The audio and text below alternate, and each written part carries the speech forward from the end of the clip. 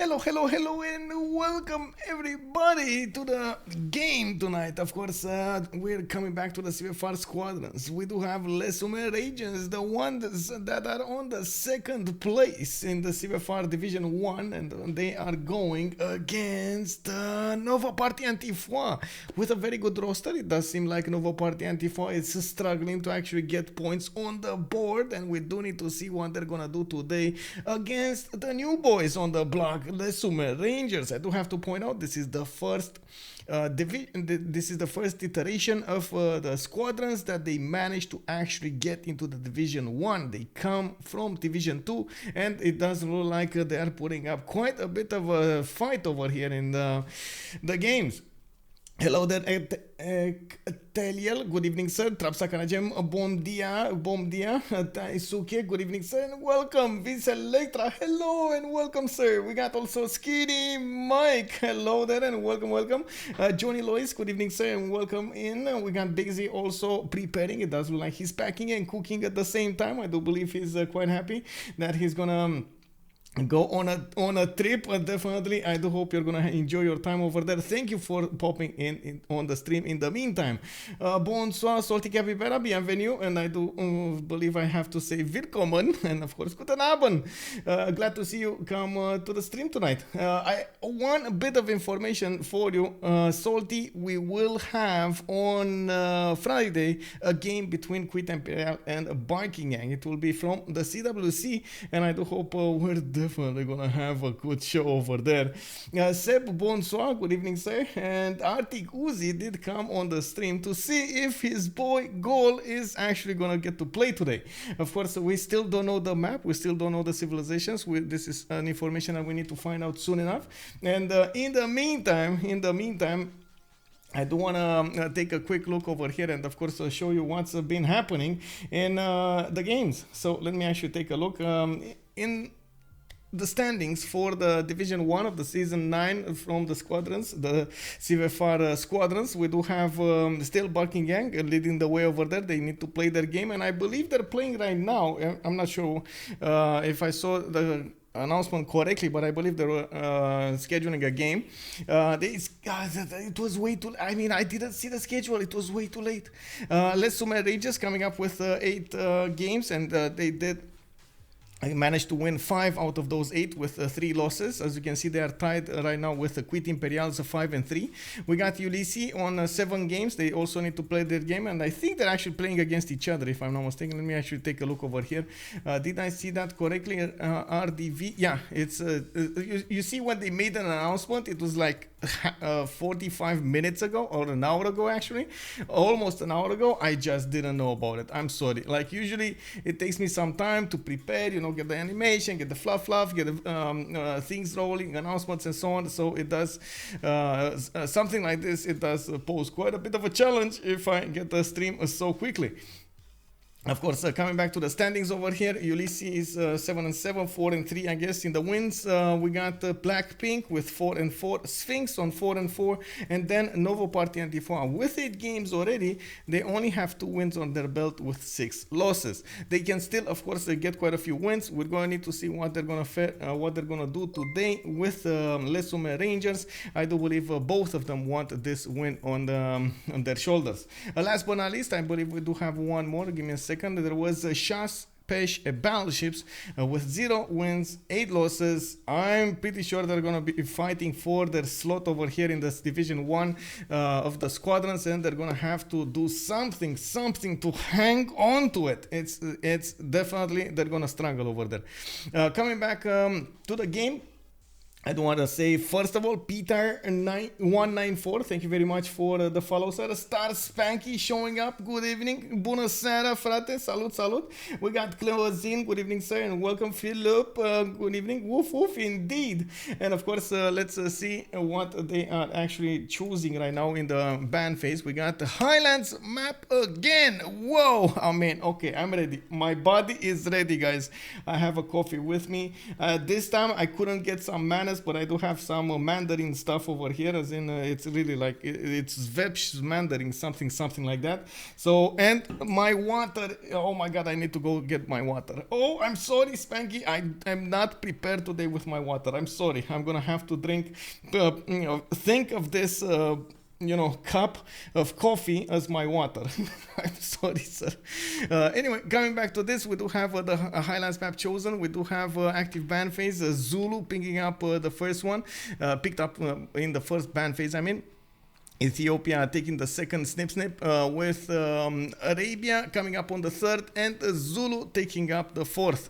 They still have 2 more choices to go for. Chuck is on the buttons over there, and he's trying to figure out what he's gonna do and what they're gonna ban, because of course they only have one last remaining option until they actually get to choose. They have the first pick over here, and they need to choose something in the ban phase that will force their opponents to ban something else and or not ban something, and then they can choose whatever they want from the, oh my god, so many big brain, like muscles are coming out of the brains right now. Of course, taking a look over here, we do have Spain taken out in the 5th one. Looks like there is one more to go, and I think I'm getting oh my god. Okay, I need to turn on air conditioning.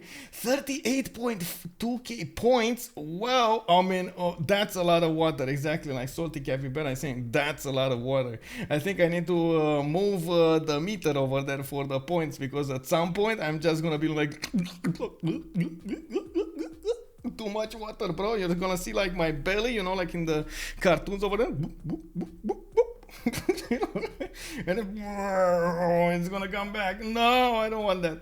It's not my fault that he keeps streaming when I'm at work and can't watch. Oh no. Anyway, coming back over here, we do have Mali, the one taken out. This is quite a surprise, especially on the highlights. Of course, we do know that Mali can do quite a bit of damage because of its gold generation. It can offer flexibility to its teammates, but at the same time, we do have quite a few other civilizations that can do that gold. Chuck did choose one of those. It is a Pound Maker, and we've seen in the last game how Ulysses Liege, did manage to actually get the goal for his team with Pound Maker. He was the only one generating gold. Can you imagine, like, upkeeping all of your team while you're also upkeeping your armies as well, and your buildings and everything? Oh my god, that was quite a performance over there.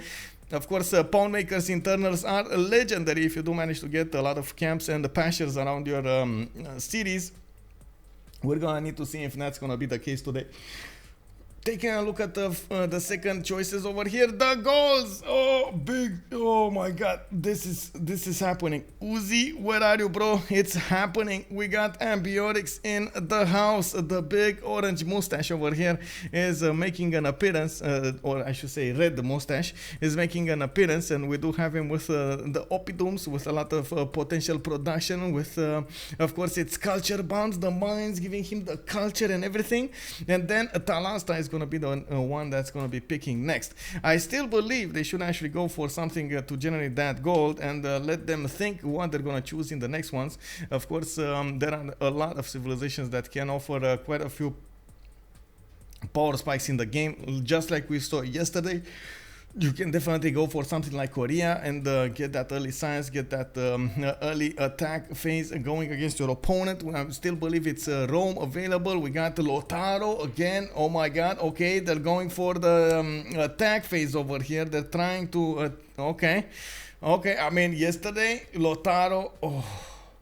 only 3 cities Lotaro managed to do so much damage against like 3 civilizations.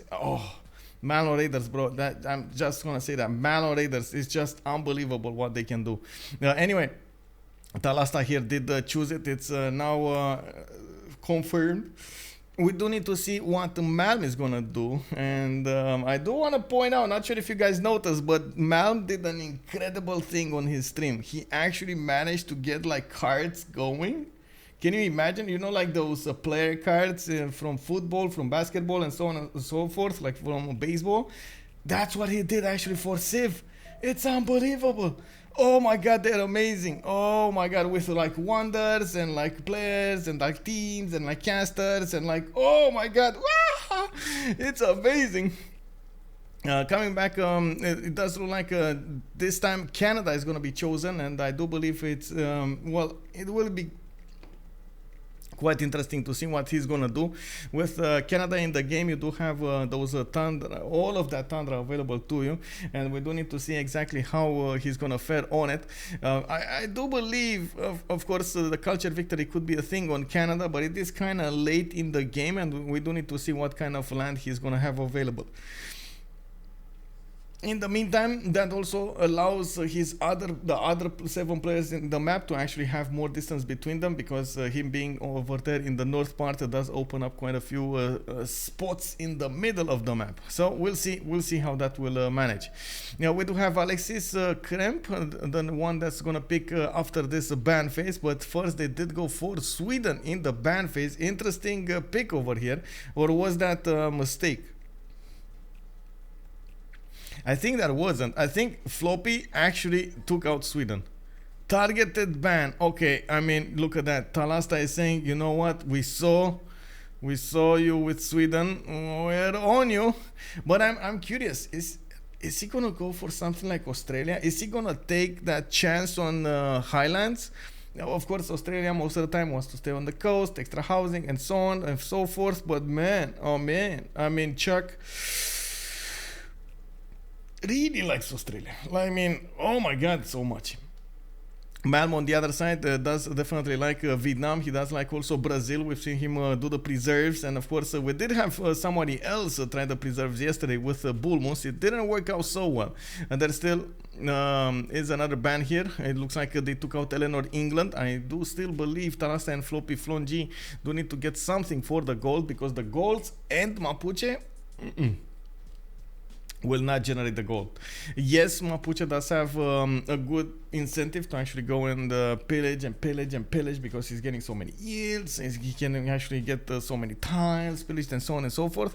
But you can't really rely on it. Like, you kind of 100% rely on the yields that you're gonna get from your opponent. What if your opponent is gonna be Bulmus and he didn't improve any tile? Like, that's gonna be so ew.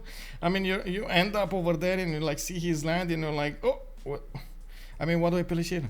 What's happening? Where are the tiles? Where are the mines? Where are the cons? Oh my god, no lumber mills, bro. Not even a farm. No. And of course, you can imagine that's going to be quite a problem. Australia is good, but there is Korea indeed. Also X6 player XZ, hello there sir. Oh, never mind, I meant wetlands, or how it's called, the one with much marsh and floodplains. The goal will probably be so OP. Yeah, it actually, most of the time, it actually ends up in the ban phase here. It looks like they didn't go for the ban phase. They thought everything else, it's much more powerful, even if, honestly, I would have banned him instead of Spain. It does feel, to me at least, that it's, a bit stronger than Spain on this continent. We do need to see also the last ban. It will be Gorgo and Vietnam taken away, okay, from the player's mouth. Well, I mean, Vietnam, I feel like that's a targeted ban for Malm. Like I said, he's extremely good with Vietnam. They do know about... Oh, wait a second. Did they ban themselves, Vietnam? They did. Oh my god, like how does this compute, man? Oh my god, really? Anyway, we'll see. Well, I mean, we'll see how that will go. Of course, Alexis is going to be the next one to pick. He does have a few more seconds to go, and he's going to go for a safe choice, Rome.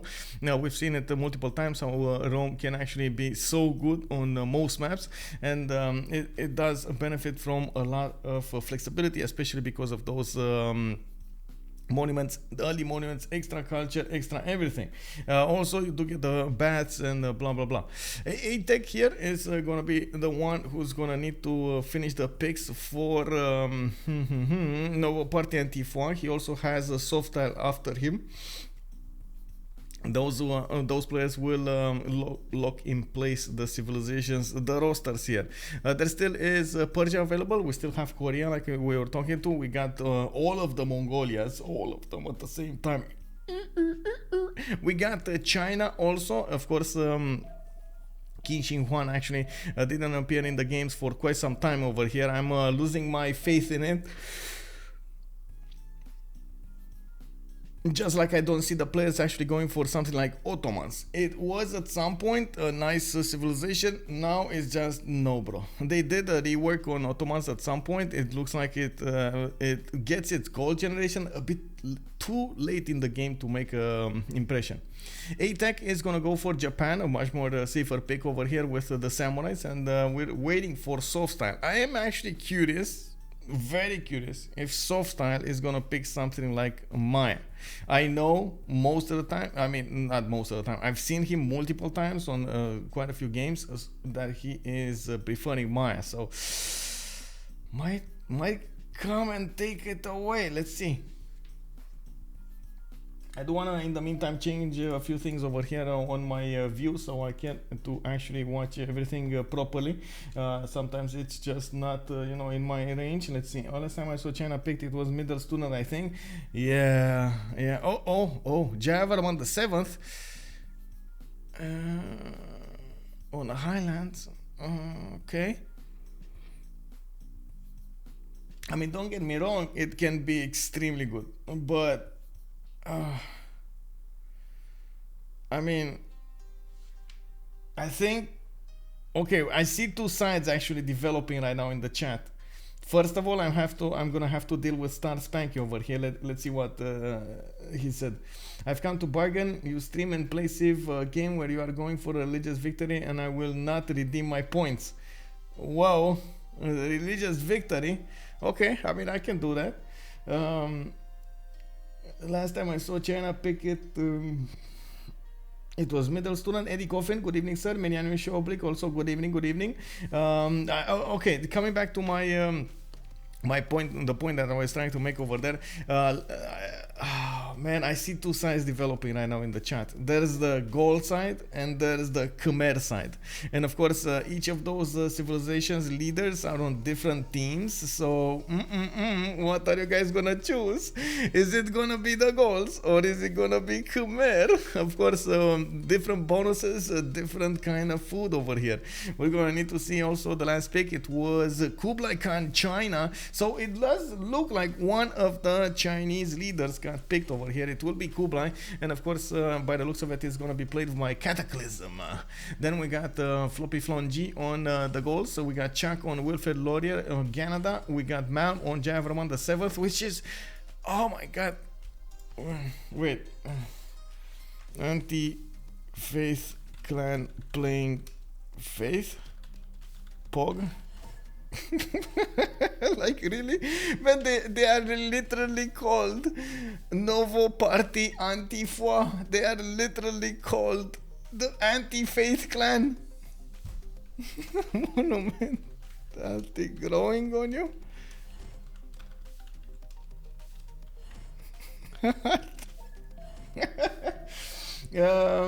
Jay is so flexible. Wait, who's Jay?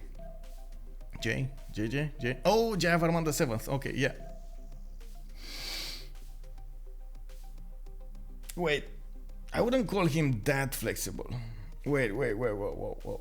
I wouldn't call him that flexible, because I mean, you still are gonna be forced by the meta to go monumentality, to go for how to say, to go for a monumentality golden age, to go for a lot of faith, and so on and so forth.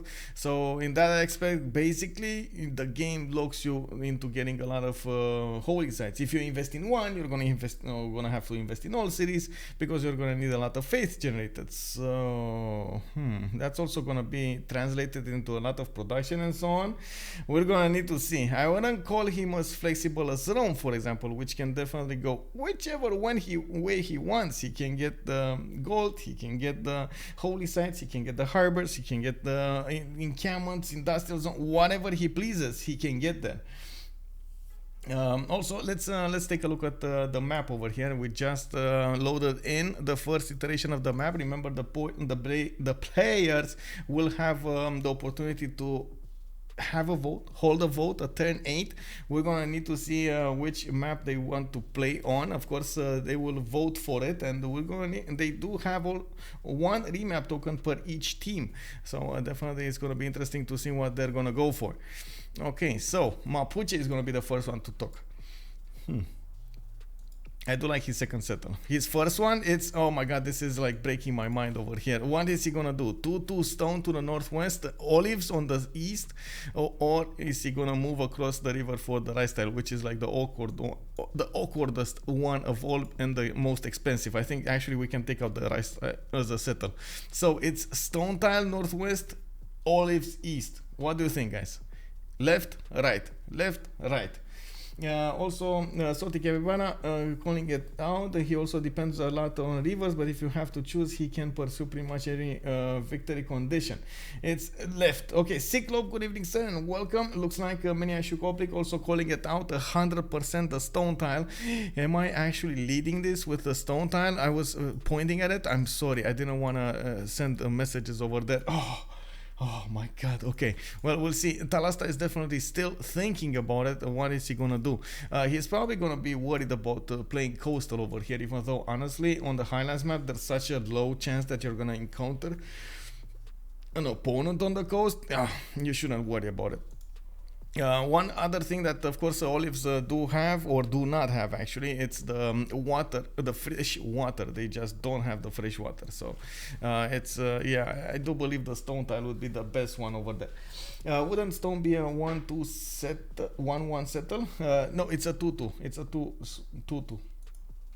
The stone doesn't get deleted, or I should say the resources do not get deleted if you settle on them. What does get deleted is the features on the tiles. So for example, the rainforest or the forest tiles do get deleted, and respectively they lose their bonus. The forest, extra production; the rainforest, extra food. Olives without housing, so not a choice. I mean, yes, amenity, bro. I mean, honestly, middle student. I'm just gonna say that middle student. I mean, I've seen it multiple times when middle student just went for an amenity first, even in non-freshwater cities in the capital. And I was like, whoa, you're blowing my mind right now, bro. What did you do? And he was like, you don't understand. You don't understand. I'm like, okay, bro, I don't understand. It's all good. It's all good. Calm down, bro. Calm down. Calm down, middle. Calm down. Of course, we do have the 2-2 stones over here, the choice to be for Mapuche, and we're gonna need to move forward to the south over here. We do have Rome, the easternmost civilization on the map. He's gonna have a 2-2 base. He does have a +3 campus in the capital. Does look like he's gonna also get some bananas to work. And oh my god, I mean, okay, I mean that's a lot of cities, good cities over here. Even Eye of the Sahara, like really, bro. Oh my god, AlexisKrempp just stepped in poop tonight. Oh my god, we're on his way home from work, from school, from wherever he was, his girlfriend, I do not know. He stepped in poop and now he's extremely lucky. Look at him, man. Look at him. Extra bananas over here. We do have him with the Eye of the Sahara, reef fish tanks for extra GCC. And the spices to the northeast. That is a good land to settle. The only thing he's missing in the capital is a lot more food, but he's gonna get it. It's fine. I believe in Alexis. Let's see, to the southeast, we got Canada with Chuck. He's gonna be all alone over here. Yeah, all alone actually between all of his opponents, but he's kind of far away in the south. He's protected by mountains. He has some lake styles to also protect himself with, and of course I do see him already with quite a few deer tiles to improve over here. You see he's going builder first. Definitely wants to get those juicy camps going. The leather, yay! Okay, the coats, man, and of course the jeans and everything. Oh my god. Well, I mean, I don't know why I said jeans. I was I wanted to say bags for the girls, you know. We got, but in Romanian they're called gents, so in my mind it was mixed up. Anyway, we do have him getting a scout buy from his allies. I do believe he's gonna need to scout his way to the east side over here. The land is gonna probably force him to go westward, just because of his freshwater adjacency tiles and of course availability tiles. And I do see quite a few mountains over here for those campuses. I'm quite curious what is he gonna choose for a pantheon, even though I see he has 2 deer tiles in the capital. That's his only camp available. That's not gonna be a good goddess of the hunt. To the northeast we do have China, and it does look like of course he's gonna close up that angle to the northeast of Canada. Now we do have Cataclysm with again a fish tile in the capital. Oh my god, excuse me. So, oh my god, I got a hiccups, bro. I got a hiccups today. Like really, we do see Cataclysm also moving to the east side, and I do see him popping out another scout from Beijing with a 2-2 base. He's gonna go and couple those seal tiles with the fish tiles, get the food, get the production going, get it working. On the west side, he definitely can settle a city for those spice tiles, and of course, that's gonna be some awesome food over there. He does have also the Gauls coming up on his east, and that will be actually the 4th player of did we actually take a look at all of them? Alexis, Cataclysm, and FloppyfloNG. So oh, we're missing Lothar. No, that's all of them. That's all of them in such a close space over here. Okay, I understand. Anyway, Atuka is gonna be behind the mountains. I do see a few stone tiles plus 4 oppidums here and there. Very nice, but not any +6. Well, I mean, you can't have everything, but still you can have +4 oppidums whenever you can. He's gonna get the settlers coming out in 310s. I do see him also benefiting from quite a few freshwater tiles to the south, 1 tile lakes, and so on and so forth. And definitely that's enough stone for him to have all the oppidums in the world. I mean, this is gonna be nice. We're gonna need to see also his northeast. We got Mikisi Vwachik, Aytheak popping out those Occitans from the city, while of course he's gonna start to go towards new settlers on a 2-1 base, though that's not really good, but you know, what can you do? What can you do? He's gonna get unfortunately, oh wait, 4, that's fortunately actually, 1 2 3 4, 1 2 3 4. Nice in the city. We got quite a few patches for him to improve. I do believe he's gonna see them immediately when he's gonna get animal husbandry. He should be going animal husbandry, right? That's usually the first take you go for. Hey, they're going pottery. He's going commercial first. Okay, I mean, you know, that's the next one up. We're still turn 8. I do believe he actually found animal husbandry till now. I do see him needing to expand his empire to the south and to the north, and quickly I'm gonna try to take a look over here because we're turn 8 and we just have a few seconds to go. Softstyle spawn, let's see, Kyoto of the seas, a lot of camps. That's 1 2 3 4 camps in the capital. That is Goddess of the Hunt, and another city with Goddess of the Hunt possible over here. Resources, another one over here. I mean, that is Goddess of the Hunt. He has like 8 camps around his cities. Very good, very good. Khmer, rivers, let's see, 1 river. It will be 1 river to rule them all in the Khmerian land. You will see elephants. You will see the holy sites being placed in the forests next to the rivers.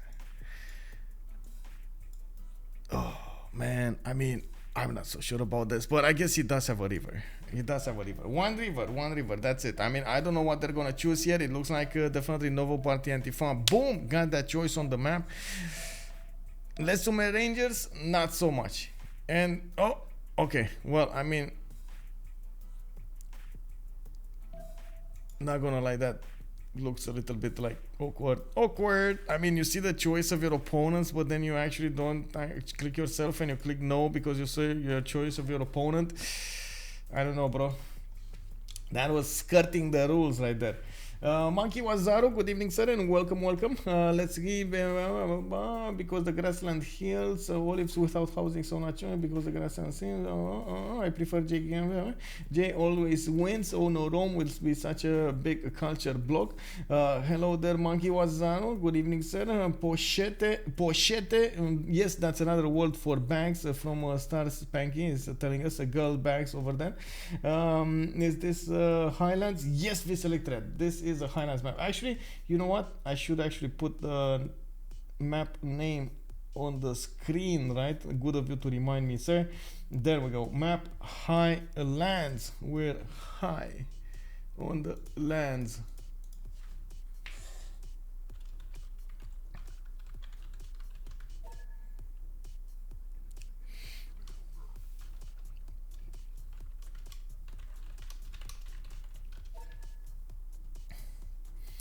I'm curious why they remap, just like HashK is curious why they remap. I do believe Canada, yes, he would have been pressured over here by both Kublai, China, and Rome, I believe. Wait, Rome, isn't he with Rome? He's with Rome, so he's fine.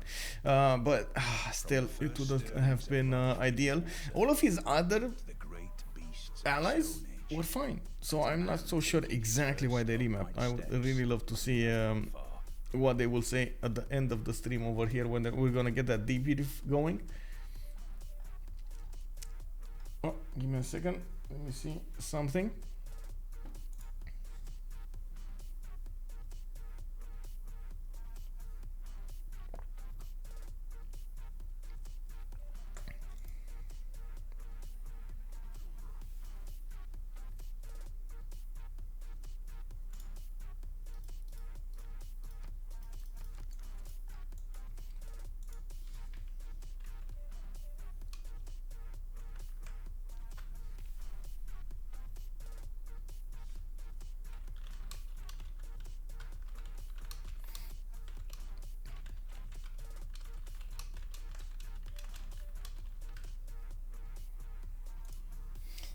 Hello there, Idle Camel. They were just not excited by Canada's spawn so far. Okay, so that's coming from Chuck's stream, I guess. Yeah, that was the weakest link of them all. But still, I mean, he did have quite a bit of Tundra. Not amazing Tundra, but could work. I guess that was a bit of an issue. I'm not sure if it was game deciding issue though. That's something that we need to take care of.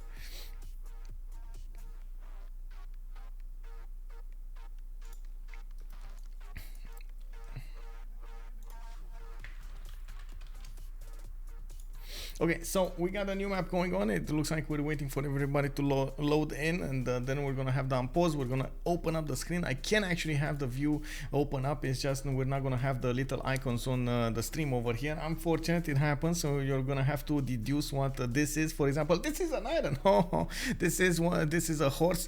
Yeah. And then we got over here some incense. You can actually see them over there.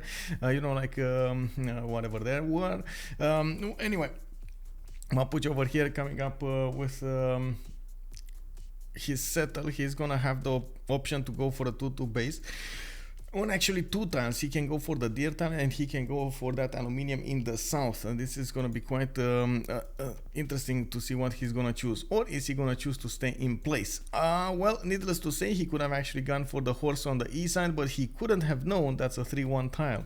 Anyway, it's fine. He's gonna go for the aluminium across the water over there, and he's gonna have another city to place over here in the northwest, and also another one towards the west side, directly towards Vilnius. I'm actually well, I mean, that's gonna be an easy settle to get, or I should say a city to get. We're gonna need to check out Talasta's moves and how he is gonna decide to use his military. In the south, let's see, what do we have? Oh, Canada spawn, Canada spawn. This time we got okay, 1, 2, 3 deer tiles in the capital, with quite a few more deer tiles on the east side. Okay, this is a good goddess of the hunt settle for Canada.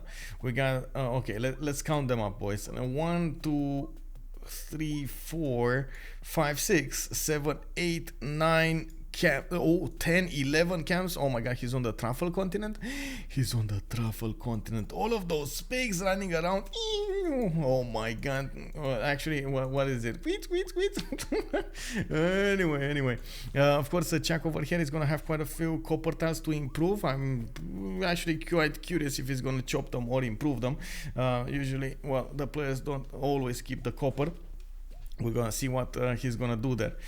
Taking a look next, what do we have in the northeast, north? We got Cataclysm with China coming up with a builder in Beijing. He does have a 2-2 tile, definitely a 3-1 ship and a 2-2 ship there to improve. With Beijing, as you can see, he's gonna need to get quite a few cities out, but he does have the fresh water. This is actually quite nice.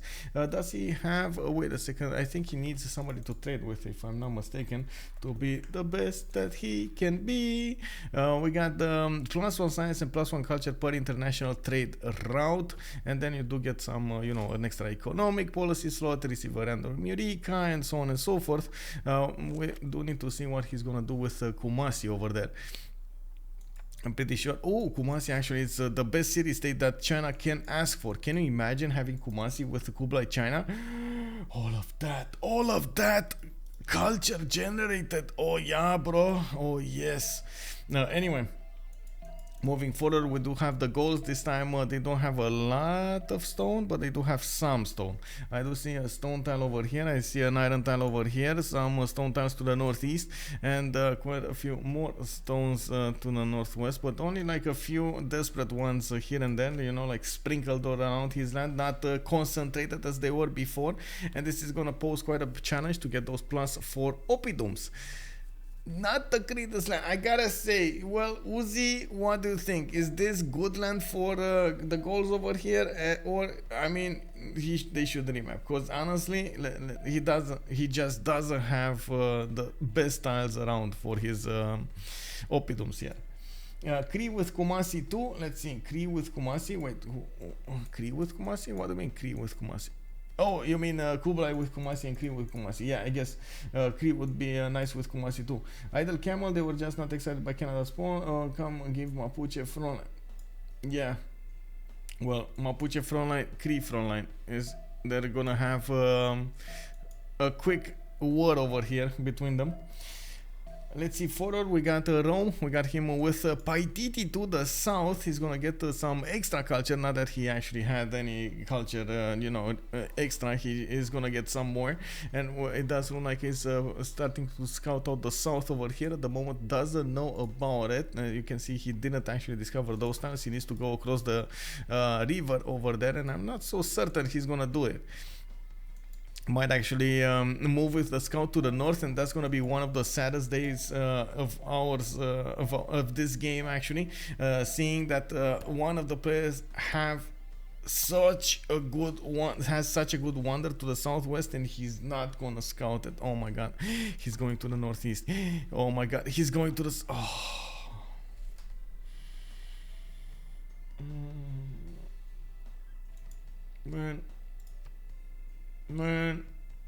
man, like Paititi, bro. Oh my god. Oh well, I mean, it happens, like, what can I say? Alexis over here went from being so lucky, he's still being lucky, but not with the moves. The map gave him the luck. He needs to actually discover it. What is he gonna do? Oh my god, he's not gonna. Can you imagine not getting the second city over here? Oh my god, this is so unfortunate for him. It happens, man, it happens. Anyway, we do have Khmer to the northeast. Malm is, by the looks of it, getting a settler. He does have a +4 campus in the capital with the help of that geothermal. Actually, 2 +4s if he wants to.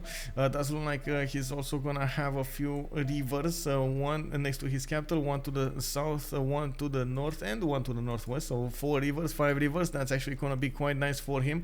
A lot of adjacency towards his holy sites. He does get extra food, extra faith, and so on from those holy sites. And if he goes river goddess, he's gonna get some housing. He's gonna get some of that nice and juicy amenity. So you know, make your people happy, bro. We do need to see Japan over here on the coast. He does have a fish style to improve. I'm actually curious why he didn't go well, you know, build there first. It does look like he's gonna have more cities to place over here, and he's in a proper spot to get the economy going for their side. A lot of harbor potential here. Last but not least, on Cree side, we do have him. Oh my god, 1, 2, 3, 4. I hope they don't remap this. Like, this is the second spawn that Cree has 4 of those pastures in the capital. Can you imagine if they remap this and he has 0? Oh, I'm pretty sure Aytheak over here would be so mad about it. So mad about it. Expect Paititi Rome spawn looks like meh, except Paititi spawn looks like meh. Not too bad, but nothing special. Wait, you saw? Oh, a 5th one. Yes, you're right. Oh my god, you actually are correct here. There is a 5th one over here. 5. So it's better than the last one. Oh my god. Oh my god. Are they gonna remap? Oh, are they gonna remap? I hope they're not gonna remap for Rome. Can you imagine if Alexis says, oh boys, you know, I got a bad spawn over here, can you like remap for me? And then we open up the stream and he sees Paititi like 4 tiles away from his cap. Anyway, it's back. We're back, boys. We're back. This is it. This is it. We're on. We got this going on. And of course, taking a look at the game over here, it's starting. Turn 9. The players decided this is going to be the map they're going to play on. We do have quite a few hotspots on the map. As I was saying at the beginning, we do have a Cree, for example, to go against Mapuche. They are from opposing teams. They're going to need to separate this land for themselves. We got Canada in the south, quite far away, also needing to defend against Mapuche maybe later. I'm pretty sure actually the Gauls are gonna try to get as much how to say, as many cities, as much production seeming as possible. I don't actually see them going against anybody for the longest time here. They also have a Rome. This might be a matchup. If anybody's going to go against Yerevan, they might actually fight each other. Actually, wait a second. They're allies. What am I talking about? I don't know why I didn't see that. Never mind. They're allies. So, okay. Khmer spawning. Okay. So, I guess there's one. I'm sorry. I'm going to have to rephrase that from what I said earlier. It's one single hotspot on the map until turn 80. I'm not so sure anybody's gonna do other than the Mapuche some warfare until turn 80. Can you imagine? We're gonna get to see China simming. We're gonna see Khmer simming, Japan simming, Rome simming, Gaul simming, and Canada simming at the same time. Who's gonna be the best out of this? Can I get some options? Actually, I think I can get more options now in the responses, if I'm not mistaken. Let me actually take a look if I can. Who is the best simmer? Of course, let's put it on the map, on the choices over here, before we're actually gonna get Kublai, China, and then we do have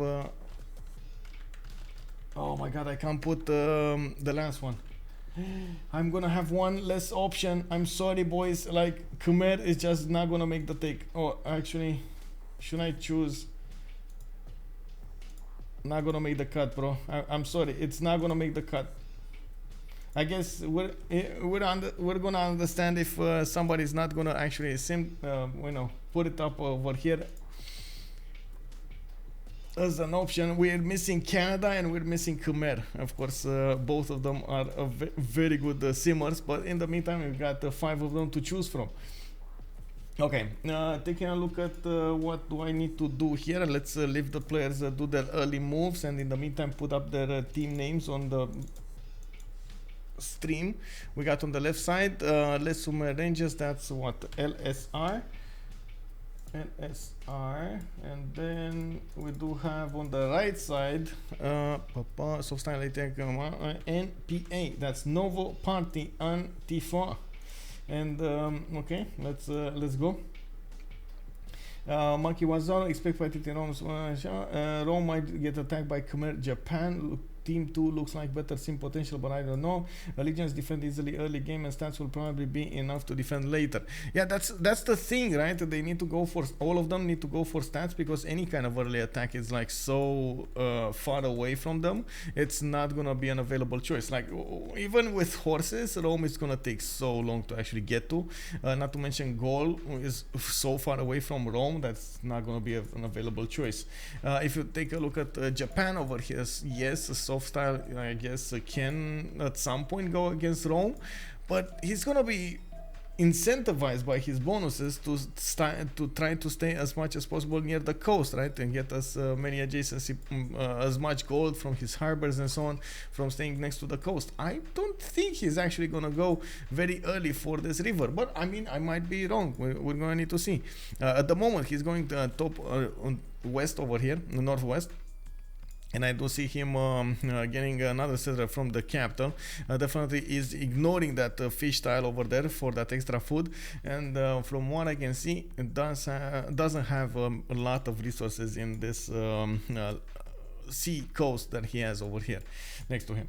I do want to put the prediction after the current poll is going to finish. Looks like Cree is leading the way out of those 5 choices. So it does look like Cree is going to be favored over Japan, over Kublai, China, Gaul, and Rome. Rome actually not getting that much respect over there. He got it. He saw it. Paititi. Oh my god. Second city, Paititi on Aretium. 2 extra gold, 2 extra culture. Yay!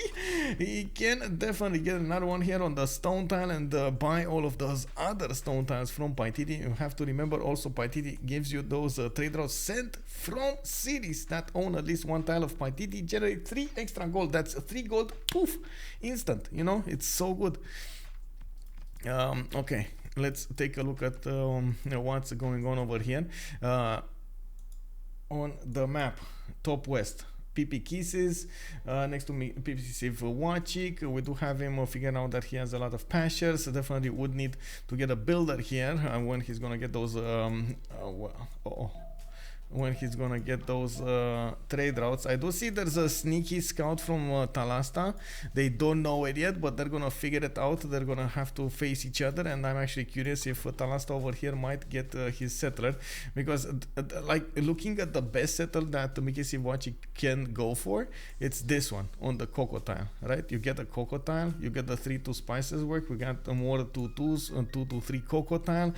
Oh my god, that's so much gold, right? And then, well, I mean, his Oxitao is kind of far away. We got him on the east side, again, kind of far away. I do see Talasta is definitely gonna settle there. No questions, no issues. Talasta is also escorting a warrior. Oh, man. I protest against this poll because there was no.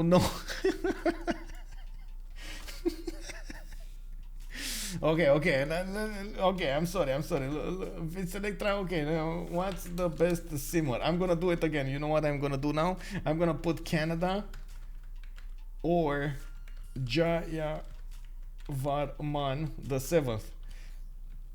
Actually, no, it's much easier Khmer, because you know everybody knows him as Khmer. The thing is, I gotta say, we got 1 minute to go for.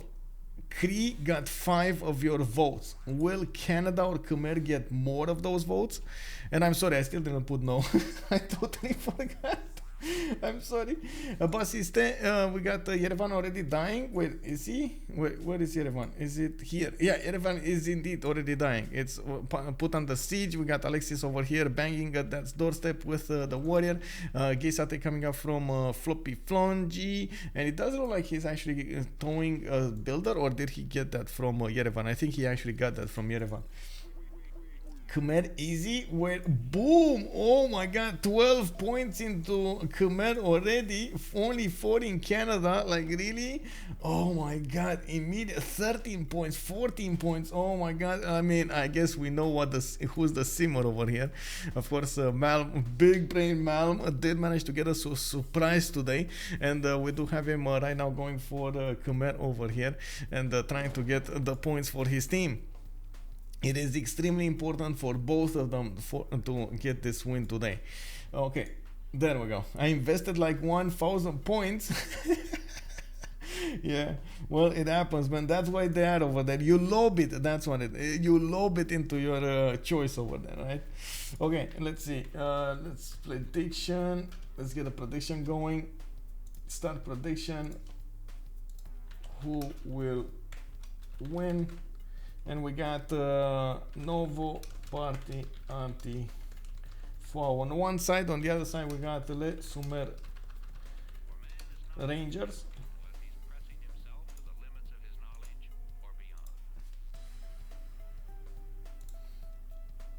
Okay, there we go. So on the map over here, we got Let's Sumer Rangers going against Nouveau Parti Anti-Foi. You guys get to use your channel points to win more channel points by correctly predicting the outcome of this poll prediction we have right now in the stream chat. I would actually suggest to wait a little bit and see what I say about their Pantheon choices, what I say about their choices for cities and so on and so forth, what kind of resources they're gonna go for, and of course their opening statements. We're gonna afterwards gonna see what's gonna happen over there and how they're gonna try to get this going. I'm sorry, just having a bit of an issue here with the sounds. Okay, looking at Mapuche, he's gonna get his third city to the cattle tile. It does look like he's going for early monuments. He does have already his horses improved, and I do see him being poked a little bit by the Cree scouts on the east side with the Cree warrior on the west side. It does look like, of course, also Cree did manage to defend his scout quite, his settler actually, with his Oxitao, and that's gonna be nice. He's gonna get the settle on the Coco tile, and by the looks of it, he's trying to get an archer out to defend that possible builder, and of course the upgrades that he's gonna do. We got Kublai China going for more builders. He did put down what it is here, a campus. And I do see he already went for God of Open Sky. He's gonna get that extra culture coming up from his pastures, and now he's just putting down more campuses, flexing over here. I'm actually a bit surprised he didn't put the campus from Jiaodong on the +3 that he has to the north next to that mountain, and of course the geothermal. At the same time, that was an expensive tile. He would have needed to invest around 60 gold to actually get it, and might not have been the best choice that he could have made. Anyway, I do see him also with a city to the southwest, next to the coast, has some bananas to eat there, and of course he does have quite a few other cities that he can settle in a satellite fashion around Beijing. In the south, we do have Ottawa going for Temple of Artemis. He did manage to improve quite a few tiles, including one of the copper tiles over here. Those deer tiles in the south are giving him the extra food that he needs. And of course, with Temple of Artemis, he's going to get the housing, he's going to get amenities. And of course, you do see all of those camps are actually quite are close to Temple of Artemis. 1, 2, 3, 4, 5 pastures close to Temple of Artemis, 6 actually if you take into account the one to the west side here. Definitely needs to get more cities in the meantime. He did manage to get the other 2 ones from the capital, and I do see him with monuments coming out of his other ones. Of course, looking forward, we got the Gauls with 2 cities starting to acquire that culture and a bit of science from his mines. I do see him getting a 3rd city to the northeast, Tervana, and he still has, I gotta say, a bit of a problem over here with his oppidums. I'm quite curious to see where he's gonna place all of them. 4 turns away from getting ironworking, 2 turns away from getting craftsmanship. He did also help out Rome to get his 4th city, and that's the city of Yerevan that he managed to snatch with his Gisate and of course the warrior. That's actually gonna give Rome quite a bit of a boost over here. Still a bit surprised we didn't see him settle the stone town. I'm pretty sure he wanted to connect those cities to the west side, so he gets all of those trade routes towards the Gauls. I'm also a bit worried about this scout from Japan. He does have an easy go to trader over here to get the trader away if Alexis is not gonna save it, and I'm not so sure he actually has the moves over here. I don't think he actually finished the turn, so this trader will move 1 on the wheat tile, and then he could shift enter his scout on the 1-1. There we go. You can see he actually set his waypoint over here on the 1-1, so he's gonna try to move the trader. There we go. Last second move the trader. Okay. It's gonna save it. County Wood, good evening, sir, and welcome. A nice style of pantheon from China. You mean from Cree? You mean you think Cree is gonna mind that? I think he's gonna go. Oh, whoa. Well, I wouldn't have thought stone circles. Okay, sure. But sure, I mean it works. I would have thought something else. Even I would say even getting yourselves the plantation pantheon would have been nice over here. 1, 2, 3, 4, 5 plantations in the south city over there. That's a good moksha city. And you're gonna place moksha anyway in your you're gonna place Magnus in the capital. Might as well get the extra culture from the other cities. More plantations on the west side, but I guess production is of very good importance here. Very big importance, I mean. Let's see Khmer. We got river goddess with warriors. River goddess with a warrior in Lingapura. I need to recollect my thoughts for a second there. Trader coming up from Angkor Thom. Moksha coming up in the capital city. I do see he did finish a holy site over there, and he's placing some more of them. Hariharalaya also got one. Lingapura is going to get one in 10, and I'm pretty sure, there we go, they just declared war.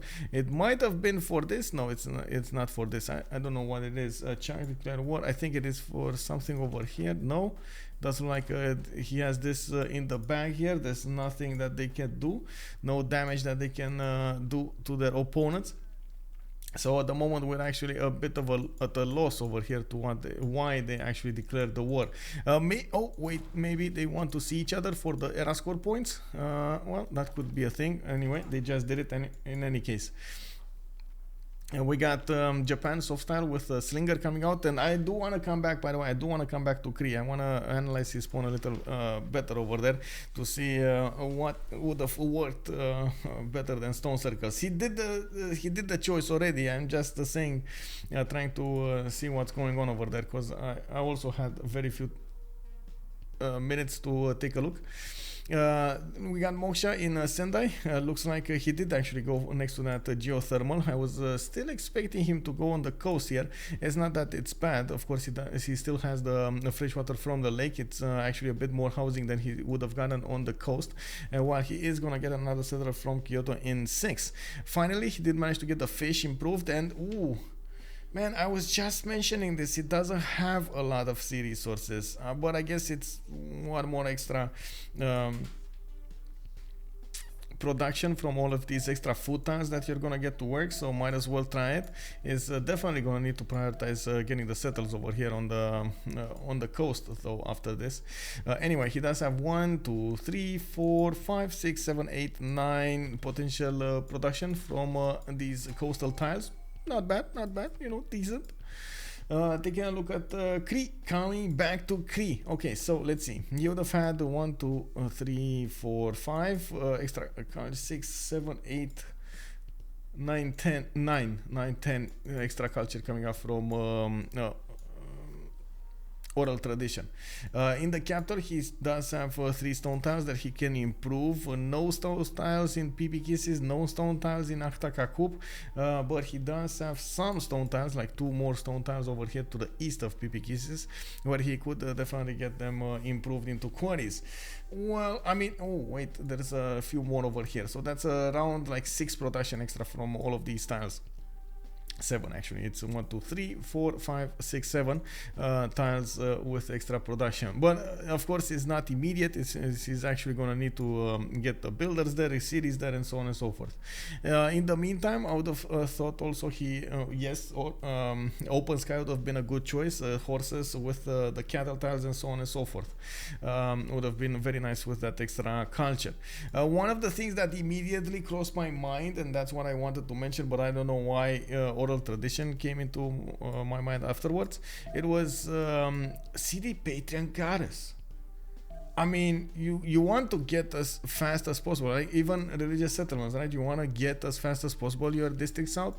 And I was surprised, like, he didn't have it as an option, or did somebody take it? I don't know. We're gonna have to see. Anyway, I'm gonna just wink around and see from settle to settle what's going on, and if they did go for something different in the pantheons other than this. So Mapuche didn't get a pantheon. We got Canada with Goddess of the Hunt. Yes, I mean, we were expecting this. Look at all of these juicy tiles. Oh my god, I feel like getting the oh my god, eating the screen right now. 4 food, 3 production, and 2 gold deer tiles all over the place. Is already on what, 17 gold a turn. Oh my god, Chuck, you're booming. Pingala going into the city of Ottawa. I do see more settlers coming out, and he's gonna get his campuses. Interesting. Okay, on the goals, we do have him with fertility rights. Actually, he didn't go. Oh, I see what happened. City Pagan Goddess was taken by Rome. That's what's happened. Okay, I see what happened. That's the problem over here. AlexisKrempp actually got that. It is kind of weird. City Pagan Goddess was unpicked. It seems good if your goal is commercials, magnets, internals first. Yeah, I know, right, Hakizi? I was thinking the same, but then I saw this. Yeah, I think actually Rome got it first, right? He does have early God King card, so he could definitely pick it first. We do have also greenery coming up from Yerevan. I do see multiple commercials being placed, and from what I can see, of course, that extra culture served him quite nicely here, getting some archers to defend against Softstyle's scouts, and he can definitely get some more adjacency. Interesting choice for his government plaza. I wouldn't have thought he's gonna put it here just because of his possible adjacencies for his commercials and so on in the late game, or in the next part of the game, I mean, for the commercials, for the campuses and so on. I would have thought you would try to put it between his cities somehow. In the meantime, of course, if he does keep it like this, he can definitely get, for example, a bath over here, and then get another bath over here, or a bath on the 1-1 tile, get the 2 industrial zones between them and so on. So that still could work very nicely in the next part when he's gonna actually need to go for that production rather than anything else. We're gonna need to see exactly what he's gonna choose, and I do believe Alexis is gonna give us a good gameplay.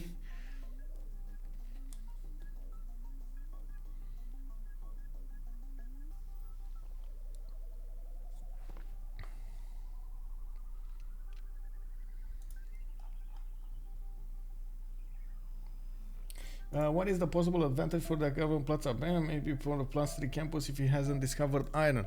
Yeah, I mean, a +3 campus definitely can be a good thing over here. Honestly, we're gonna need to wait and see what he's planning. I'm waiting. I don't want to make any suppositions over here. Let's go and see what China has been doing. God of Open Sky, he did finish that first campus. Only a +2 over here, and he's gonna get his government plaza to increase the adjacency to it, including the one that he got from Jiaodong. I do notice we do have quite a few pins, by the way. The game is well, you know, stuttering. We do have settlers coming off from Beijing, a monument, 1 turn, a campus. More settlers from Longxi. Okay, interesting. Going snaky to the south over here towards those bananas. He does have all of this southern peninsula for himself. I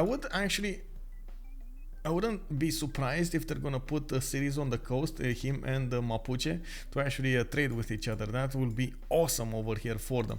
I also noticed we just have a few tiles available for Mapuche to actually get his Shimamuls going, and he did put it on the tile, the 1 tile that he had available. That is gonna be quite a problem over here. He's definitely gonna need to chop most of these rainforest tiles and try to get more Shimamuls placed here and there. Unfortunately, whenever you're gonna put a mine on a hill, you're also gonna take down the appeal of the adjacent tiles. So it's, you know, it's a give and take over there. God of the Forge is a statement. Pantheon, oh my god, Mapuche went for God of the Forge here. Bro, Cree, you gotta be careful. Aytheak is gonna need to see the light over here. He's gonna see how those Malm raiders are gonna come against him, and he definitely needs to get some kind of defense put up before Persia shows up fairly often. Indeed, immortals can be fun. Improvement is nice. Also, I guess he valued the extra production for getting settlers out of the capital. Yeah, indeed. What is the possible advantage for that government plaza placement? I did answer that. Maybe he didn't want to spend the coin for the tile buy. Yeah, but why though? They must have something in their minds, right, when they're doing this. And of course, we do see that, for example, even China could have had a very good placement over here next to the mountains, geothermal, for his campus. He just didn't want to spend that gold, right? I think people favor Kublai China and keep Persia banned. Yeah, it does look like. Well, I don't watch every game, but I never saw him in the ones I did watch. Oh, you mean Persia? It's starting to get quite a little less, quite a bit of less gameplay than it was before.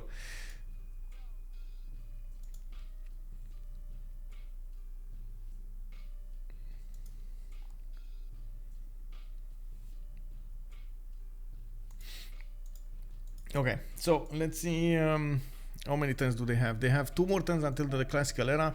In the era score, we got 20, 22, 22, 31, 21, 19, 23, 28 points.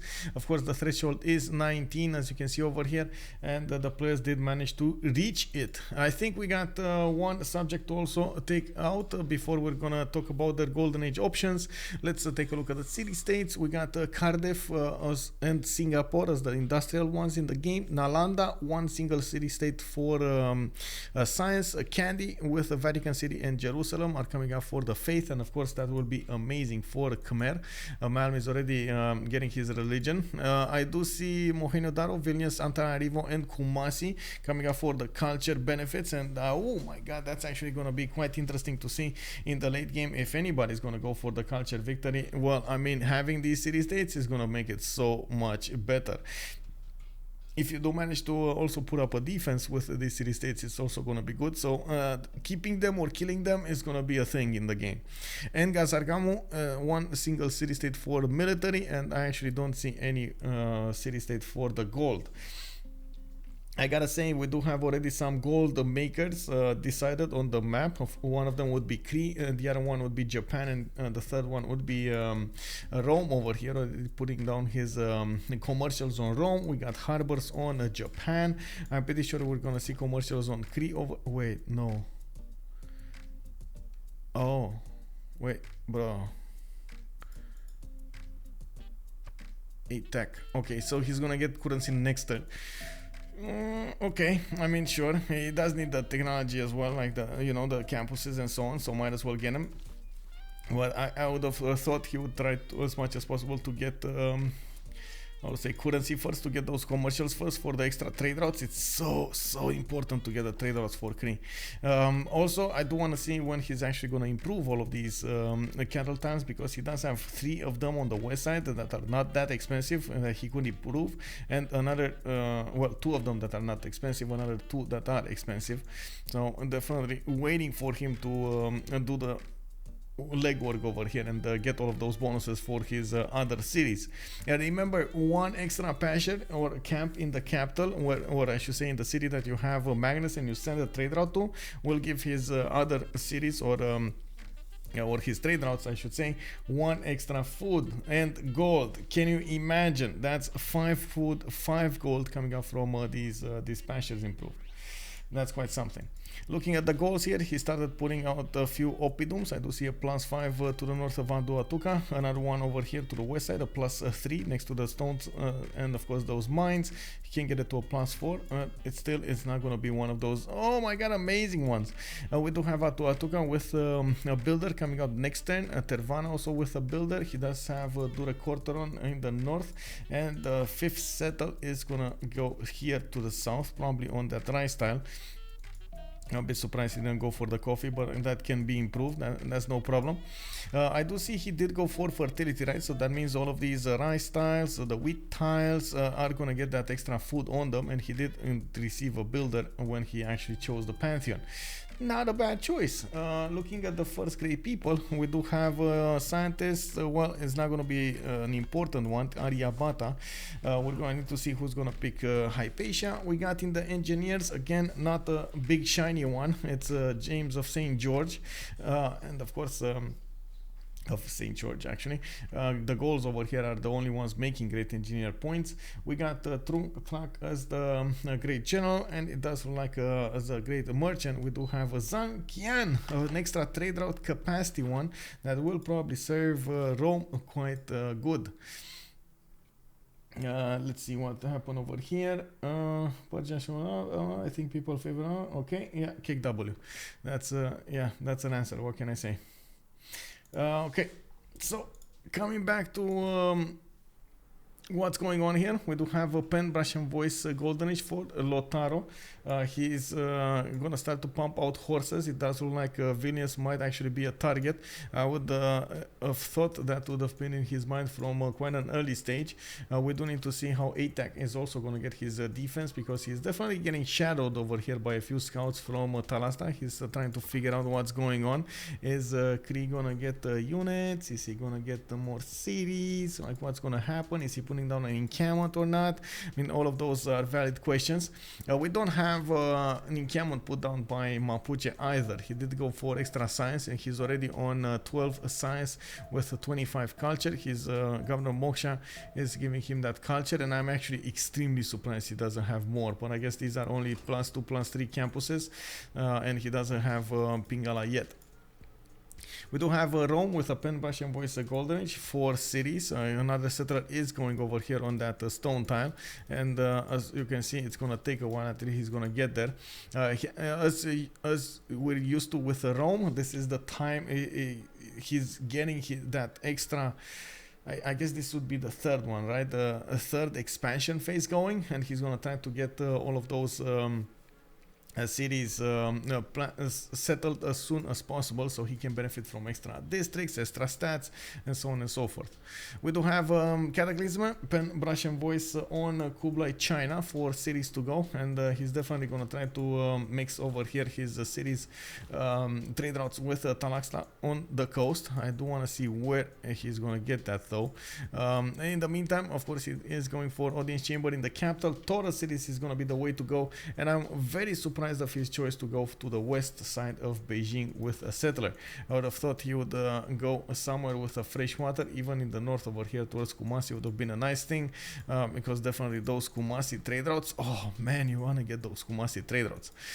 He did go for Magnus in the second city of Jiaodong, and at the moment he's actually using it the other way around. He's using the trader from Jiaodong to Beijing. I don't know, maybe he got confused when he made the choice, or in the middle, I don't know. Like, there are multiple things that could have happened over there. Maybe he still didn't make a choice, right? Maybe he still didn't actually, actually thought about what he's gonna do later on. Anyway, we got him with another settler coming up in 4, and I don't actually see Magnus benefiting from that less food for settlers, or I should say, no pop taken away for settlers. Anyway, let's move forward. We got Ambionics, Gallic Empire, pen, Russian voice golden age, 2, 4, 6 cities already. Getting audience chamber from the city to the southwest, his second city. A lot of culture coming out from those mines, already on 14 science and 29 culture. His opidomes are also giving him that much nice and juicy extra production. He does need the food though. That's one of the problems with the Gauls. You don't always get the food that you need. And I see what's going on here. He is gonna try to go for a fast Colosseum. By the looks of it, he's gonna put it to the east of his capital. He did keep the district open from his capital until he actually reached games and recreation, and he got his government plaza from his second city. Not a bad choice. The only thing I have, the only comment I have about this, he didn't go for Magnus in the capital city. So we're gonna need to see exactly what he's gonna do over here, because the great engineer is just not gonna favor him. This is the ancient walls one, so not the one that you're actually gonna want, right? We got Softstyle with Japan, 8 science and 24 culture. He's getting his lighthouses out. He is, oh my god, he actually went for the western city over here on the Okay, I mean, that was a long trek for his settlers. I'm expecting him to actually settle more cities. I'm still expecting him to settle more cities next to the coast, since he did go for God of the Sea. And I'm pretty sure it's way too far away to go against Rome here. Maybe that's something that Rome also is thinking about, and he's saying, you know what, this player, he's never gonna come against him. No problem, no issues, bros, no issues. We got him, of course, going for pen, brush, and voice golden age. He definitely needs a lot more districts to actually make the best out of it, and we're going to need to see when that will happen. We got Aytheak with pen, brush, and voice on Cree. He's on 4 cities, putting down an encampment, so he is realizing that he's going to need to war as soon as possible Mapuche, and we do already see horsemen coming out from Mapuche going against Cree. Unfortunately for Cree, he doesn't have an army out, and of course, it's even if he does have a few builders, he needs to be careful how he's going to use them. He might lose a build. He might lose a builder. Talasta scout. Oh my god, that scout doesn't see anything. Like at this point, you know what he sees? What he sees, it's actually the improvements on the tiles, and that's it. Let me actually take a look over here. Talasta, you see what's going on over here? He just sees the cattle improve, and I'm pretty sure if Cree will buy a tile, he's gonna see that a builder might be next to it. But I mean, at this point, that builder from Aytheak might as well just get a Mickey Wap improved and, you know, get it done, get it over with. I still would favor to see a bit more cattle from him, but oh well, I mean, it's fine. Malm on a Monumentality Golden Age is with a 54 in the bank, 54 per turn coming out from his religion, and I do want to check out his religion, but first I want to see, okay, the city grew into the cattle tile. That's what Aytheak was waiting for, and it does look like he has one last charge remaining. And he's moving south. Okay, sure. Lavashkiri, well, I mean, you know, Khmer's go-to religion name. We got him with choral music and lay ministry. We've heard last time when we saw CivFR play it and get quite a lot of adjacency from it, or I should say yields from those temples, from the shrines, from the everything in the holy site. They called him Irel when it came out to choosing anything else other than a lay ministry. Of course, his holy sites are going to get some extra faith adjacencies, and his heritage quests will get some extra culture respectively. We do have his shrines and temples provide him with extra culture, and I'm pretty sure he's gonna get that booming soon enough. With 54 faith a turn, he will need to expand as soon as possible, trying to get also, oh my god, he's better prepared. It's time for a poll. We got a race going on, boys. We got a race. Finish Colosseum first. It's Khmer or Gaul. So there's a race right now between Khmer on the Colosseum and the Gauls on the Colosseum. The difference between them is Khmer actually has a Magnus and quite a few of those builders, and he can buy more builders to chop the Colosseum out. While of course on the Gaul side, we do have him with the arenas. He does have Moksha inside of his capital city, but he only has 2 builders to chop. It's very expensive to actually get the chops here, and they're not gonna give him that extra 50% that Magnus is gonna give Khmer. Did Mapuche try to push Cree? Why is his growth so stunted? You advanced? Yeah, there we go. What about the Golden Age and religion? Malm is on a Monumentality Golden Age. Yes, his religion is popping here. Is definitely going to try to get the Colosseum out. And I'm curious exactly. Well, I guess it's only one tile that he can place it. It's next to the city of Lingapura, right? Okay. On Chuck, we do have the last one to talk about here. Pen, Brush, and Voice Golden Age on Canada. We do have him finishing up Oracle, finishing up Temple of Artemis, getting his religion from Stonehenge. Could definitely get divine inspiration with sacred places if he wants to, especially on Canada. In this particular situation is not that bad. He's going to try to get a lot of wonders built here, and if he tries to spread them out from city to city, it might actually work quite well. We do have Chuck with 25 science and 20 culture. He's also on 27 gold a turn, and he's not that far off gold in the production. 87 versus 72. Not bad, not bad. Of course, let's see what's going on in the poll here. Who will finish Colosseum first? It looks like 14 votes already on Khmer. Oh my, can you imagine being Khmer, the Giga Khmer production, and not managing to get a Colosseum finished? Oh my god, like that is unfortunate. That is unfortunate. Malm is just much better prepared on this Wonder Snatch. I think the only thing that I can reason over here is that he wanted to he thought he was first on the games and rec, and he thought he prepared better when it came to that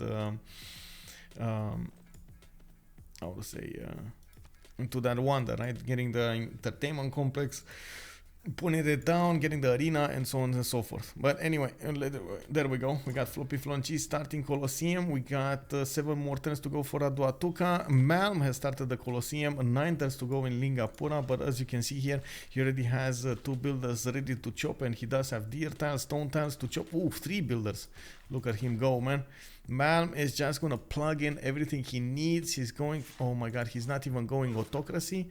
Okay, he doesn't care about it. 1 turn, and he just finished 6 turns from the Colosseum with the help of the chops here. He's 3 turns away from getting the Colosseum. We do need to see if he's gonna chop some more next turn, because of course, as you can see, Aduatuca is still 7 turns away. I mean, yeah, well, it happens, man, it happens. 17 points in Khmer, that's what it's gonna win here. Team 2 in the team are rushing it. Wait, what? No, it's Gallic Empire and Khmer Empire.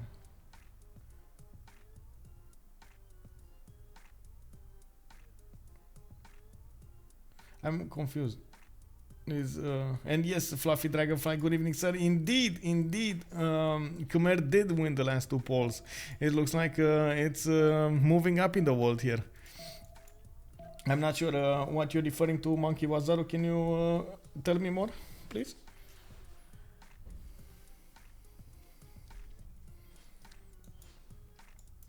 We do have an attack coming up from Mapuche going against Cree. Of course, you do see that he did manage to get an attack on the city center of Pieces, while Talasta doesn't have a general. He doesn't have the extra strength to go against Cree. Oh, I get it. No problem, sir. It's fine. It happens. I sometimes I also get confused because, you know, stream colors mode, a lot of other things happening at the same time, and I'm like, whoa, oh my god, don't tell me that, bro. Anyway, it happens. Okay, so we do have Aytheak in the nick of time, managing to get his horses out, and as you can see over here, he is gonna get the defense against Mapuche's attack. I do see him putting down his encampment from Anti-Foi, and he still needs to upgrade those cattle tiles, bro. You really need to get those cattle tiles. There was a sneaky scout from Mapuche that managed to get the pillage on his campus, giving Mapuche over here a lot of extra science. And I do believe we need to see what we got here more from Cree. Looking at Governor Magnus inside of Anti-Foi, I'm pretty sure Aytheak here is going to try to use as much as possible those yields from it. And he was... Wait, did he lose a settle? Or did he actually get the settle back? I think he got this settled back, right? This settler was over here somewhere on the, like, you know, in the front of his cities. He wanted to further settle Mapuche, which, I mean, you know, saying it now kind of sounds like an extremely bad idea, but he did want to actually do it. But still, I have to point out, he was a man. He retreated his settler and saved it. That's...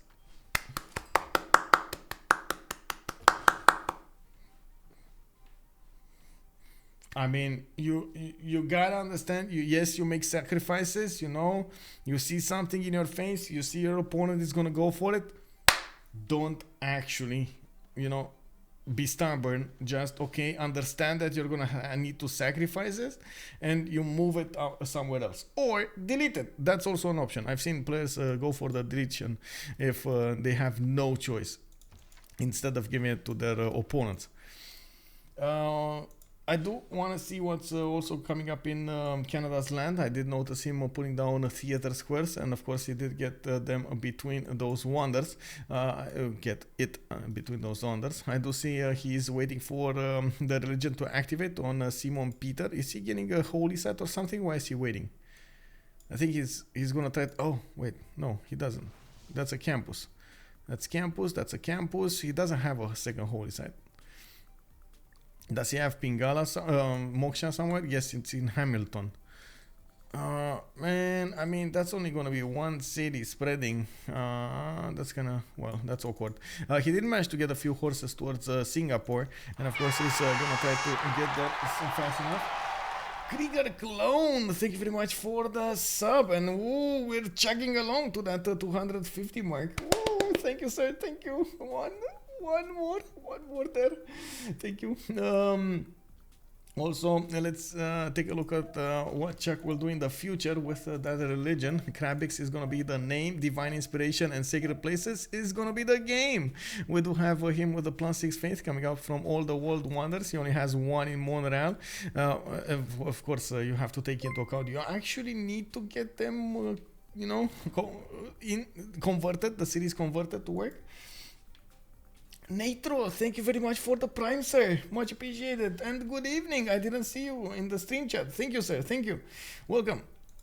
We got builders coming up from St. John. I do see on the east side he still has a lot of land to cover towards the goals, and it's not like it's going to be a good land. He has a few tiles to work over here, especially with the geothermal next to the mountains, +3 campuses and so on. Might make this worth, but I'm still gonna see him prefer the tundra in the meantime, and I'm certain that he's gonna try to do some kind of culture shenanigans by his simming. Like his simming, it's screaming at us tourism, early tourism. Yeah, we do have also the goals of, well, I mean, he lost that Colosseum, and he did put the Great Bath next to his capital right now, getting a campus also in 110 from Aduatuca. That's going to be a +4 over here to the south. He's going to try to repair his mistake somehow, and you do see him on 30 science with 52 culture. Definitely good yields coming up from FloppyfloNG here. On 107 production, he is going to get more science, he is going to get more production from his oppidums, and more points in the meantime for those engineers. Looking at Kublai, China, we do have him on settlers coming out from Beijing. I do see Jiaodong also getting those settlers, and quite a few commercials being placed down. I think this is also the designated gold maker right now from Team LSR from Les Sumer Rangers. It does look like he's gonna need to fund as much as possible Mapuche here. Also gotta point out, Mapuche didn't actually go the full 9 yards towards the coast, and Wentemapu is not coastal, so it's going to be a bit harder to trade with him. I still see internals worked by Cataclysm, even though he would definitely benefit from Kumasi trade routes. Anyway, we got more horses coming up from Mapuche. It's probably eyeballing the city of Vilnius over here. Could be an easy takeover. Canada did manage to take out Singapore. In Khmer's land, we do have him with Colosseum finished. He's getting that extra culture in his cities. Now he's gonna put more cities over here. I'm pretty sure he would actually need to get it on the cattle tile so he can aqueduct it. Might as well, right? Also use the extra adjacency for the holy sites. Yeah, get it in range of the Colosseum. He does have quite a few non-freshwater cities on the west of Lingapura. That's unfortunate, but that's how it is. We got more settlers popping, and more of these campuses also coming out of his cities here. He's going to try to go for the yields before he's going to try to go for more cities by the looks of it. Or maybe, yeah, try to get them at the same time.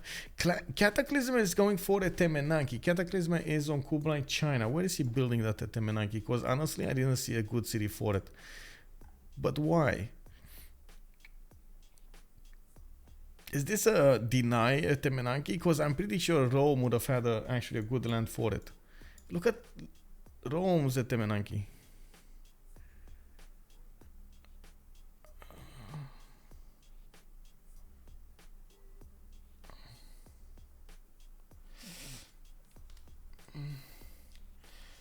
Japan so Irel here, meni și că oblic make a comment, and also I see Kalu49 is making a comment. It's for Golden Age. That might be. He's 9 turns away from Golden Age. He's 34 points out of 4.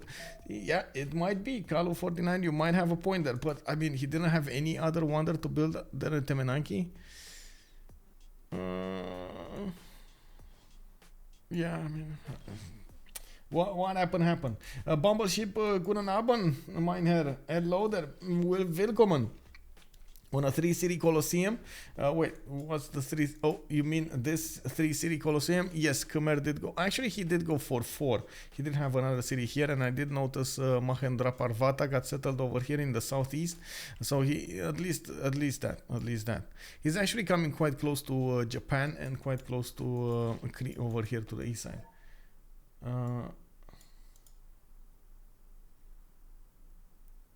What happened here? Malm problem the son.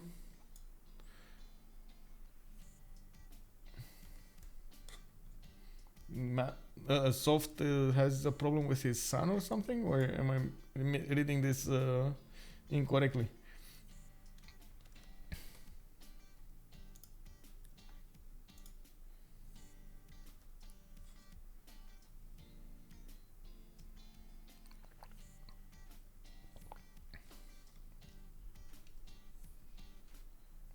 Oh, problem with sound. Ah, I get it.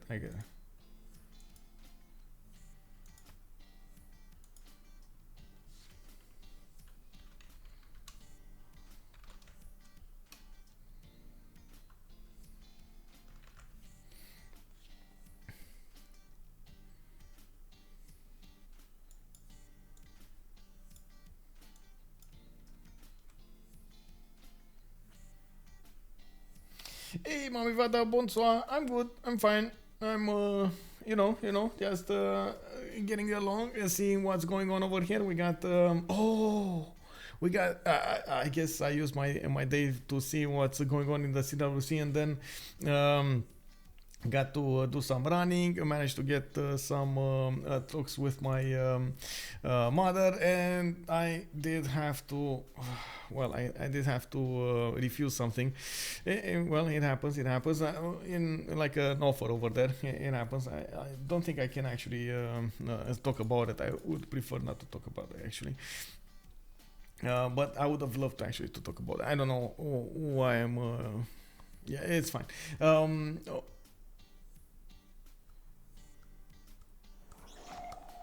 I'm also a bit concentrated on what's going to happen in the weekend. We do have the Hidden Cup coming up, and I was thinking of getting both games going, and I'm like, oh my god, that's going to be like, I need to, get some rest well before that, because it's going to be a hell of a weekend. We got games from 10:30 in the morning until late at night, and that's going to be quite something. Hidden Cup coming up with the qualifiers and the finals, or I should say the quarterfinals and the finals.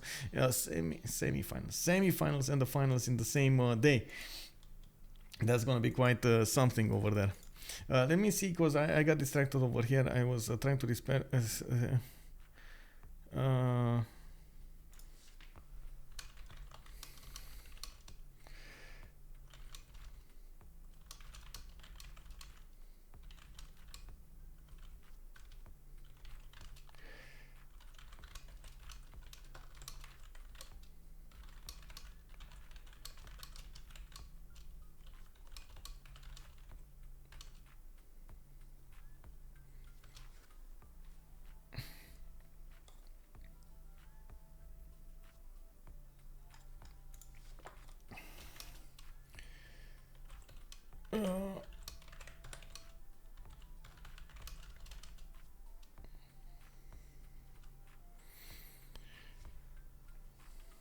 Okay, they're putting the team pluses that are going on. Oh my god, I'm sorry. Give me a second. I really need to respond to this, and because afterwards I'm gonna definitely forget, and I don't want to forget about this.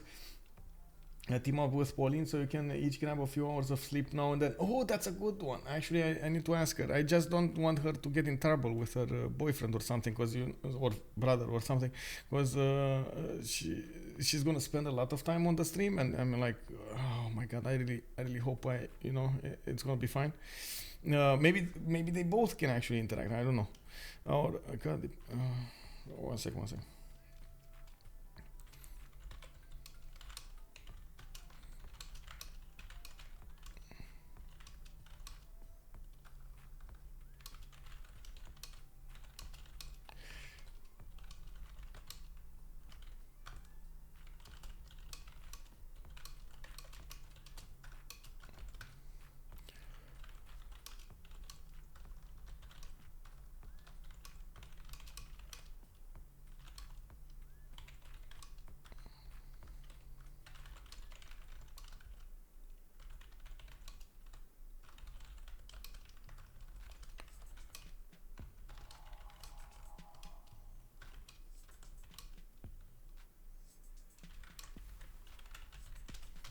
Okay, there we go. Whew. Oh my God, that took. I'm sorry. That took some time. Okay, coming up over here on the west side, Mapuche is gonna keep on pressuring Cree, forcing him to get a defense, and you do see the reaction, immediate reaction from Aytheak. He's trying to get a line of units to defend against a possible Mapuche attack. We do have Mapuche trying as fast as possible to go for the coursers, and by the looks of it, he is mathematics tutor, civil service tutors. Wait a second, does he have? No. I'm a bit surprised that he didn't actually go and take over the city of Vilnius with all of these horses. He would have gotten a bit more production out of it. I think he's gonna, oh my God, you know what he's gonna do, right? He's gonna actually just build and build horses, wait for his allies to give him the gold, and then just boom, boom, boom, boom, boom, boom. We got Malm raiders everywhere, like running all over the place. Oh my God, I can even see it right now from one of those memes with the chickens. Oh my God, everywhere. Malm raiders everywhere. Talasta, what are you doing, bro? We do have Canada in the south getting those theater squares. I still would have hoped he would have gotten a few more of these holy sites, or at least one more holy site than he had when he had his religion established, because right now he's not going to be able to spread it easily. Yes, his capital city is next to him, and of course he's going to get some pressure into it, but since Moksha is also over here in Hamilton and it's not placed in Montreal, it does defend that spread quite a bit, so you have to be careful with it. He did manage to take over the city of Singapore, and you do see that he's scouting a little bit with his horses. We're gonna see what it's gonna happen. Every time I see my favorite Civ Japan in game, it's kind of underwhelming. I mean, yeah, it's oh, Japan getting bullied.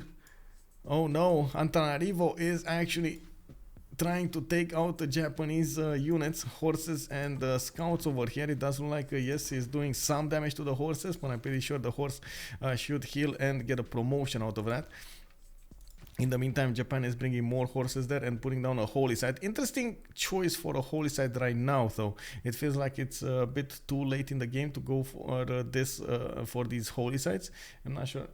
Was this a mistake? Was this actually a mistake? Are we gonna see a relobby? Like, did he actually want to put a +3 holy site here? Is this for points? Maybe it's for points. Maybe he wants to get the points. Okay, never mind. Maybe he wants to get the points for the Golden Age.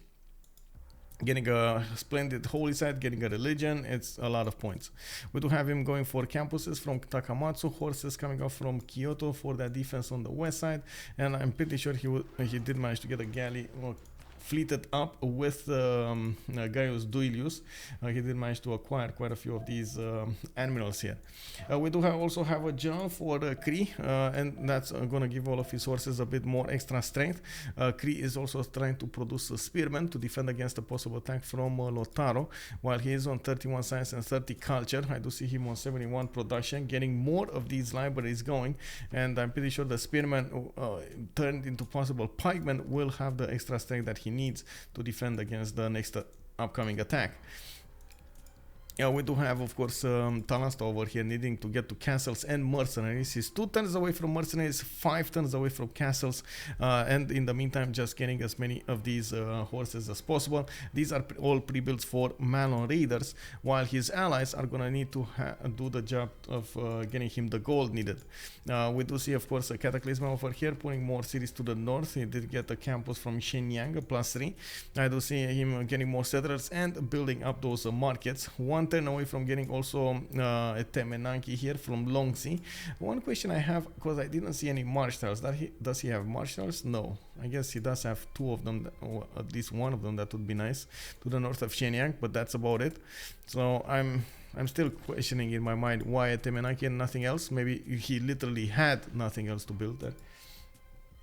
Malms need to go bully Canada. Can you imagine if they actually went to Canada? Oh my god, Canada would have been left hopeless over here. Yes, I think you're right, man. I think you're right. You know, one of those generals and go. Did he manage to get a general? Oh, he's gonna get a general. You see, he's a one general point a turn. He did manage to get an encampment from Huili Mapu and just didn't actually go for the full projects over here. Wait, no, then it gets banned every game. You gotta, how to say, segment your griefing, right? With so you're gonna get allowed to play one more game with it.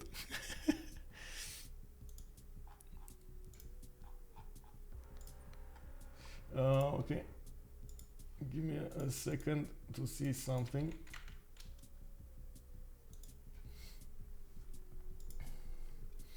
Cree not golden. Yes, it is. He is in a golden. What do you mean? Oh, he's not getting a golden? That's what you mean? He's in. Oh, everybody's in a golden. Or did I misunderstood that? Boom! Canada spreading that religion instantly with what did he get? Vatican City. Oh my God, big brain. Oh my God, Chuck, big brain. You see, Chuck, what he did? He just got Great Writer, of course, Vatican City, and does give you the 400 religious pressure of your city of your founded or majority religion to cities within 10 tiles. He just spread his religion everywhere. How does this work? Is it 2 or 4 players per team? It's 4 players per team. On the left side of the screen we got Talasta, AlexisKrempp, Cataclysm and FloppyfloNG for LSR, which does mean less Sumer Rangers. On the right side we got Nouveau Parti Anti-Foi, featuring today Softstyle, Aytheak, Malm and Chuck. And also hello there, Waterdrop. How are you doing, man? Good evening, sir. I mean, looking at Chuck's, by the way, faith, he just went up considerably on 30 faith a turn because he did manage to get divine inspiration in these cities. Now he's gonna have to build more wonders throughout the land. He did spread to 4 cities instantly with just one single great writer. Boom. We do have him on 49 cents with 64 cultures. Secret places also activated in the city of Ottawa. Only gives him a +2, but still it's fine. And I'm pretty sure he's gonna need to do something over here with his other cities. Now we don't have them going for a golden age. And taking a look at the tab here, there are 5 more turns to finish the classical era. We are watching to see what's going on between Mapuche and the Cree.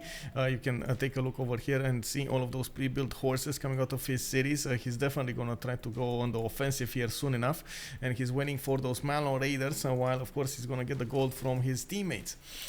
In the era score tab, we do have Talasta, 32 out of 38 points. He's probably going to go dark, and we might actually see him use the Dark Age card. We got Alexis, 39-41, quite far away. He did sacrifice his points to go and get as many of these, but why not a stone tile, bro? Okay, sure. We do have him getting quite a few of these feudalism builders out of his city, so he can chop as many tiles as possible. He did get an audience chamber. I do see him putting down a Diplo quarter from the city of Rome, while at the moment we don't actually see him with the possibility to go for the golden. It's quite problematic if he's not going to go for the golden. Of course, Pen Brush and Voice Free Inquiry is extremely important in the next era. We got Cataclysm with a 42 out of 51. Did get that at Temenanki, and I do see him trying to get the consulate also for Xi'an, getting more of those markets out. Does have a possibility to get a boat. I'm not sure if he actually built a boat early or didn't. There is an industrial zone being built in Beijing. That's a +4, so very nice from him. He's gonna get that extra splendid points there. Okay, that's still not enough. That's way off the mark here. 42 out of 49, 9 points to go, way off the mark. FloppyfloNG, 53 out of 61 of his own on the goals. He's gonna get Apadana in 2 turns, getting for a theater square here. That's gonna be only that's gonna be a +3. Okay, nice. Okay, +3 there. Did he get another one? I didn't see another one. So, okay. Splendid, splendid. Might actually get this. Might actually get this. Oh, he's getting another one here. Another theater, +4 theater square. Okay. Softstyle 44 out of 50. He was getting that religion. As you can see, he's getting his holy site prayer projects. Did get the splendid holy site finish first, and of course we're gonna need to see if he will manage to get his points before the next era. He still needs 6 of them, and I don't think that religion establishment is gonna give him that many points. The splendid campus. Never mind, splendid campus coming out. We do have him right now. Wait, he did finish another one somewhere? No. Oh, he did. Oh my god, in Sendai, he did get that one. Oh my god, we didn't see it. It was blocked by a city tab over here, or whatever it is, city label. No. Anyway. Well, that's still 6 points that can he get iron working theology? No. I mean, bro, do you have feudalism? Do you have samurais? It doesn't look like he has samurais. He's getting his settlers in the water. He has boats. He's going for campuses here. I don't know, man. That is a bit of an issue. Anyway, era score, we got the 34-37 Aytheak on Cree. That's going to be a problem if he's not going to get his golden age. Probably he's not going to get his golden age, but he is trying to cling to this land as much as possible. And I'm going to try to plug all of the chokes that he has built a literal line of defense against his opponent. Malm already managed to get the golden age. He's actually the first one in the game who did get it, 55 out of 53 points, while of course Chuck did also manage to nail those points, 62 out of 58. Okay, thanks. No, nice, no problem, sir. Welcome. No, now Chuck needs to spam Great Jones and win religious. Well, yeah, what can I say? If anybody's gonna be able to win religious over here, I do believe in the Chuck. We do need to see how he's gonna fare to do against his opponents here. First, I do see encampments. I do see more of these campuses being put here on the map, while he is getting a lot of these theater squares also built. Did manage to get let's see, Canada 13.8 great scientists. Wait, Hypatia. Who did get Hypatia? It was Kublai, China, snatching Hypatia away from the jaws of his opponents. Really? And he still didn't get the golden? I mean, oh no. 42 out of 51 points for him. He's gonna get a settle here next to Iken. Is he gonna get a settle actually next to Iken? Let's see. He can. He could. Is he gonna move? Is he gonna settle in place? Is he gonna move? What do you think? Cataclysm 48 out of 51. Okay, he can get there. He can get there, man. We didn't have faith. Look at us now. He can actually get there. One quick thing.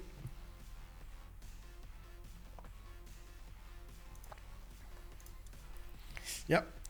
There we go. 55, 51. He got his golden age. AlexisKrempp is also 51, 52. Just needs one more point to go there. He's putting down a bath. No. Oh, he can chop it. Yes, next turn he can chop it over here with the builder. It's 2 more turns. I'm pretty sure he should be able to chop it. 1 sec, so I can get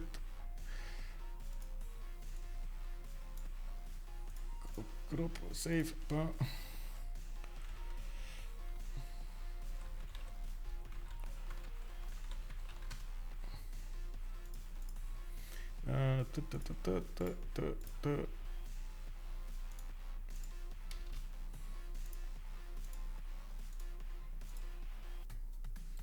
Hey, we got another team actually registered for the Civ Premier League. 19 teams right now. If you guys don't know about the Premier League, it is coming up on CPL. We're gonna start it at the end of the month. You guys have until the 20th of May, this month actually, in 9 days, to put up your team roster, and of course your logos and your description and so on and so forth, so you can register for the tournament. It's gonna be a multiple group tournament, and we do need to see who's going to end up in the first division, the elites, with the intermediate divisions and those novice ones. Everybody will get to play over there.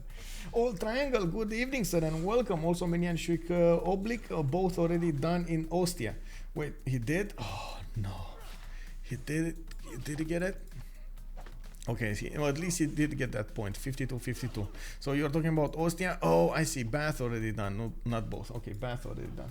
You're right. Vuguroth, good evening, sir, and welcome. Okay, so let's check out what's going on here. Looks like Mapuche did manage to... Oh my god, no. Did he actually not get it? This is so unfortunate. 40 out of 49 points. He could have gotten the Dark Age, but just didn't. 40 out of 49. It would have happened, but no, it didn't. And of course, right now he's going for Vilnius. He is going to try to take that out with his horses. Should have more than enough strength on these horses over here to take that city out. And you do see he didn't manage to recruit a general. I do see him getting more science with the libraries, trying to get more economy with the commercial hubs, and of course preparing for the next normal age. Oh, that just sounds so bad when I say it. We got AlexisKrempp with 52 out of 52, got his golden age. There we go, Vilnius is down. We got the Cataclysm going for the golden, FloppyfloNG going for the golden, did finish Apadana, did finish those theater squares, and I do see him getting more settlers out while he's getting more stats. Okay, very nice. I do have to say they did prepare a lot better when it comes to those Diplo quarters. They're putting them everywhere. They are 100% preparing for that fight in the World Congress screen. We got Softstyle with 54 out of 50. He did get his golden age also. Looks like Aytheak is going dark age, 35-37. Malm golden, Chuck golden. Let's see. 1 second so I can switch the screens here. Hello, just got online. How's the game looking? Well, it's looking. What can I say? We got a 1-bit skirmish for the whole map. Highlands, of course, we do see them simming their way to victory over here. There are quite a few simmers. In the beginning, we got a poll going, and it looks like Malm with Khmer got the points for the favorite simmer, and not only did he get the points for the favorite simmer, he did manage to snatch away Colosseum from the goals. Can you imagine snatching it from the goals? Unbelievable. Yeah, so good from Malm. In the meantime, of course, he's trying to get more faith generation going. He's on 153 with 114 production. I do see him putting quite a few of these cities out and getting those campus research projects. Oh, I see what's going on. He is trying to get this scientist. Okay, that's going to be nice for him. I don't think anybody is going to try to get this one, but you know, maybe somebody will snatch it just to take it away. Troll Malm here. He does have, or should have actually, very good holy sites, right? We see the plus 12 here. He has a plus 6 over here, a plus 6 over here. I mean, yeah, plus 12 over here just says whatever. The thing that we need to know. We didn't actually get to watch that much of him, except the Colosseum. It's nothing that extremely remarkable about his sim. It's just, you know, he's doing Khmerian things over here, trying to get more cities, trying to get the aqueducts next to those holy sites, trying to get like a few wonders here and there, and in the meantime, just growing as tall as possible. We do have the new age and activated, and of course we do have two civilizations that did no we do have two civilizations that did not manage to make it. That's one Lotaro and one Cree, while all of the others did manage to make it. Vuguroth also making a comment here. LSR losing in science like this looks kind of bad. Khmer Canada going to push win conditions on them. Yeah, for sure. Malm and Chuck are just gonna try to carry their team here. Old Triangle also giving us an old question, but if a Malm leader has the predation promotion, can it pillage for 0 movement cost? I don't think. Wait, I think it already pillages for 0 movement. Well, doesn't it only takes 1 movement anyway? Depredation one sec. Yes, I think it should work. It should take it away. I'm not so sure. I haven't seen this personally, so but I think it should work. That's how it worked, right?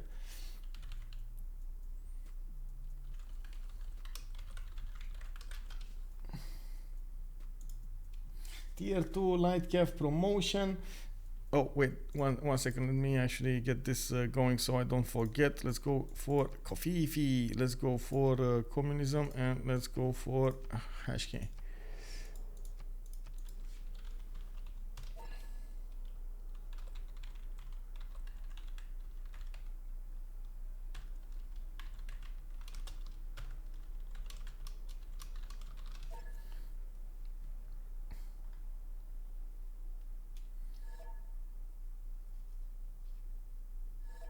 No, I think actually, I think it stays the same. I don't think it works. I think it stays the same because it says it only costs one movement point, so it stays the same. It only costs one movement point anyway. From 1 sec, communism, coffee, hashkey. Let me take a look over here. But I'm pretty sure Malm Raiders only cost one movement points anyway, so it stays the same. Sorry, old triangle. That's my answer. It stays one movement. If it would have said it takes away one movement, that would have been different. Like it costs one movement less or something, like one MP less.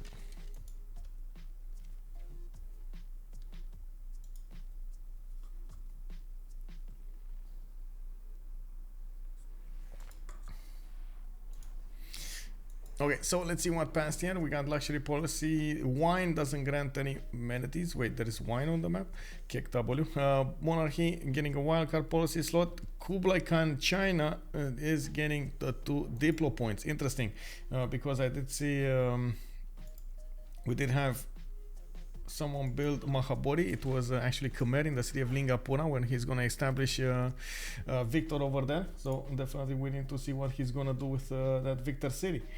I do notice we're gonna also need to get a vision on what's going on in the campus research.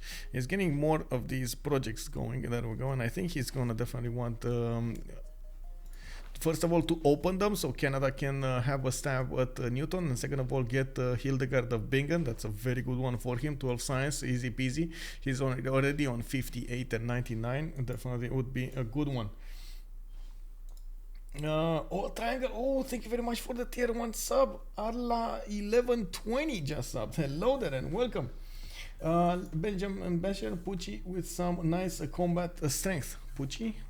Oh, Mapuche. You mean, yeah, definitely. Mapuche over here is going to try to get a tag going. But I have to say, Aytheak is on the buttons. He's on point with his defense. PP Kisses, Aktaka Kup, getting a line of units in time. I mean, this. How many times have you seen players surprise making Pikachu faces in front of Mapuche? Well, this is not going to be Aytheak. Aytheak is definitely prepared for what's coming against him.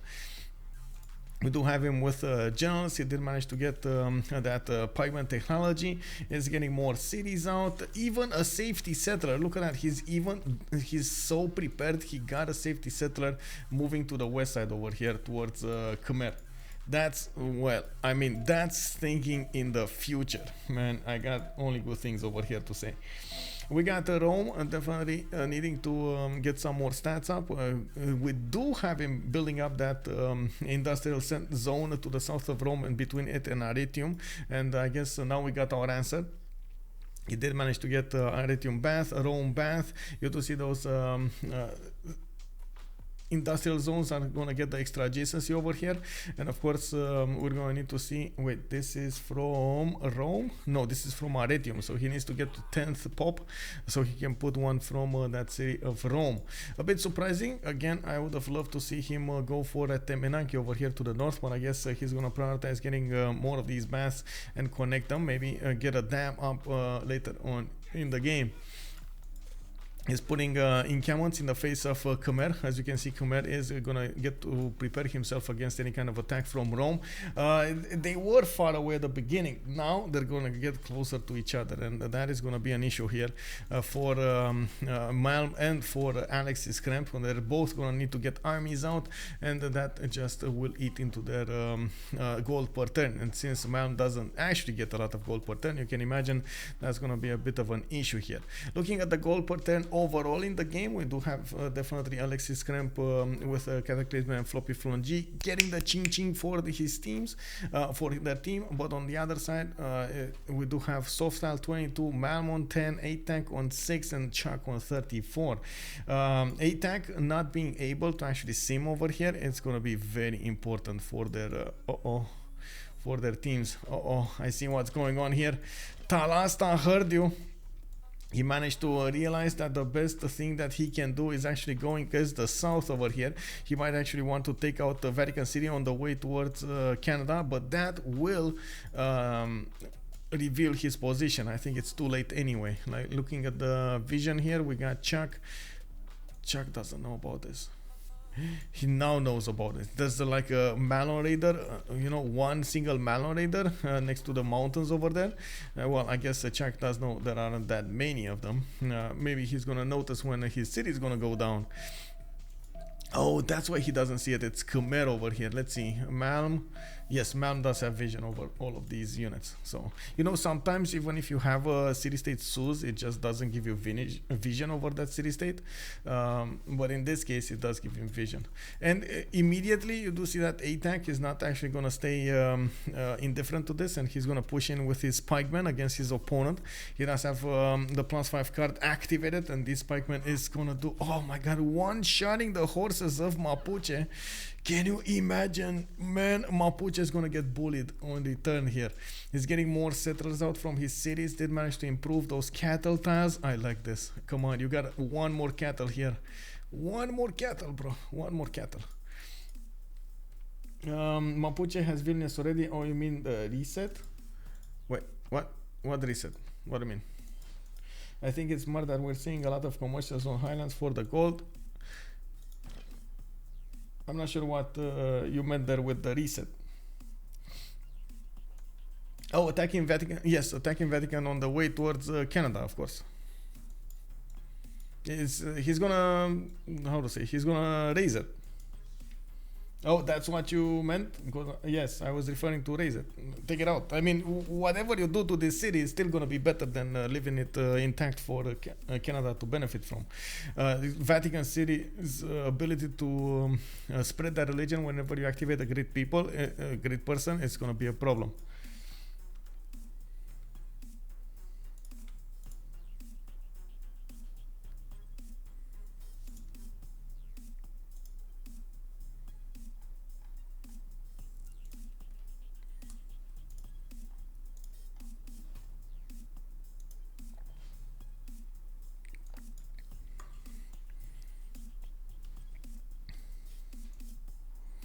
We do have a city from Khmer put on the coast over here. Looks like he's trying to connect his economy with Japan on the coastal side and putting some commercial in that city as well. I'm expecting him to actually get Reina over there as soon as he possibly can with the government title points.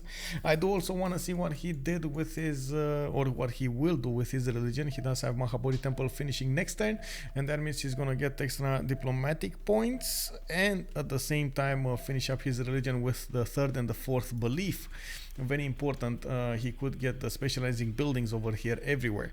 Is going to get his Grandmaster Chapel in 3 turns from his capital city, and I do see him benefiting from a decent amount of faith right now with good science and good culture.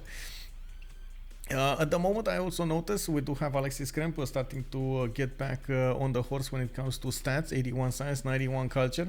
FloppyfloNG is 63 and 102, while Cataclysm is 51 and 92. Definitely, we do need to see China over here get more stats out of his campuses. He does need to build more, and he will definitely get the culture from these walls. You can see he's starting to build them. This is actually, I gotta say, this is quite a challenge to get the best wall that you can possibly get around your empire, so you get as many points as you possibly can get from it. But anyway, we're gonna need to see how he's gonna connect them. In the meantime, I do see Hildegard of Bingen, got snatched away from Khmer. I do see it appearing as a Chinese a great scientist, and that's gonna be an issue. It does look like they also open up the scientist screen. Let's see, was there? No, there was no Hypatia, how to say, Newton opened up. The first one is Khaldun, and that's gonna give the campuses 2 extra housing and one amenity. Increases the non-food yields benefits of your happiness by 40%.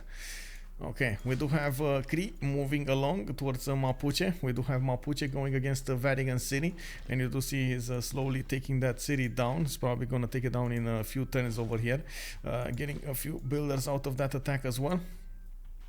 I'm pretty sure he needs to raise it because he already has a city-state. Nice great scientist defense by Kublai there. Yes, indeed, those Canadian mines are juicy yields and juicy targets for the Malons. Yes, sir. And we do have one just moving along. Canada did manage to get a few defensive spearmen, and you can see the spearmen are well equipped to defend these Malon raiders, while Canada does need to build a line. And there's so much open land for him to defend here. This is going to be an issue, especially to the north. Good of him that he's getting them in position. Like the best defensive position would be over here, continuing through the mountains towards the sea, so you get only 4 units instead of over here where you need like 10 units. Anyway, we do have spies coming out. It looks like there was a... Oh my god, look at the Bristle go. Oh my god, it did destroy so many buildings, putting them on fire. And of course, we do see that that spy is going to be 1 turn away from finishing in Hamilton. We do have encampments starting to appear here from Canada's land. And I do want to see what he's going to do with them. He did get the barracks in some of them, which is surprising. We're going to need I'm pretty sure, since this is going to be the way, Chuck is going to try to get some kind of war done against his opponents. He's not going to stand still. He's probably wary of what's the Gaul gonna do against him, especially since we do have the Gauls over here with so much production available. That's another point that I didn't make, but I wanted to make when I was looking at the stats over here. It's the production capabilities of Les Sumer Rangers are just overwhelming the production capabilities of Nouveau Parti Anti-Foi. Yes, Talasta is the weakest link over here, but he has a totally different job. This is like a griefing moment for Mapuche. That's why they picked it, right? So he can grief his opponents. He's on 113, 56 science, 31 culture. Not that great. But then we got boom, Rome, 219. We got Cataclysm, boom, 184. Boom, FloppyfloNG, also 185. And then on the other side, as you can see, we got Japan over there with barely 131. Aytheak is actually not even matching Mapuche's with 76. Malm is on 167, and then Chuck is 189. You can see there's a bit of a mismatch over there in their stats, and honestly I'm quite surprised, because I would have definitely expected the Cree over here to have more stats when it comes to those internal trade routes. What I think happened is him choosing to go for campuses didn't allow him to get a decent number of trade routes, markets going for the traders. The traders didn't actually match with his Magnus opening, and because of that he just couldn't get the extra production going. While of course on Mapuche, yes, we didn't have him going for a lot of cities here, but he did improve a lot of his land and so on and so forth. And you can see Cree did not actually have the time to improve a lot of his land with mines and so on. Actually, if I take a look at the Cree land, I only see 1, 2, 3 mines and 3 quarries. That's it in all of his land. While on Mapuche's land is like filled with mines over here. Hello, Ricky Maru. Good evening, sir. Hello, then. Aytheak is not in this game. Really low in stats for a Cree. He was defending, or I mean, he was the one that needs to defend against Mapuche, right? He did get the line of defense in the correct amount of time. Mapuche couldn't push through him, so I still have good things to say about him. Yes, he needs to get more. Yes, he needs to come back into this game somehow, but his job of staying alive was checked, so you know, at least that. It's in a lot of these games, staying alive makes so much of a difference, especially if you do manage to get to be relevant in the next in the late game for that Diplo victory, for the votes in the World Congress, for the military alliance, and so on and so forth. I'm pretty sure over here the carries of these teams will be first the Malm with Khmer and Canada with Chuck, and then we're gonna have Rome and the Gauls over here carrying for LSR. I'm actually quite curious what Cataclysm is gonna choose to do, because I'm pretty sure we're gonna need from him to see a lot of bigger numbers when it comes to his commercial availability, his commercial output, so he can help out his teammates, especially the Gauls. The Gauls are just not gonna generate the gold for his team, or for himself for that matter. Yes, he has the cities, yes, he has the production, but the gold is just gonna escape him. Yeah, Cree succeeded with the military. He's very comparable in this 1v1 to Mapuche. I think that's the you know, that's the important part here. We're gonna need to see if Aytheak is gonna get to force more out of Mapuche. I do have to point out Mapuche is bleeding gold for LSR's team. He's taking away 18 gold a turn, and as you can see over here, he couldn't quite didn't kill Vatican City. No, bro. But that was like all you needed to do, bro. Oh my god, Vatican City, like this is such an important city for Malm. So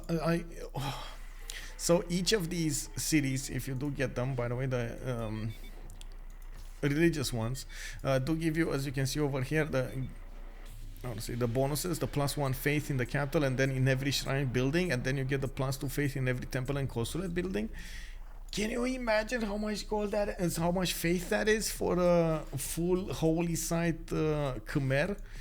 Oh my god, that's 3 faith per holy site. That's 1, 2, 3, 4, 5, 6, 7, 21 faith just from the holy site. That's it.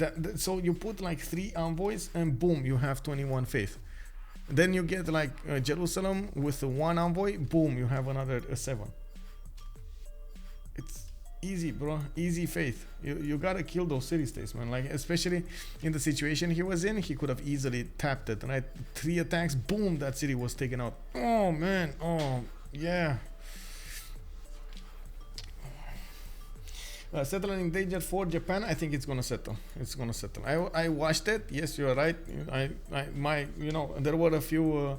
It was one of those moments in which my internal alarm went off a little bit, and it was like, oh, you know, like it stopped immediately because I saw the settler has movement on it, and yes, the Malm Raider didn't have movement on it, so I just chose to move another way. This is some sus play. Hello there, Sloaner. Good evening, sir, and welcome back. How are you doing, man? Sussy play. Sussy.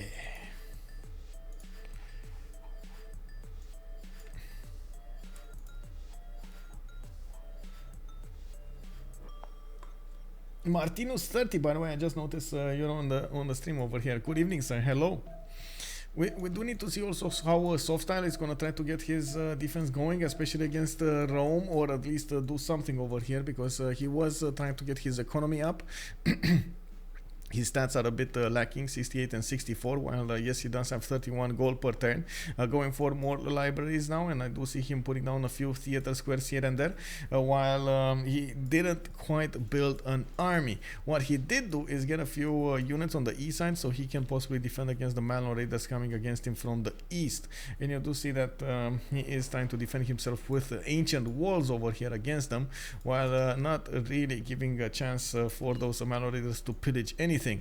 This is usually what happens with the Mapuche in the game. You have to pay attention to your tiles and try to defend them as much as possible, because they are gonna try to break in and take out your juicy eels. Sloan the suspicious. Oh no, come on. Sloaner is not suspicious, bro. It's fine. It's fine. It's good. It's good. It's good.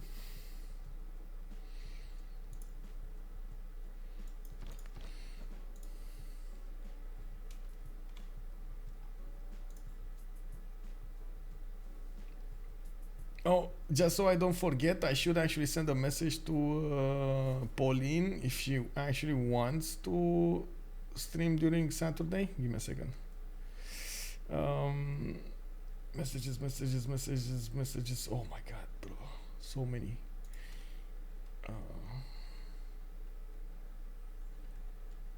I got it. No.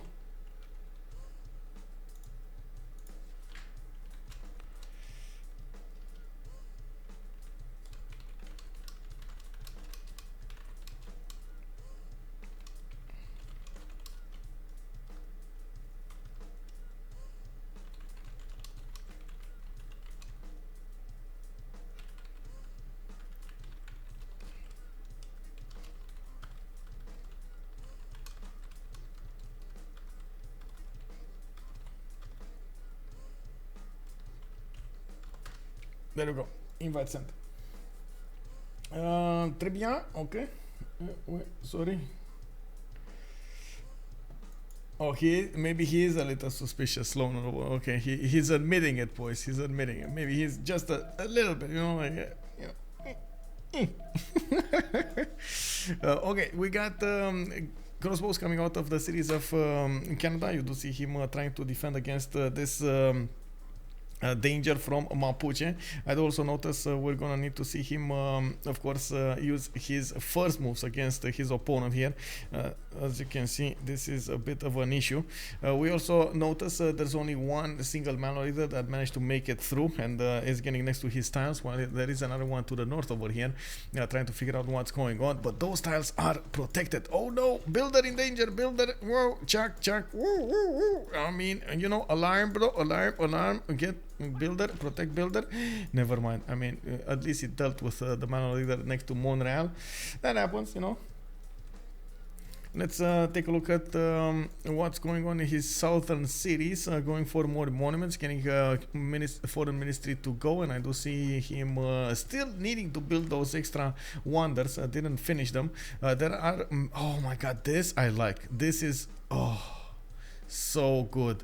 The thing is, these Malm raiders are actually going to go through the coast and get to Quebec City.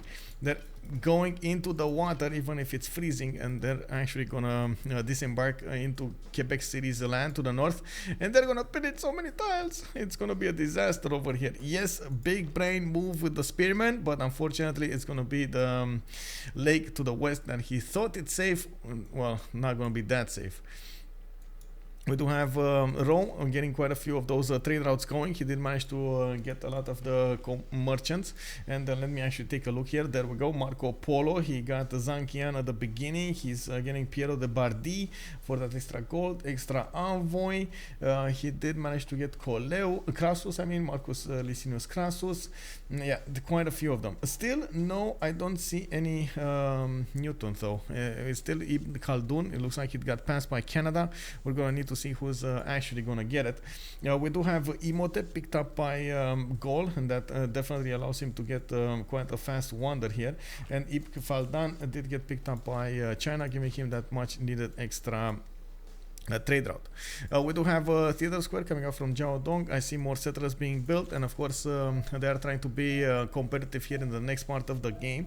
We will need to see exactly what they're gonna choose here. What's gonna be the technology they're gonna go for to attack their opponents, and of course we're gonna need to also see how Cree will manage to become relevant in the next part of the game, since as you can see over here, both him and Talasta are basically like irrelevant at this point. They tried to fight each other, but they couldn't quite fight each other, and they just spent the resources of themselves and of their team. Private JD2. Why is a Mapuche autoban every time so annoying to deal with? I know, right? It just got through. It's, you know, sometimes when you're thinking about the bans, you're thinking, they're not gonna be Mapuche, or maybe it's gonna be one of those times in which you just forget about it. Like, it happens, it's getting through, and man, when it's getting through, it's a disaster. I killed the Mapuche as Porto yesterday. Felt good to grief the griefer. Yes, indeed. Yeah, quite so. We do have the Gauls managing to take care of those Canadian Corsair getting into his land. I do see he also finished his great library over here, and FloppyfloNG is gonna get quite an army to the south with the experience points on them. Not really the next level, but definitely experience points. We do need to see where this Corsair is going to get. Maybe he is actually going to get on that diplomatic quarter to take it out, pillage it. We'll see. He does have the rice style that he can go for and try to get some food. But I'm pretty sure if he goes there, Floppy is going to catch up to him and smack it down with the knight. We do have more campuses coming out for the yields for Floppy. He did arrive at 95 science and 130 actually culture. We just saw him pop a little bit more. And honestly, at this point, I'm a bit concerned. You do see the production is still popping for LSR. We do have a lot of potential cities getting the stats up for Rome, for Gaul. And we don't see the same on Canada or Khmer. On Khmer, maybe. I guess he does have 2, 4, 6, 8, 10, 11 cities. On Canada, it's just 2, 4, 6, 7. So I'm a bit... I'm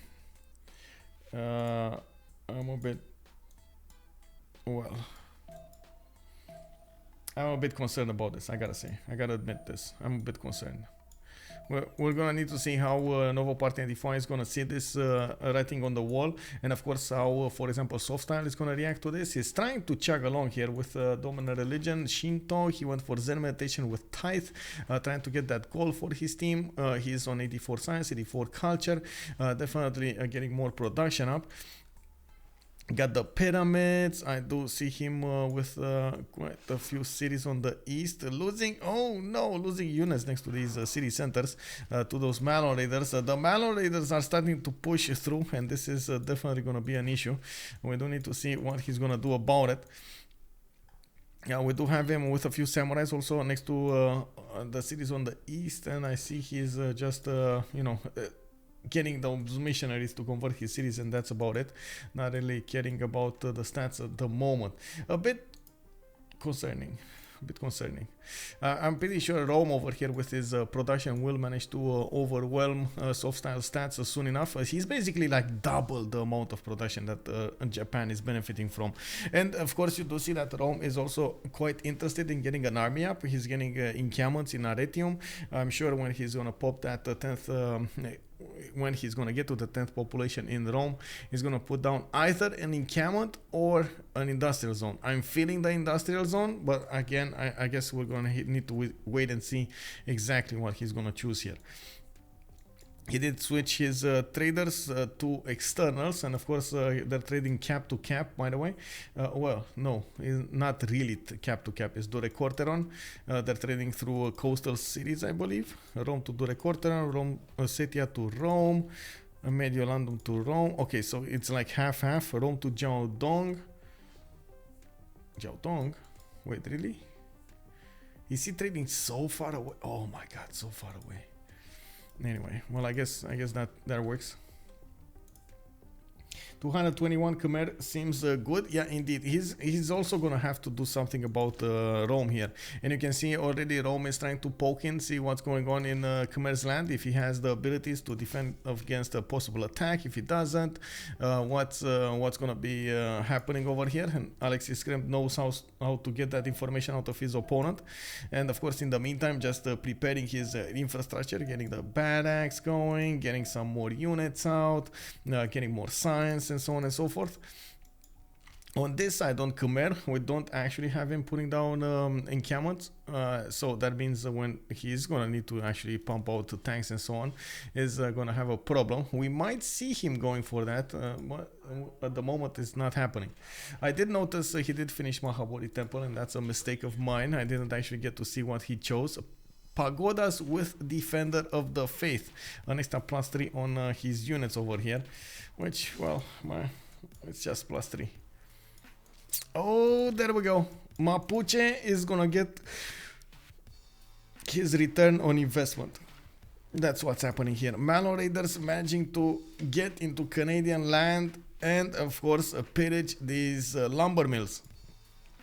So much gold is gonna come out of this. Japan seems like such a hit or miss save. A lot of the games lately were on free sim. They aren't keeping up. Yeah, I know, right? It's so weird. If you're not a half-price hardball save, it's more difficult to overcome a bad spawn as a naval save. Especially if you're going harbors and not going holy sites or something. Wow. 151 gold from stone tile over here for Mapuche. Easy peasy. Actually, that's a mine. I was thinking to myself, like, why isn't that faith? Stone tile, I got confused. Anyway, it's fine.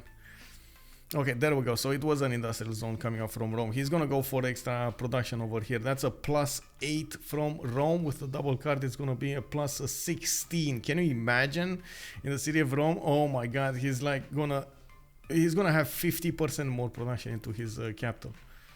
Whoa, that's nice, bro. I can't say anything bad about it. I am a bit curious what's happening over here, because yeah, definitely Aytheak did put a city right in the face of Mapuche. You do see that Mapuche is attacking back with a few men-at-arms, which are not as powerful as the pikemen at the moment, from what I can see. They can't actually, like the pikemen can't actually attack into the men-at-arms, but it can definitely defend against them as well. We do have a foreign ministry coming up from CivFR. Finally, more cities are being settled here from Cree. He's getting his stats up, getting more of these cattle improve. I hope he's gonna get the next 2 cattle improve. Oh my god, fingers crossed. Definitely is keeping another city center over here for Makfa Sakahikan on the west side, and allowing Khmer to get as many cities out as possible towards them. You do see Mapuche's Malm leaders are making their way towards Khmer's land, while of course Malm did manage to get prepared with quite a few of these pikemen to take these Mapuche Malm leaders on.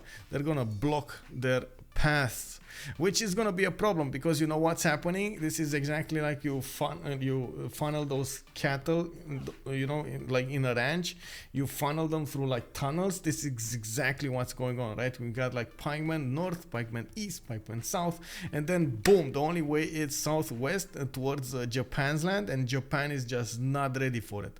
If Mapuche is just gonna, oh my god, he can actually two-turn this. He can get into Sendai. Oh, this is gonna be a disaster. He's gonna pillage all of Softstyle's land. And the funny thing is, he saw this coming a mile away.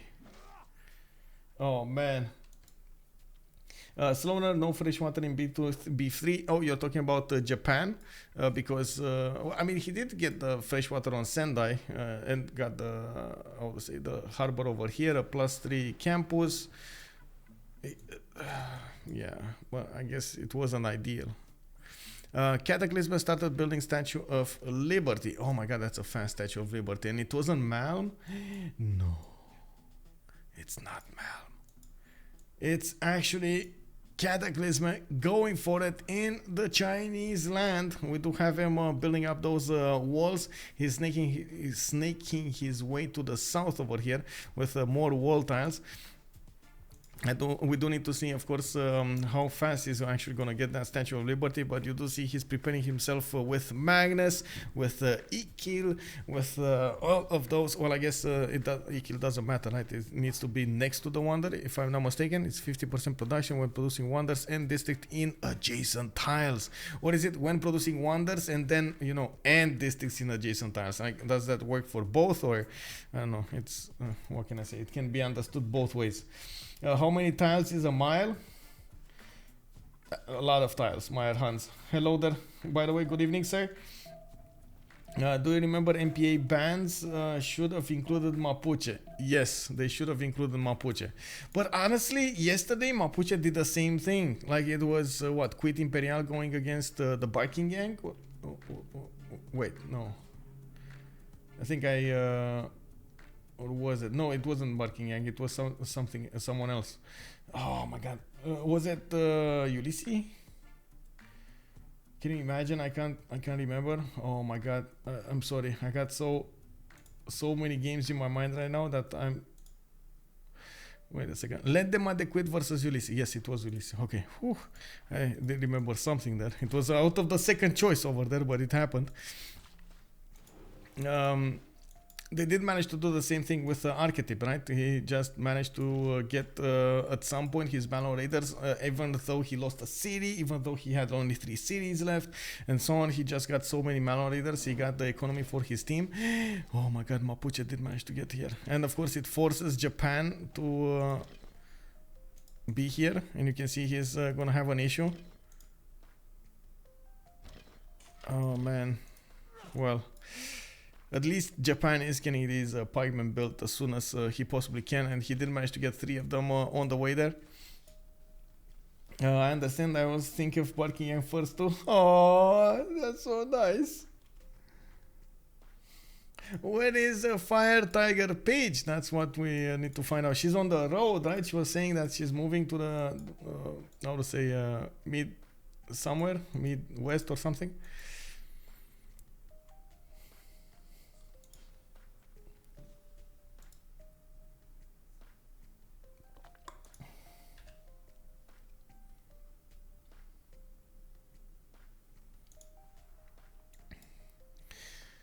Okay, let's see what's going on here. Canada is getting more settlers out, putting them in the north of Montreal. He did manage to convert all of his cities now, and is pushing those Malm Raiders. Oh my god, look at this choke that Chuck just made. He's gonna try to take them out slowly but surely, and of course the Malm Raiders are actually stronger than the heavy chariots, stronger than those pikemen. There are quite a few units around them. That is the issue, and of course we're gonna need to see where they're gonna try to break out of this. Oh, look at that. We're actually just watching this. Of course, on campus research projects, I do see quite a few of them being built. And Isaac Newton got picked up by Rome. Okay, AlexisKrempp did it. Ibn Khaldun and Mapuche strikes again. He got Ibn Khaldun. Look at that 5-city Mapuche being so impactful in the game. Not irrelevant at all, I would say. Actually, with giving that extra science on Rome, I'm pretty sure there we go. He just went up significantly. He was about 100 science a few turns ago. Now he's 141. He has the most science in the game, with more than decent amount of culture as well on his side. Definitely a lot of... oh my god, he didn't even activate the scientist? No. Setia is gonna get that campus going, and he's gonna finish it. Look at how many of these industrial zones he built. He's definitely gonna have the most production out of the game, even more than Ambiorix. We do need to see when the Gauls will choose to actually put down those encampments. Yet he does have a lot of oppidomes built. Unfortunately, he didn't have a lot of very good oppidomes, you know, +8s, +10s, and so on and so forth. But he does have decent ones. On this side, of course, Rome is getting more commercial hub investments. I'm not sure what he's eyeballing here. I guess Jacob Fugger would be a good one. We're gonna need to see what he's gonna get. In the meantime, I heard more pillages, and it looks like finally Mapuche did manage to break away. And we do see him to the north of the city of Quebec, and of course Canada is giving him 1 tile to pass. Chuck is gonna try to block that as soon as possible next turn, and of course I'm pretty sure it's gonna all come down to the shift enters here. Floppy seems to have been designated as culture defense early on. He started with theater squares early. Yeah, he did start with theater squares quite early, and of course he did have a lot of culture from his mines. I'm not so sure it's how to say it, the culture was a problem from the beginning stage. You can see they are making 48 internals, and it's both him and Kublai China making 48 internals, while on the other side we got Malm and Chuck, the defending side. Of course, Khmer is getting pushed over here. Looks like Rome is gonna try to push him a little bit with knights, knight corps actually going against the Khmerian musketmen. That is just there to debalance, I should say, Khmer, and at the same time force them to put more gold into this. You can see at the moment there is just no economy available, a proper economy for MPA, but we do have a decent economy on LSR. We got Alexis on 64, we got Cataclysm on 85, and FloppyfloNG, even if he does have units, he's just, you know, is holding on to 3 gold a turn. We don't need to see, of course, how Aytheak, Softstyle, and Malm are going to deal with this, since Malm is minus 29 gold a turn, Aytheak is on 32, Chunk is on 15, and then Softstyle on his own 39. Getting pillaged over here every turn. The Malm Raiders are just doing so much damage against him. 1, 2, 3 pillages, 4 pillages. Oh my god, oh my, this one got away. This one got away, boys. This one is going to be the problem child. Go, Talasta, go! Click button. Oh my god, he didn't. He could have. He didn't. He could have had 3 more mines. He didn't do it. Oh well. I imagine they would have considered the issue of culture with Khmer free sim though, and because they acted in good time, it's probably less than a threat. Yeah, it is definitely less than a threat. The thing with the culture on Khmer, yes, it's big, but you have to take into account when you're attacking on the culture victory, not defending, right? Attacking on the culture victory, you actually need tourism, not culture. What the culture does when you're attacking is opening up the way for you to get the civics that you need, to open up the cards that you need to actually get more tourism from the tourism you're already generating, so like the double cards and so on and so forth, like for extra tourism, for example, in the music slots, or more tourism coming up from those artworks and so on and so forth. That's how it helps you. Yeah, also Canada taking a bunch of wonders definitely means a bit of tourism at the beginning of the game. Looking at the tourism screen, actually, let's check this out. We got Chuck on 55. That is not a bad tourism, but it's too late right now in the game. We do have a Cataclysm on 21, Floppy is on 25, so it does look like Canada. Also, I gotta mention this, Canada is not well known for early tourism. What Canada is well known for is late game tourism. When he's gonna get his national parks, that's when he's gonna be popping off in the tourism screen.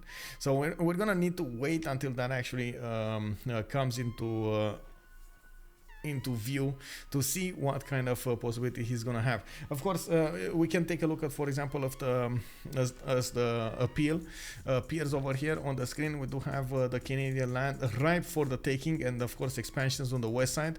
He is getting more settlers out, and I'm pretty sure he's gonna try to put as many of those national parks as possible to go for some kind of culture here. He also has amazing land to the east side, but his first cities are just not going to benefit from very well from those national parks.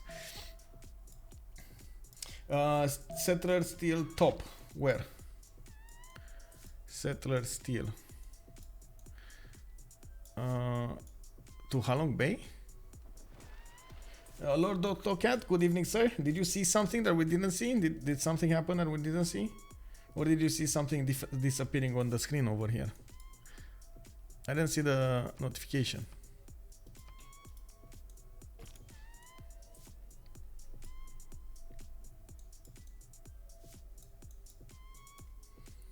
Near Cree escape settler. That was over here. It disappeared. Oh my god. Oh no, it's here. I see what you're saying. I see what you're saying. It's... Oh my god. Oh, you're right, Dr. Cat. Oh my god.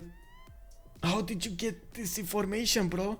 That is gold. Okay, I gotta say a few things about this. First of all, the settler does have movement. It can settle in place. You can see that happening, right? Aytheak will have the choice of settling. China's scout doesn't have movement. Will Aytheak actually see this, because he actually needs to watch this over here? Will he see this?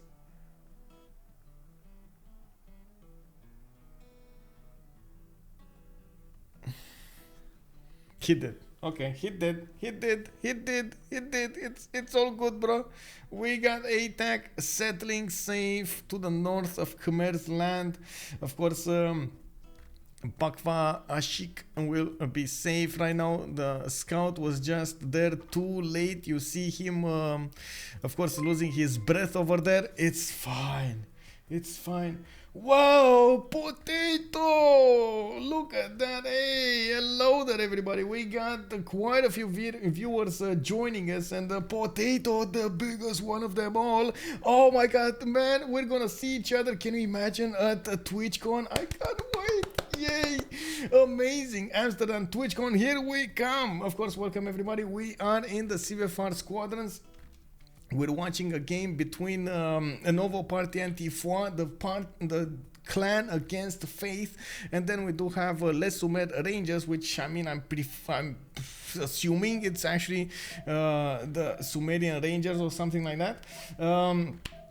I do believe we do have the game needing to actually take a while to get there. We are on the Highlands map, and it does you know, require the players to get the sim going, to get those juicy points, the stats up, the production, the gold, the so on and so forth, and we don't actually get to see that much action on the map. But we do get to see a bit of production, a bit of interesting simming over here, for example, for Canada. We got him with Oracle, with Temple of Artemis, with Stonehenge. Now he is expanding to the west side, preparing all of this land for future generations, for those national parks. He was pillaged by Lafka Mapu, by Mapuche, and now, of course, as you can see over here, Cree is gonna need to take on those reins and fight Mapuche himself, because at the moment he was just defending. So of course we're gonna need to see how that will fare. This might be a crazy late game indeed. And of course, if you guys don't know Potato, which I mean, honestly, I would assume everybody knows Potato over here, but I'm just gonna do it anyway. A big shout out to Potato. He has been kind enough to join us in the MP community, and of course giving us quite a few insights over there in the games. I do hope we're gonna see more of him, and of course he's gonna join us to cast a few games, hopefully, in the next tournaments. We got one big one this weekend. We got quite a few of them in the other weekends, including a LAN in Germany, Arcadia. I don't know if you actually want to come there, but it would be amazing if you join us for the LAN over there. I hope you actually got to see that complex, because man, it's so great. Definitely we're gonna need to wait and see what he's gonna do over there. Hamburg, exactly like Salty Capybara is calling it out over there. Let's go. More Potato dual cast. Yes, there were quite a few comments. I gotta say, Potato, there were quite a few comments on my YouTube calling me out, saying like, why did you not cast with Potato anymore? And I was like, bro, I want to. Like, believe me, I want to. Like, he's a great guy. He's amazing. Like, what can I do? He's busy. You know, he has his own life over there. I can only wait. Like, what do you want me to do? Anyway, I do hope we're gonna get to see each other soon, sir. And of course, yeah, it happens. It happens. I know how it is.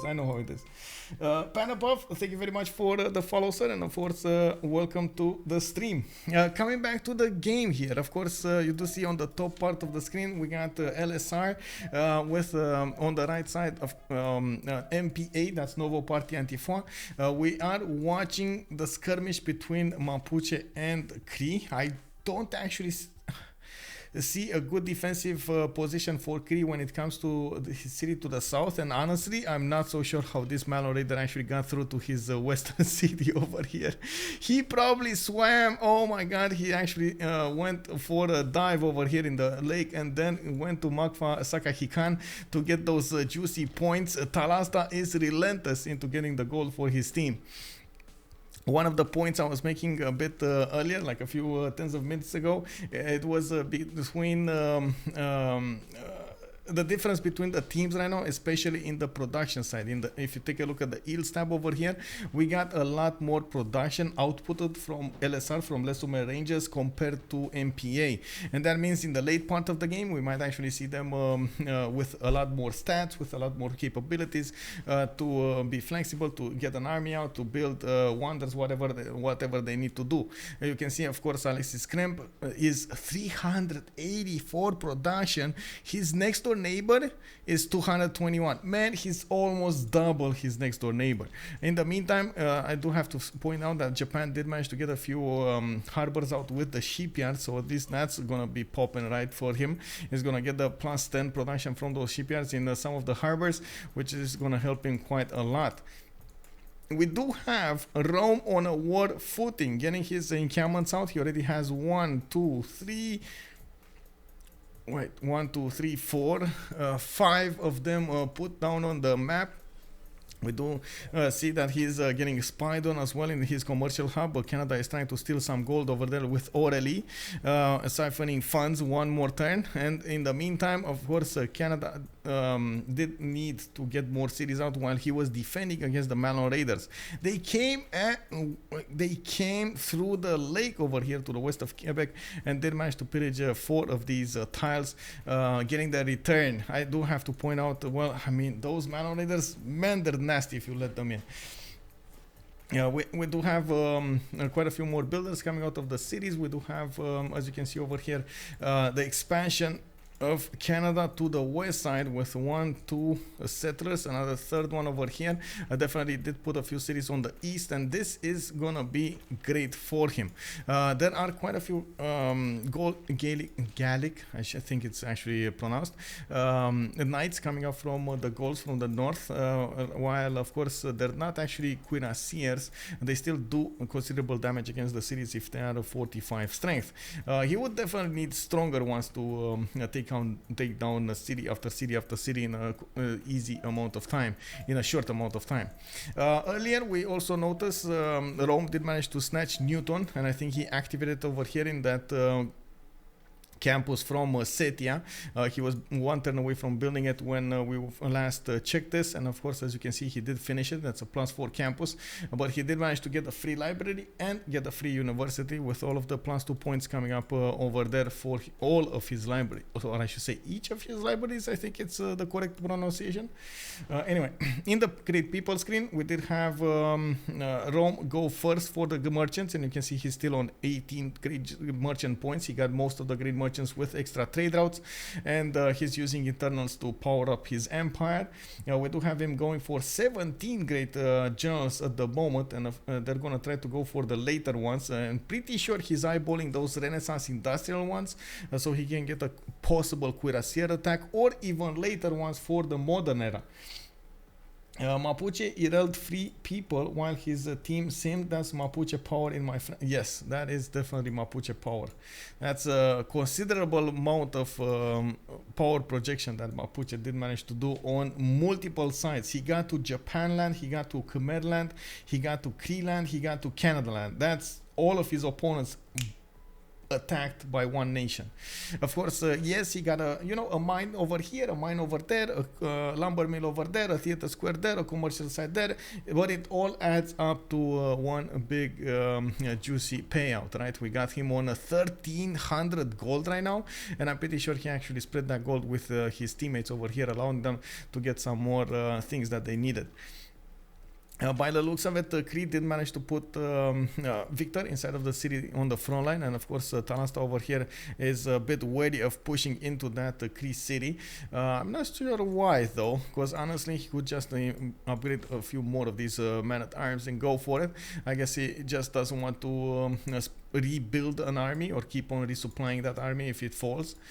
There was a moment when our heart jumped a little bit in Paxfa Ashik. There was a moment when that settler got caught with his pants down, but he quickly pulled them up, and of course the scout actually didn't get to see anything. Vukuros also calling it out. Japan was too slow sim in mid-game. He did a bit of damage, but Canada still strong. Indeed, also makes them take military tactics. Yeah, I do believe they're moving a little away from their go-to things. And I have to point out, we just went into the Renaissance era with just 2 nations getting their golden ages. It's Cree getting heroic, and then Canada getting a golden. That's it. This is gonna be important, by the way, for the next era. Of course, Cree getting a heroic does allow him to, well, I mean, you know, use his faith that he acquired from all of those quarries with stone circles and to get something, but not much. And then he's gonna get the gold from his trade routes. That's still good. Let's coordinate here with a hash key. Great profit points. Hash key.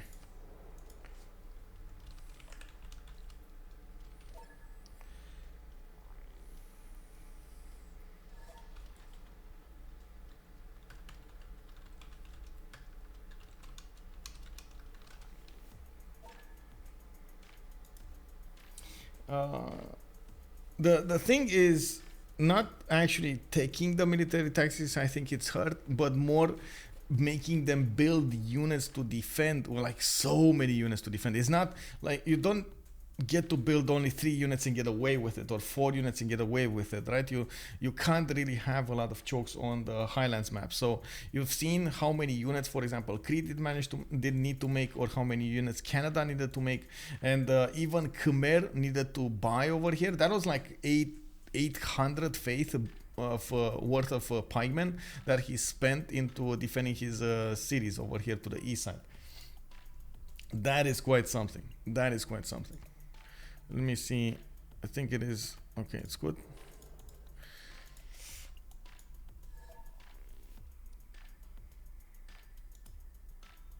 Oh, they will be generals all the time. Yeah, we'll see.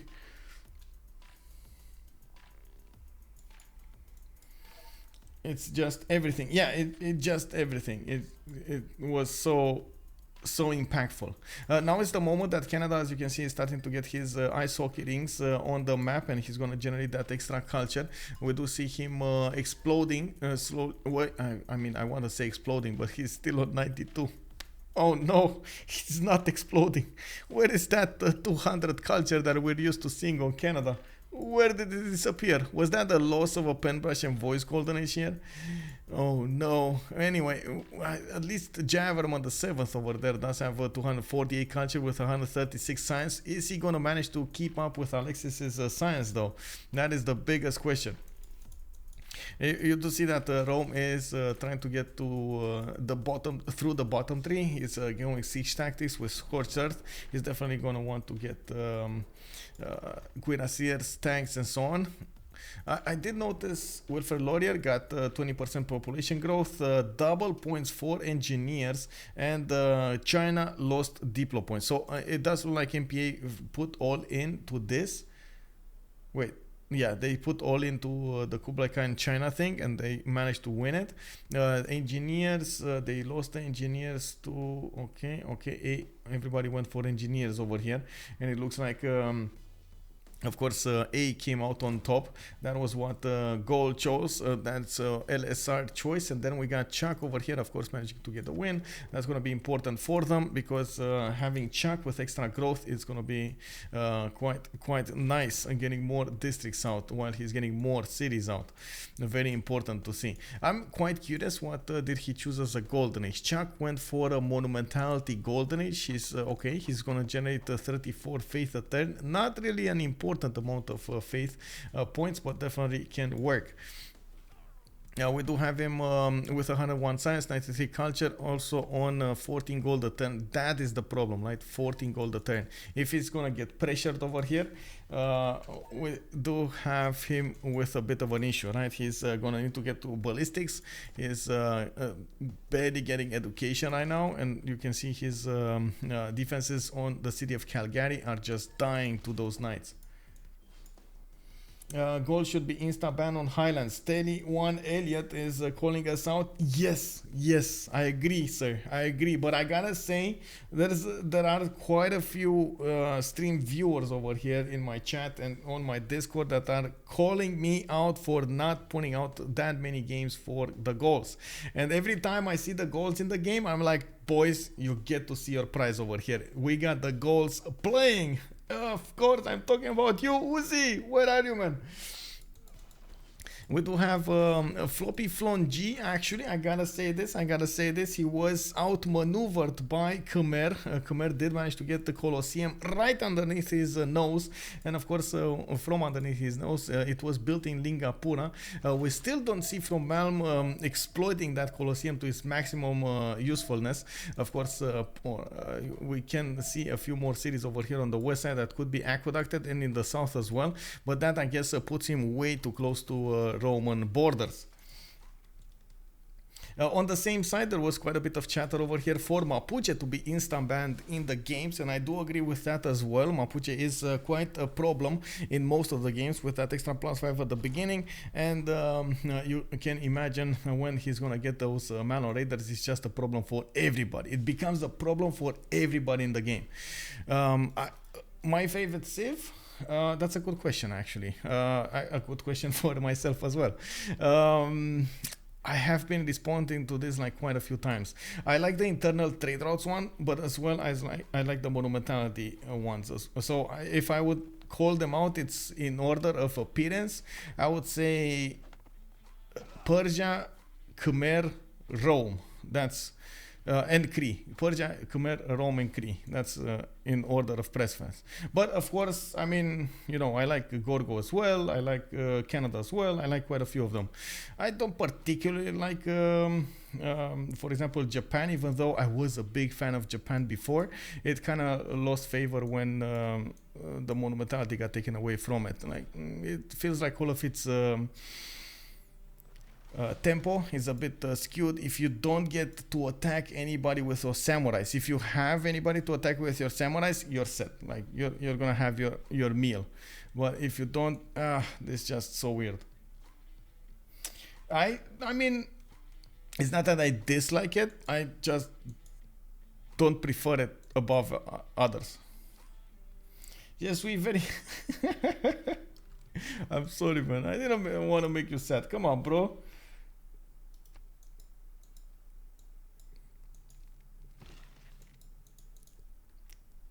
No, I didn't say I hate it. I didn't say I hate it. Don't put words in my mouth. I said that its build order is a little bit weird, and if you don't get to attack anybody with samurais, you just don't get your meal. But this is on the Highlands map. On other maps, for example, on the coastal maps, Japan is great with the extra +5 on the coast. I gotta mention that. So if you want to have something to attack with or defend with, Japan is your go-to choice there. I do want to also take a look over here in the era score, in the era tab, so we can see how many cities everybody has. I did notice, of course, Chuck is just, well, the red menace in the southwest. We got him on 15 cities with 69 population. We got Malm on 12 cities and 95 population, while on the other players we got Floppy 13 cities, 104 population. That's a lot of population here on the Gauls, and Kublai China is on 12 and 80. I was expecting a lot more cities coming out from Rome. He did settle down a little bit to put up his encampments, got his production up, and of course got a lot of stats very quickly, but then he stopped doing cities, and this might be a mistake. I know he's trying, so what he's trying to do right now is trying to nail the tank timing against one of his neighbors. It might be Japan, it might be Malm. We're going to need to find out where is he going to actually build the roads to, and then we're going to figure out who's going to attack. It's a much easier target, for example, to go against Japan than it is to go against Malm, because Malm does have that flexibility of buying the units with faith and, of course, putting them very quickly over there. The only thing that Malm doesn't have is his gold generation. That's a problem. -5 gold a turn is just not going to allow him to properly upgrade units wherever he pleases. What I guess he's going to get the gold from his teammates, though.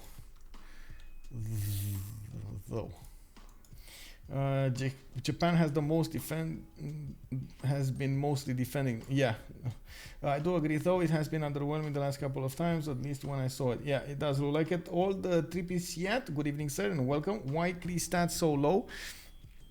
It's because at the beginning of the game he spawned next to Mapuche, and he was forced to not go his usual route towards commercials and more trade routes and so on, and try to build up a defense against a possible Mapuche attack. And Mapuche did come for him. I have to point this out. Mapuche did actually get horses to PP kisses.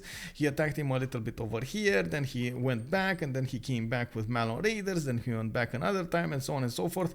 But every time Cree was on point with his stats, with his units on the east side, trying to put up that defense against Mapuche. In the meantime, he is trying to come back into this game, trying to get more science, trying to get more culture. Did get also a safety settler out to the west side, and I mean, honestly, thinking about this, I'm not sure how this is a safety settler, because you can see it's actually in range of Gallic units. If the Gaul flexes a little bit, like he watches the northeast with a bit more attention, he might actually take this city out without any kind of effort. To what city? Wait, what city? What?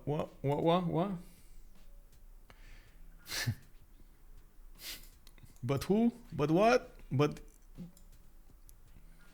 yeah, I mean, you mean this city? Yeah, I know. I mean, what can I say? It's one of those cities. It's like how to say, the Gallic city over here.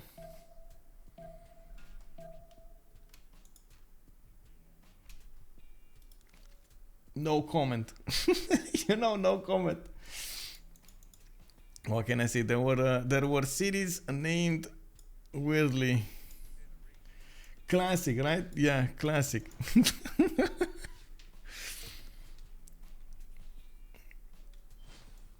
Okay, we do have Leonardo da Vinci appearing over here. Oh, that's a great one actually for Rome. He's gonna get quite a bit of extra culture from it. You can see he immediately went up 9 more points of culture, and he's definitely gonna need to get more of those workshops working for him, putting down more of these encampments. He did manage to arrive to 13 population in Rome, and I think I look at Alexis's sim and I see one single purpose: war. Like, he's trying to nail that tank timing against the Khmer. Has no other strategy to back out of it. We're also gonna need to see what Gaul is gonna do to the southwest towards Canada, even though honestly I think Canada has this in the bag, especially since he's gonna get quite a few of those national parks. He's gonna manage to get those Mounties with the extra +10 on them, and they should be fine over here. They should be fine, especially if they're Mountie armies. A bit of a question though, is he gonna get to them? Because he's like 125 science and 197 culture. It's gonna take so long to actually get there. I'm a bit worried about this. I don't know how the stats of Canada are actually so low at this point. Maybe that full-on attack from from Mapuche put him back so much. Can you imagine how slowed down Chuck must feel at this point, especially with the floppy next to him, 170 and 148? That is quite something. Yeah, I mean, 600 production here from the Gauls. Wow. Oh, wow. It happened, bro. Like, we looked away a little bit and then, whoa, like it's Discord on light speed.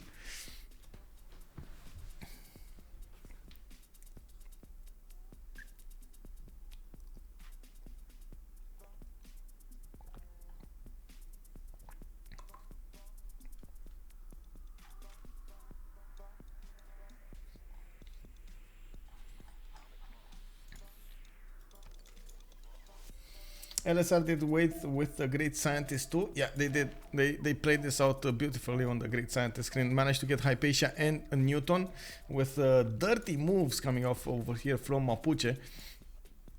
Again, Mapuche being relevant to the game somehow. Not only his military units, but also his ability to actually snatch the Scientist. The Gaul will also get another one of these great engineers. I see Filippo Brunelleschi is going to be the next one. Also, Rome, by the looks of it, is starting to gather those points for Gustavus Adolphus, a Renaissance industrial general. I'm actually curious if he wants to pick this one up. Really curious if he wants to pick this one up. Yes, he does have Jeanne d'Arc already for Renaissance Dustiel, but is he gonna try to keep it away from his opponents here? He does have the core ability from what I can see. I'm pretty sure Malm has it too. His 268 science. Malm is gonna probably be a fascism soon. Urbanization coming up in one turn. He should be unlocking all of those civics towards mobilization, ideology, and of course fascism right afterwards quite soon. While we still have Rome needing a lot more culture to get there. Okay, now we start to see the pre-builds. You see the bombard cores coming out from Yerevan. Those are pre-built artilleries. AlexisKrempp 2 turns away from refining. I do see him getting his tables up, getting Arbonies, getting everything done in the encampment. This is happening. This is happening. I don't like his chances though. Yeah, like if I think about it, I still prefer Khmer's position than I prefer Rome's position. But I mean, I've been wrong before, especially in these cases when you don't see the light, you don't see what's coming against you. Especially on Khmer's side, for example, he doesn't have a lot of those encampments finished. He has a few of them put down, but he's a bit late on his timings, and this is something that he should see, right? First of all, Rome does make a lot of great general points, 26 great general points, and second of all, man, you gotta see all of these encampments over here. Like, just look at his land. Malm's vision has all of this in his eye. 1, 2, 3, 4, 5 encampments. That's all the information you need to have about your opponent, right? He's coming against you at some point. You need to prepare yourself. Japan got his GPT up. Yeah, he did. 105 gold per turn. He's getting also his science, 167 science, 92 culture. I do also notice we do have Aytheak managing to overcome Talasta in the science screen for the first time. He's also matching his culture output while he's getting a lot more gold. Okay, not that big of a difference in the production screen, and I'm pretty sure Cree over here is gonna get some more. And definitely he's putting down those armories and preparing for the late game. When you don't know your role in a game, you become the gold source. Yes, exactly. You gotta know the way. You gotta know the way.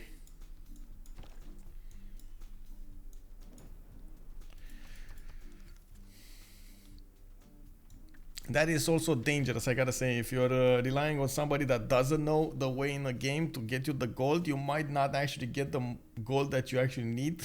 You know, he might be missing the way to get the gold also.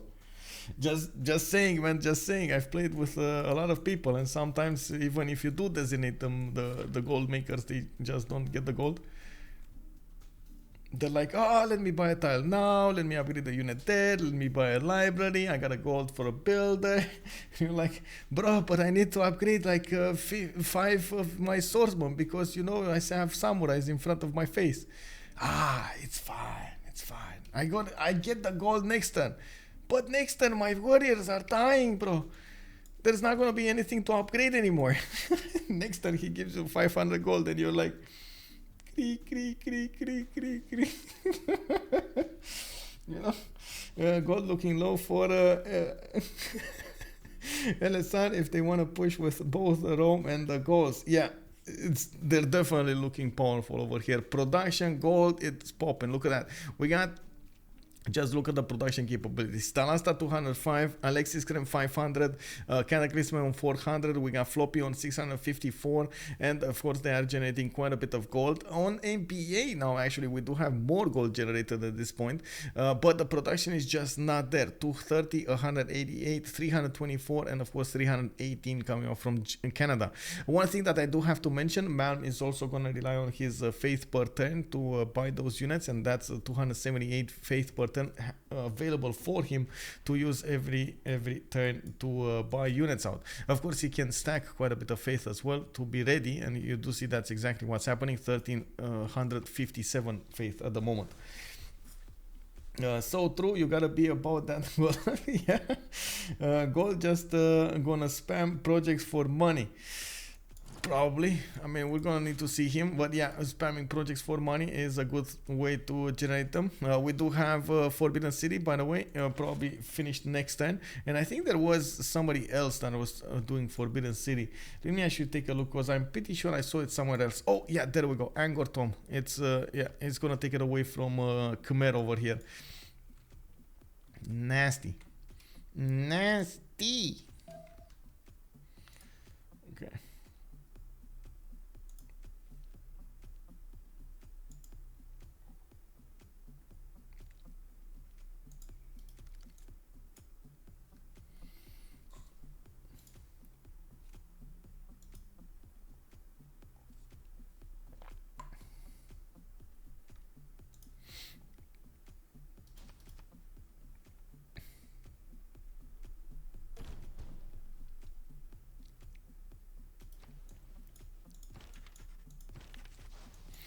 Alright, so you can see Khmer getting more of those works done. I'm pretty sure he's trying to get more tourism here somehow and more culture.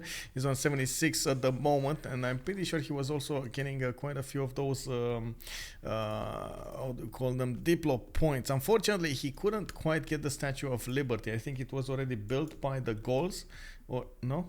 No, wait, no, not the Gauls. Here, it's in Yiyang. It's over here to the south of Jiaodong. You see Statue of Liberty got built by Cataclysm. This is a guy that we actually didn't get to talk a lot. Cataclysm managed to get all of his sim very interestingly from the beginning. We did see him do some moves differently than we thought about it, but he definitely managed to get the stats up, definitely managed to get the gold up, and you can see he does have his production up as well. Now did snatch that Diplo option away from his opponents. You can see here him finishing the Statue of Liberty. Did take away the option, for example, for Malm to go for those extra 4 points, putting him on 10 out of 20. That would have been quite a problem for their side. They would have had more pressure on their side to kill their opponents, and at the same time put a ticking clock on their win. Of course, you still need to generate a lot of points to actually get the win in the Diplo favor scene and in the World Congress, to fight in the World Congress. Now they're a bit more, you know, settled down. It's a lot of turns actually, about like what, 3 full congresses to actually get a win at this point. It's just not feasible, not in the cards at the moment. We do have also Khmer needing to get an economy of his own. He's getting 63 gold a turn at the moment and putting down more industrials. He's starting to buy cuirassiers from his cities, and this is going to be an issue. First of all, because economy, again, he doesn't have a lot of economy to work with. And second of all, you do need to, how to say, leave your allies to get as much gold for themselves as well. So overall, I do believe Khmer over here needs to do something about his economy. I'm very worried about this. If we're gonna see Rome choose his target wisely and go against Japan, the gold maker is gonna be doomed. And this is a big if. I don't know if that's gonna happen though. I see bombards, I see encampments, I see Rome is getting a lot of these heavy chariots, pre-builds for tanks, but I just don't see his target yet. Yes, he does have a road towards Antium, but that was created because of, you know, the city there. He just doesn't have a military engineer. Is he gonna attack without a military engineer? Oh man, what's... Okay, let's get a poll up. What's the better target? Khmer or Japan?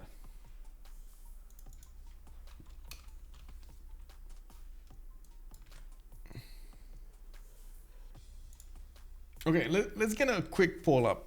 And the question is kind of simple, right? What's the better target for AlexisKrempp? What's the most impact that he can have with this timing attack on the artilleries and of course those tanks coming up next for him? Is it gonna be Khmer to the north, trying to push him and take away and force him to build an army and force him to up his units and so on and so forth? Or is it gonna be Japan taking away their ability to actually generate the gold for his team? You think Rome is successful here? Wait, what do you mean? And oh, if Rome, you mean if Rome is successful here, it's GG. Solely because Khmer is behind on the tech tree. I mean, is he? Oh, he went top 3. Wait, did he actually go industrialization? Oh man, he did.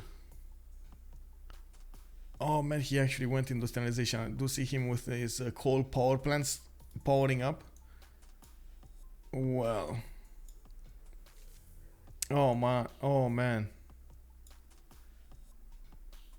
This is gonna be so dangerous because honestly, Alexis is like maybe what 6-7 turns away from getting his tanks, and he's pre-building as hard as possible right now, getting those tanks towards Antium. The only thing, I'm not so sure he's gonna get to mobilization though. He does have nationalism, but now he's on what is he? Wait, is he national history? So he's going here. Man, he needs this. Why is he, bro? Or did he finish mobilization? I don't think so. Like, he needs urbanization, scorched earth. Did he finish mobilization? Oh, bro. No, he doesn't. He doesn't have it. Like, you see this Night Corps? It should have the button to army up. It doesn't have the button. No. My fascism might save him. Yeah, on Malm. Yeah, I guess he's going mass media. He's going ideology. He's gonna be to fascism quite quickly here. Trying to extract artifact for tank boost, maybe. I mean, I don't think he has time.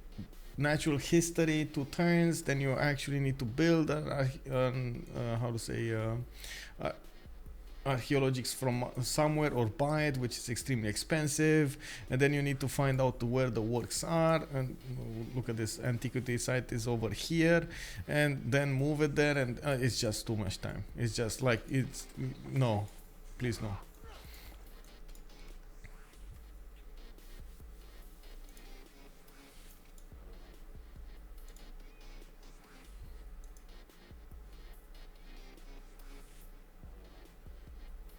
Looks like Khmer is the better target over here. Okay, so that will probably be what Alexis is thinking at this point as well.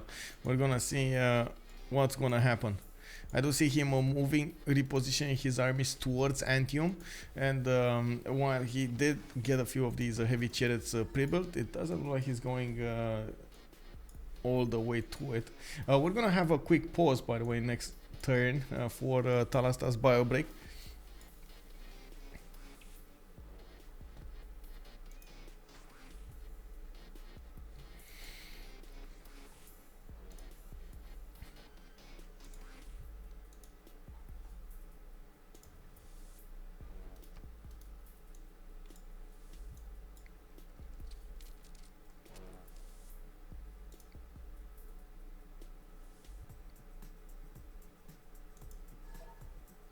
The argument for Japan makes sense though.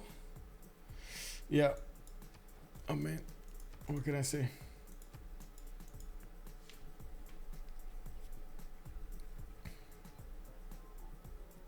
I don't think Khmer is capable of switching his cities towards an economy, and he just doesn't have enough gold to use at the moment. Like, he has so few units. He's what, 800 military strength with a few units to the southwest and 50 gold a turn. Like, if that's gonna switch, and I'm pretty sure it's gonna switch, he's gonna have an issue. How did he get this economy, by the way? What is he using to get this economy?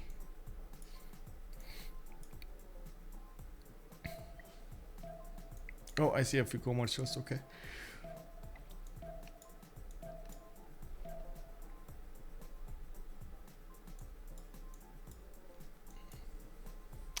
Uzi, hello there. I see a ginger man with giant mustache. Are you saying my boy Ambiorix was picked? Oh my god, you got here after we talked like hours with you? Oh my god, bro, we thought you were lurking, you were hearing us, and you didn't. No. We were talking about your boy over here. He got I would say bamboozled out of Colosseum. He just couldn't get it in time, and then he was forced to get the Great Bath. Well, at least you know his people are gonna be clean over here. You can see the Great Bath just allowing everybody from Aduatuca to go and wash themselves. At the same time, you can see the big boy over here. Gaul is getting 700 production points, which is a lot bigger than everybody else in the game. Yeah, it's amazing. Gallic production, amazing. Gallic. Okay, let's see what's going on here. Alexis, every turn he's getting a unit over there towards Antium. Every turn he's gonna hard build quite a few cuirassiers. They know they don't have a lot of gold to spare to upgrade everything, so he's gonna hard build a few of those as well. Alexis is gonna be one turn from steel. He already got refining, so he's generating those oil points. 49 right now in his store. Rule Valley in 2 turns. Wait, where? Did you see that on? Wait, did I? Oh, Tervana, I see it. And Alhambra from Durecorteron. Oh my god, that's gonna be amazing. Let's see, Tervana is on 81.9 production. It does have a lot of those mines improved. Each of those mines will get 1 extra production. That's gonna be amazing.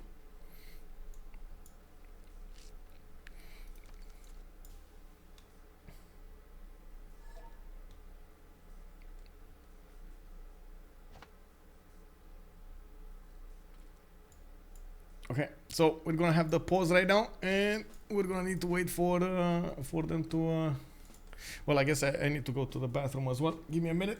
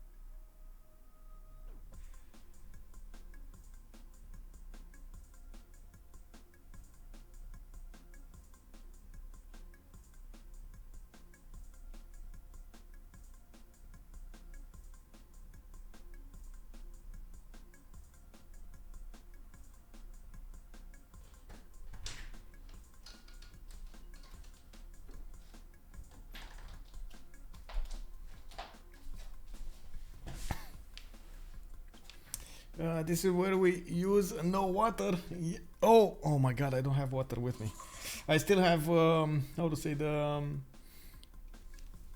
one sec. I think,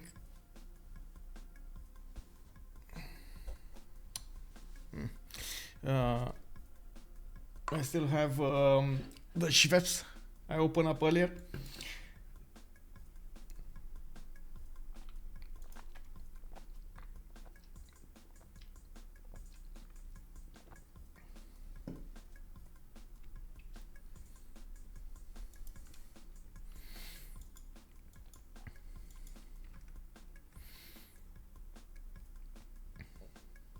I think actually the feather is wrong. The position of this is wrong. Give me a second. I need to fix this. I don't know why. I think it's here actually. Is it? One sec. Was it like this? No. No, it's fine. It's fine. I'm sorry. Got distracted. This is good. Never mind. There we go. Well, the hat stream. Let's take a look at the city state since we do have a few moments over here. Alexis is on Lalanda. Looks like Softstyle is going to go for Mohenjo-Daro. We got FloppyfloNG on 19 and it looks like Chuck for Kumasi. That's quite surprising. We were expecting actually China Cataclysm to go for Kumasi, but anyway, I guess Floppy is going to be fine as well. We do have Cataclysm on Candy, Softstyle Mohenjo-Daro, Talasta on Ngazargamo, and then Chuck on Vatican City. It's looking indeed quite difficult for MPA. They still have a good choice of a culture for Canada. Unfortunately, I'm pretty sure the goals over here is going to defend it one way or another. It's either going to be with nukes or it is going to be with tanks going against Japan, going against Canada. I'm pretty sure the goals over here will have the production necessary to get those nuclear devices out and get them to attack Canada somehow, right? Either with missile silos or with bombers. And also all of that is going to probably happen way before Canada can actually get his tourism up, because as you can see, he's not up there in the culture that high. He's only 138 points versus Floppy's 202 culture, and of course we do have him on 268 gold per turn as well. Actually, I do see Chuck over here 7 out of 85 tourists. We got also Malm on 6 out of 85, and then of course the defender FloppyfloNG is on 84. Has a lot of production going for him. Didn't quite get a lot of theater squares, but I'm pretty sure he's gonna go heavy right now. And he's also gonna need to prioritize. He's gonna need to figure out, okay, what's he gonna prioritize? He can't do both. He can't do encampments and theater squares at the same time. He needs to figure out from the cities that he is gonna get his next population, what is he gonna prioritize getting. In the meantime, the production looks like to be the choice over here. Of course, those oppidums were put as the first districts, and we do need to see if these encampments that he built will manage to get him the necessary oil that he's going to need for those tanks to go against his opponent. He does have a few oil tiles to work in the water, right? He has an oil tile here in the Vodurum. Let's see over here to the north. Any oil tile? No. So you know, that's still 1+3 that he can get over there. That's still better than nothing. Does he have oil in the south? No. Oil from city state? No, but he can get the coal from a city state at some point. It is here, but it's 4 tiles away, and I'm pretty sure Kumasi is never going to improve it. I also notice China is starting to get the one encampment out. He definitely needs a lot more of these if he wants to go for the next age with the oil generation. He did build a few of these walls, but didn't actually go through with them to connect all of his cities. Usually he would have needed to go like this and then like this and so on, like go to the south over here. And from what I can see, he does have a disconnect over here next to the mountains. But anyway, I mean, you know, that's that. We do have the game paused. Unfortunately, they actually went for the countdown instead of doing the manual one, and the screen just got froze over here. Got frozen. He can settle an oil above Rome. This one, you mean this? Yeah, he can definitely settle this oil. If he really needs to, he can settle that oil. I agree. Is he gonna really need to? That's the biggest question here. Looking at on Chuck's science, he is on rifling 2 turns. That means, or I should say technology. That means he is starting to open up the steel walls and that refining. While we do have Alexis 1 turn away from steel, and of course that's going to open up his artilleries. While we do notice Khmer is getting a little bit restless over here, getting more units to the southwest and buying a few more from his cities. But he's going for calves instead of cuirassiers and or these field cannon corps. That's going to be a problem. He did get his armies out, and of course parking shot armies are going to be quite well in the choke points. Going to still have a problem with the tanks though. And parking shot armies are just not gonna keep out the tanks. tank corps or tank armies. We're gonna need to see. Wait, Rome, did he just reposition his units? Okay. I see he's rethinking this. I think he's gonna go for Japan.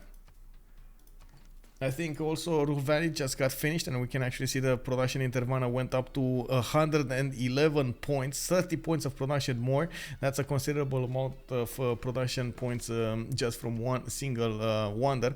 Floppy is on minus 33 gold though, and that is a definite problem, since Kublai China is the only one making the gold at this point in time. We don't need to see how everybody else will use their cards, because I'm pretty sure Floppy over here cannot stay in this forever. Oh, he's not using the -1 card. Okay, I mean, okay, sure. He's using Medina quarters. Okay, interesting, for the +2 housing in all cities with 3 specialty districts. That is expensive. That is expensive, and I don't think it's worth, honestly. Man. Also rationalism, not worth.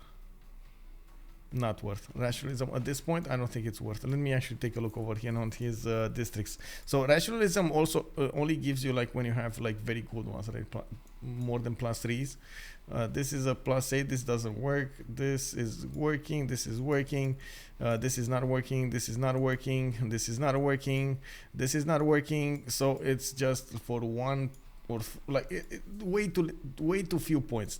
That's my point over here that I want to make. Way too few points of extra science that you're going to get from rationalism. It's been so long since rationalism card has been actually an impact in the game. Have an impact in the game. Had an impact. Having that high production, we do get to pick a few different things to do, but it will be interesting to see Floppy's choices. The thing is, when you do have a lot of production like this, your mind starts racing a little bit towards too many things instead of focusing down your priorities. And this ends up sometimes spiraling out of control because you think you got this when you actually don't have this. You know, you need to be very careful on your timings, and you always need to consider your position in respect to other nations in the game, so you actually manage to get what you need at the time that you need to get it. For example, economy over here would be an extremely important thing for Rome. This is Rome's economy without his army upgraded and fully upgraded, right? Without the tanks.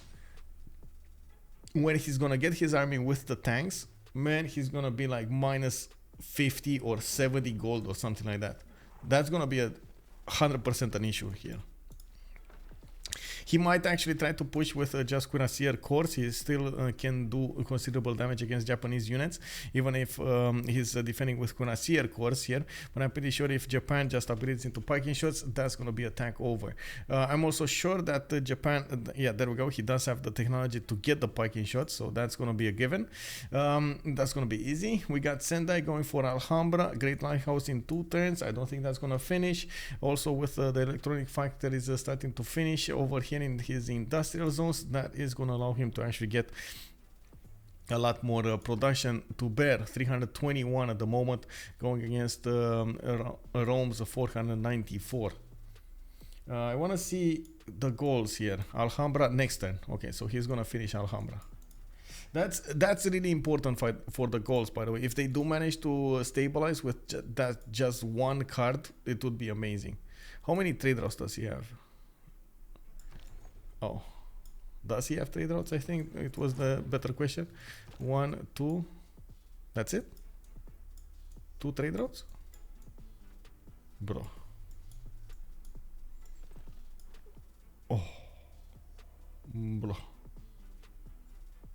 I mean, I guess. 8 more turns until we're gonna finish the Renaissance era, and we're gonna go into the industrial one. Looking forward to see what's gonna happen, and of course to see if Khmer over here will try to push out of his land. He did start to put a few more encampments on the map, and I guess Khmer over here was right to call the bluff of his opponent. We got also Engasargamo taken down slowly but surely. That city is gonna meet its demise, raised down by Khmerian units. I don't think actually Khmer got a city state state, so he might actually just keep that out. Why not? You know, you might as well keep it. It has fresh water, it has a lot of tiles improved, and it does have good placement for his holy sites, so why not?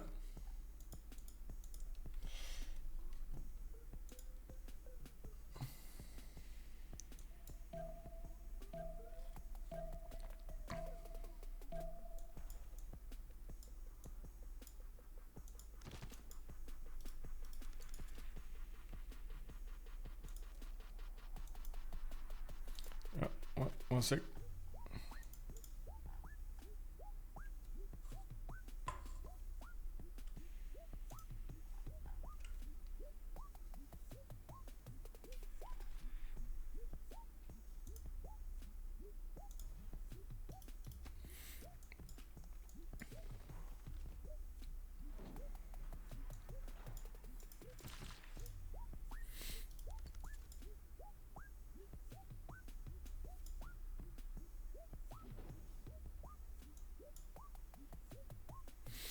Well, at least Japan is gonna get a great lighthouse built out of, and the mausoleum out of those wonders that he wanted to build. At least two of them will finish. Alhambra, he unfortunately, well, didn't finish it, couldn't finish it. Gaul did manage to get it away from him. And we do see Japan trying to get more economy here from the commercial hubs. I do also notice he's going to build a lot more units to the west side, but their economy right now is booming, like 140, 146, 77, Chuck 132. Cree managing to get back up in the economy screen is going to be extremely important since Mapuche couldn't actually get that attack against him. We did not actually talk about Mapuche for some time now, and looking back at his city, I do see him going for his encampment training projects, trying to snatch those great generals from the modern era, which are going to be opened up by somebody that has very few points. Oh, there we go. Who's passing here? It's Khmer passing. Japan will probably want one of these Renaissance industrials. I'm pretty sure he's not going to get an industrial modern anytime soon, so might as well get one of these for his pike shots. I mean, from what I can see, of course, Rome is preparing himself with a settler going towards the east side, getting his armies over there, and he does have Alexis is, oh my god, he's actually switching away from tanks. Okay, interesting. Looking back on Mapuche, it does look like he's gonna try some kind of attack against Cree, or at least to poke him, scare him a little bit. The military engineer is connecting those roads towards the northwest, towards Cree cities, and I do notice military academies are starting to finish in most of his encampments. He did manage to get a good array of them, 4 of them at the count, with more possible on the way. With only 131 science and 53 culture, is going to be at the same time 2 tanks as Aytheak is going to be on tanks, and you can see Talasta is 2 turn steel, Aytheak 5 turn steel. We got nationalism coming up from Aytheak, Reformed Church coming up from Talasta. They're, you know, not that far away from each other.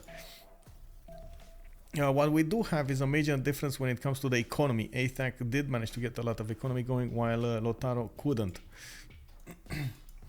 Canada, even more cities. Wait, he did get more cities. Oh my god, more cities. Like, what is this, man? Let's see. Era 17 cities for Chuck, 111 population, but he's still not on the same level as population as Floppy. Floppy is 127. Okay, Enga Zargamo got defeated. Is he gonna be taken? It looks like Malm is gonna try to keep it, or at least, I don't know, we'll see. Until he actually chooses something as a production and so on, I don't know if he keeps it or not. We'll see. Honestly, if he didn't get a city state till now, he might as well keep it. We got Chicken Itza started to be built from Softstyle. He's trying to get, I guess, era score points for the next golden age. It's very important for him to try to wait. Is it though? Maybe he, like, can he get a golden age? Because I see him on 101 out of 109 points. That's very far away from a golden age. That's 19 points from a golden age. Very far away. It's 8 until the normal and another 11 until the next one. Whoa. Ambiotics here did manage to get it 140 out of 137, and of course we do have him with 127 of those population points.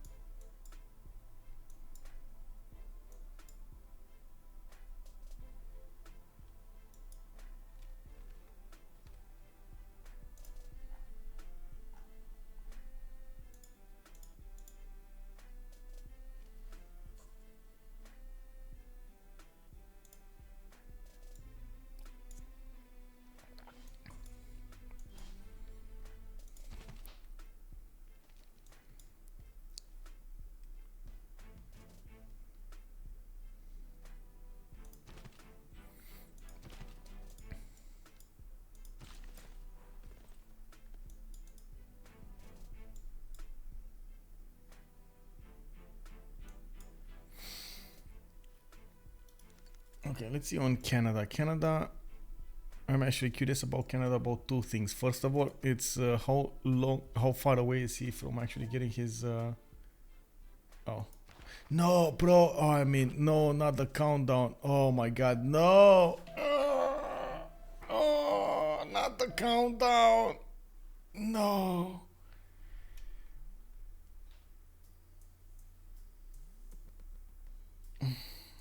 And it froze.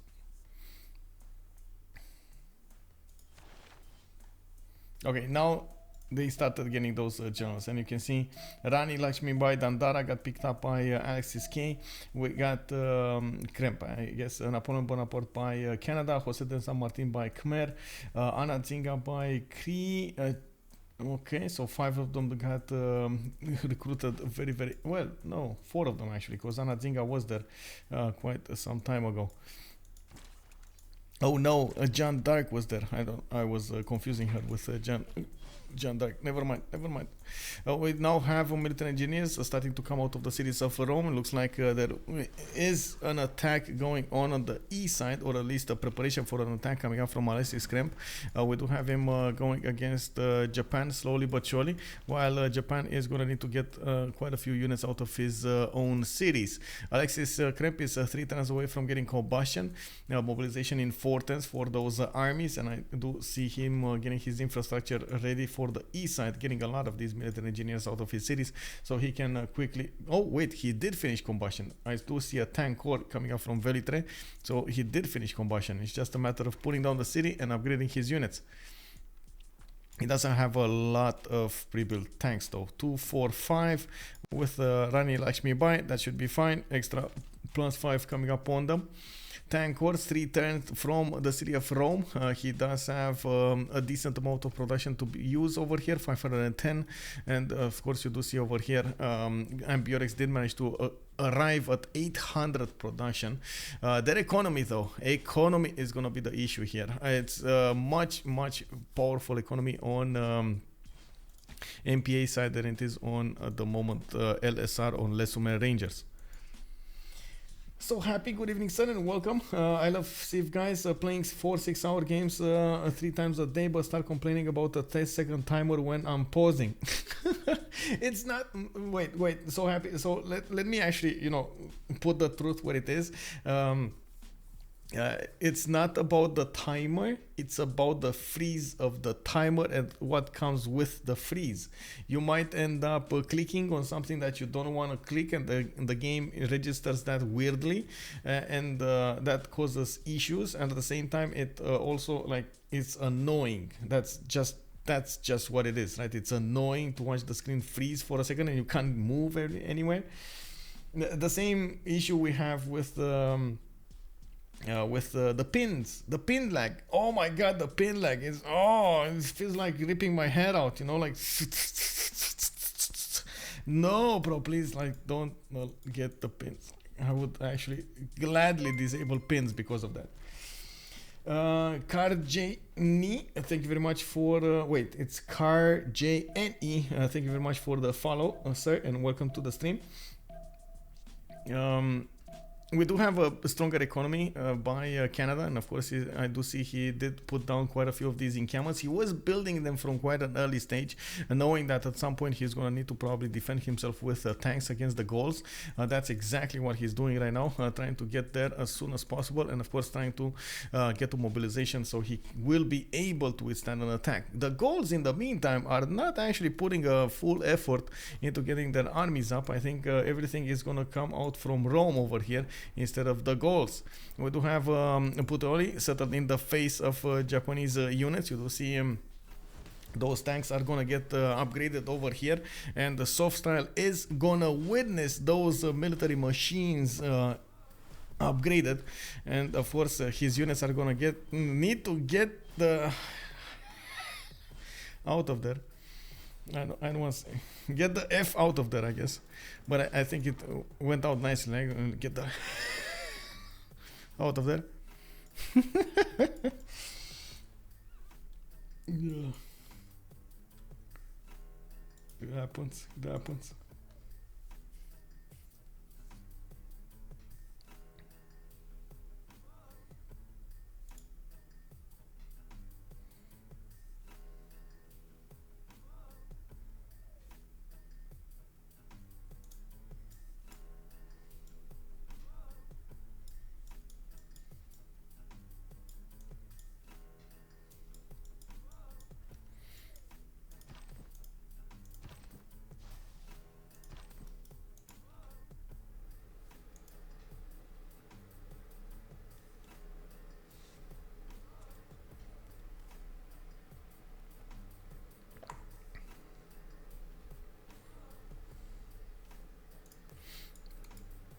Hello there, Nathan. Good evening, sir. Welcome. How is it looking? We're waiting to see what Rome's attack is going to do over here. And we'll see he's going to upgrade tanks in the north end as well as on the east.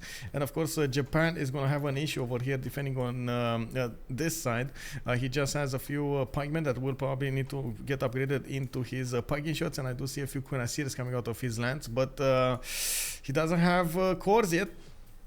I do notice Softstyle. Well, I guess he should have cores Civic. I'm not sure because none of his units are actually next to each other, so I can check if he didn't core anything up.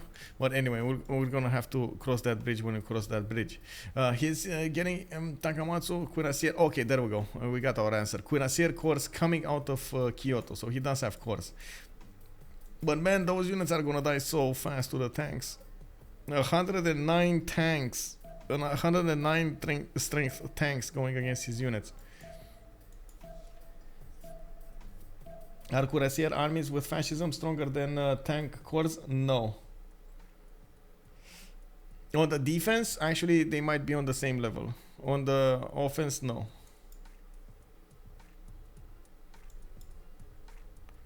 Only with... Oh, wait. I have to mention this. With a general. He does have a general? Yes, he does have an industrial general. Okay. But Rome will have his own armies. It's just a matter of time until he gets the couples going, like the two tank corps with one tank, so he can couple them together. And he's hard building as many as possible from what I can see. I don't know exactly how much it is, but it should be around 98.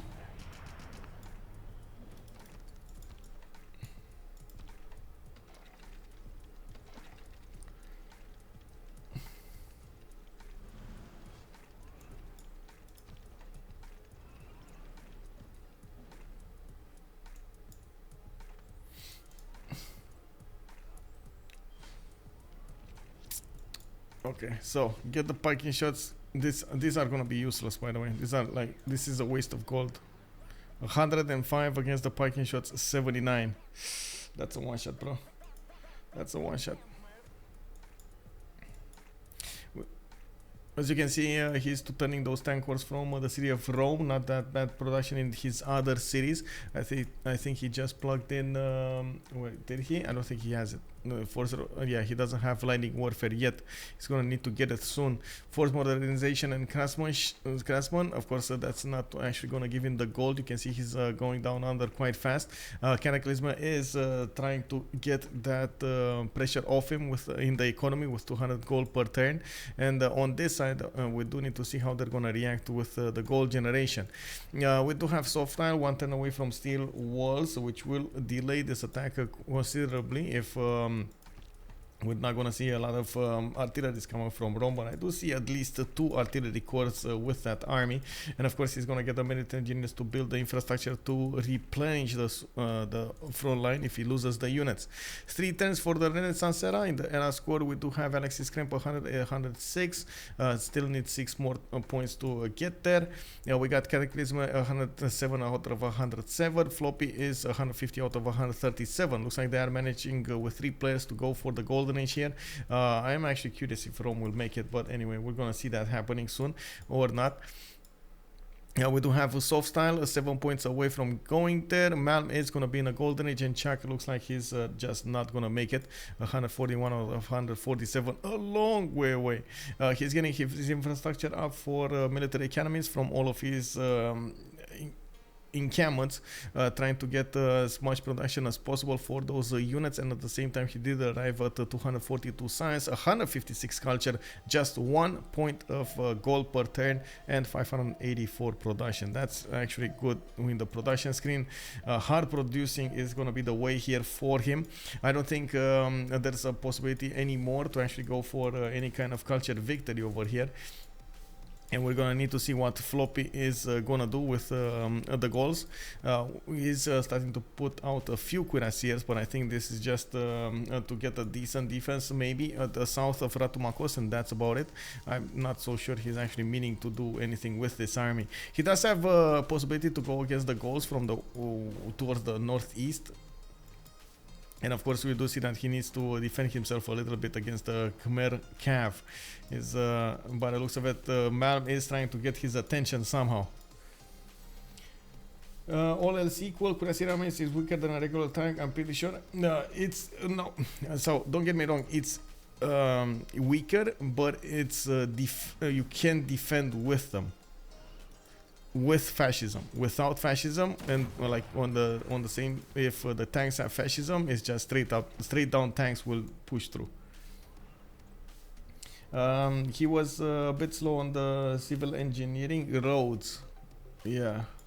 Oh, and I see tank armies coming up from Khmer. They are trying to take away Rome's defenses from the north, but Rome did manage to get some of those tanks improved there. Next time he's gonna get his own mobilization, and even if Malm is gonna get with fascism, you can see the tanks on the defense are just too good for this. I also noticed there is an extra intel point on AlexisKrempp against his opponent over here against Khmer. Did he manage to get the extra diplomatic visibility? I don't think so. It's too early in the game. Way too early in the game from that one. What happened here? Just wanted to make sure. Taking a look over here, does he have, what is his, okay, there we go. He has a Cassius, that's a spy inside of Viadapura, and I don't see a Khmer spy to mirror it. Nor do I see a Japanese. Oh, I do see a Japanese spy, never mind. It's Miu, it's in Ostia. Okay, so Khmer is gonna have an issue over here. He's gonna try to attack into Rome's defenses in Antium, while of course Rome is on the same time rushing towards the capital city of Kyoto. By the looks of it, he should be fine on taking down most of the cities over here from Japan. Even if Japan is going to try to get his own combustion, he's actually 2 turns away from combustion and mobilization, and he's going to get quite a few of these tanks improved. This is a good question, if he actually manages to defend with all of these.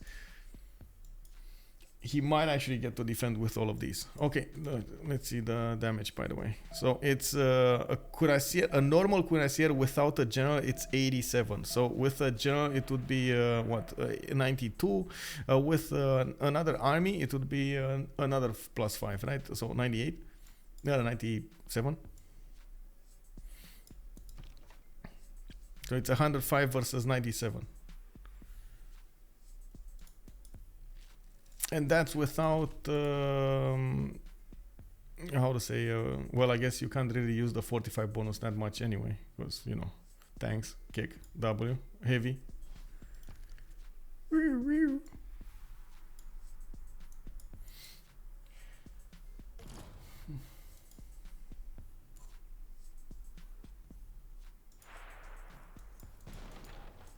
Okay, so now we do have Rome getting his tank armies out. He did just arming up the first one. He does also have generals for both sides, and one of the first tanks I think got taken out of Khmer. Was that actually taken out or recorded up? I'm not sure because I was watching something else. I was watching the general, and then one of the units disappeared over there. We do have more tanks coming, showing up from the south of Antium. He can definitely army up another one here and get more defensive points. You can see at the moment, even with fascism, Khmer cannot push through these defense, especially with the garrison commander established in Antium. A very good preparation from AlexisKrempp against this attack. There we go. Another army got established there. Okay, let's see. Japan getting his units in Okayama soon enough, maybe. Let's see. Well, first of all, we do have the tanks preparing to attack into the city of Okayama. I do want to see the moves, and then we're gonna quickly switch towards Mapuche, because I think, you know, a little birdie told me the Mapuche's time is near. So we need to see what Mapuche is doing over here with 779 military strength. Is he pre-building something? What is he gonna do with that military? I'd also notice we do have AlexisKrempp switching his civics around, and now he's only on a minus 17 gold a turn after he did improve most of his army. We did have them reach 1 turn away from the next era, and they're gonna get, let me see, oh, he's 2 points off. Ah, come on, bro, like levy a city state, piece of city state, do something to get those 2 points out. Oh my god, that's weird. 2 points for AlexisKrempp for a golden age. That would be so important. Even wait, no, Talasta didn't get it. It's a normal age. Come on, you can do it, Alexis. You can do it. Just get it. Oh my god, so close from getting that golden age. Especially when they're on the offensive, the golden age matters so much for that plus 10 against city defenses. What did Gaul decide to do behind this?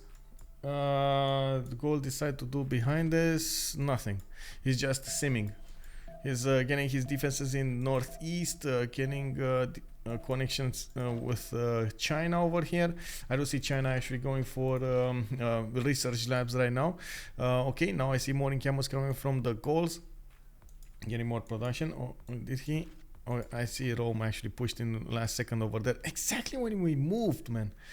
Oh, really?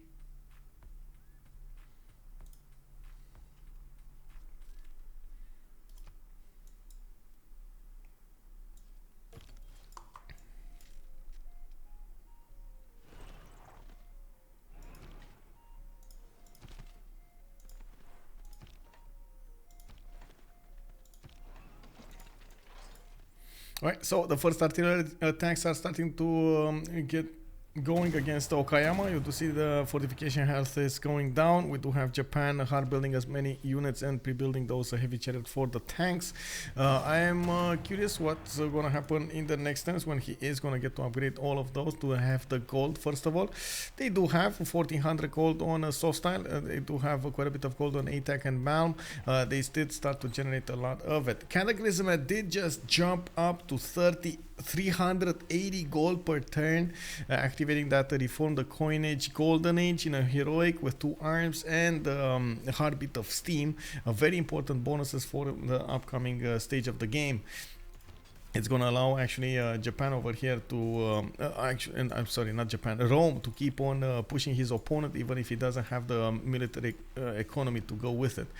He does have the support of ambiotics as well. He just chose he from the coinage, even though honestly he doesn't have the trade routes to use that much. He was, oh, I guess he does have some trade routes with Rome. Like I see 2, okay, 1, 2, 3. Maybe there's a 4th one here. No.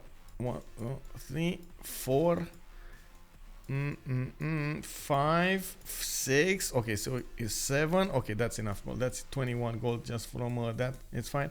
No, at least 21 gold against, if you think of it. It's a +3 perseveration district in the foreign city. If the city has at least 1 district, boom, that's 21 gold. He only cares about production, and everything else is in vain. Yeah, it does look like, of course, we do have 963 production from FloppyfloNG, and we're still waiting for him to show us what he's gonna do. Yes, he did get the defense. Yes, he did get the production. Yes, he has the science. He has the culture. What is he gonna use it against his opponents? Did we? Oh, never mind. Oh, bro, stop pinning. Man, the pins, bro. The pins. Johnny Lois, thank you very much for your prime, sir. Putting me one step closer to that. Thank you, sir.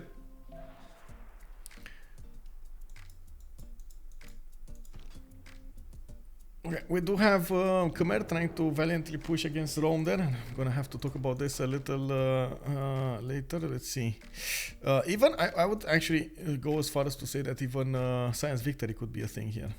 Let's go for Lagrange laser station. It's way too far in the future. Nobody's building preserves, and let's go Hashke.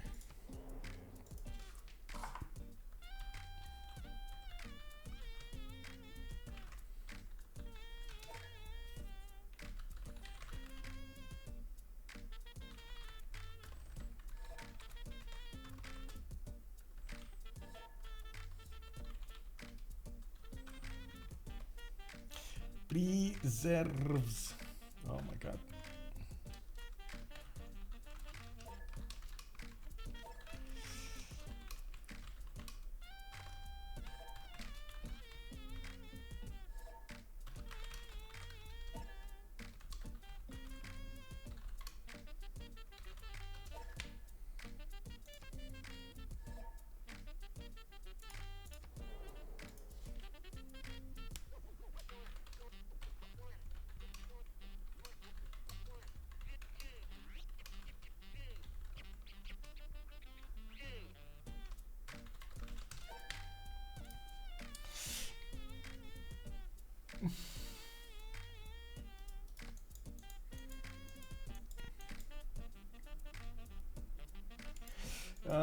Van Duso, hello there, sir.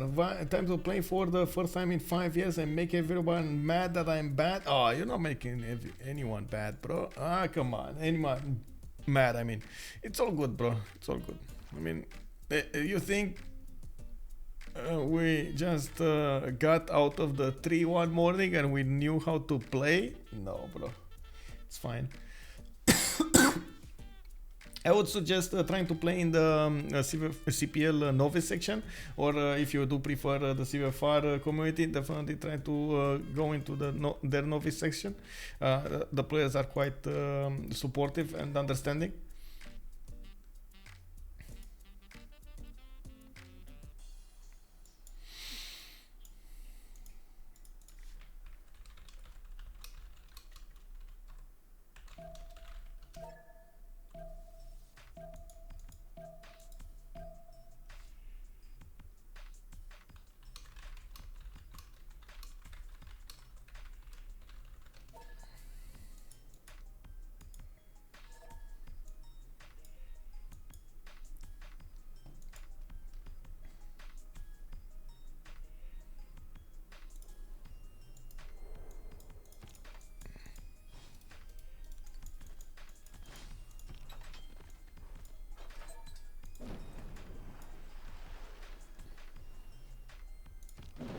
So looks like Japan did manage to get his tanks upgraded over here, and I do see Alexis trying to go against this. So you can see his tanks are 112 on the defense, and of course that's all coming up from that extra intel he has.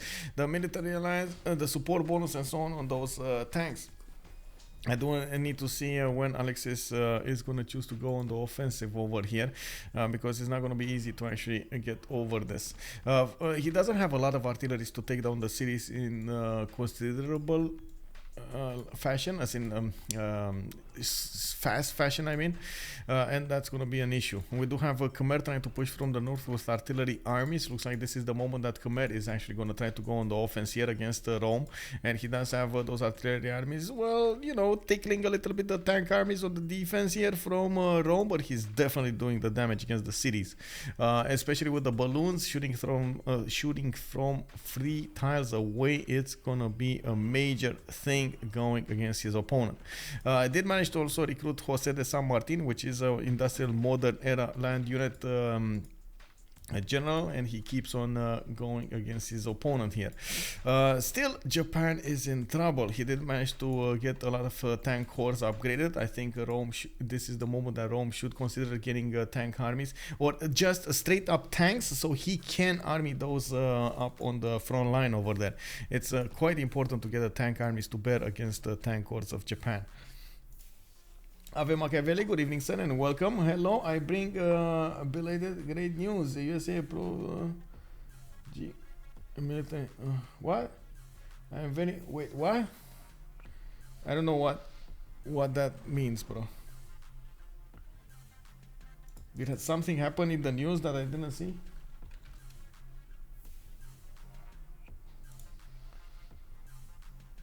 Or is that from? Oh, okay.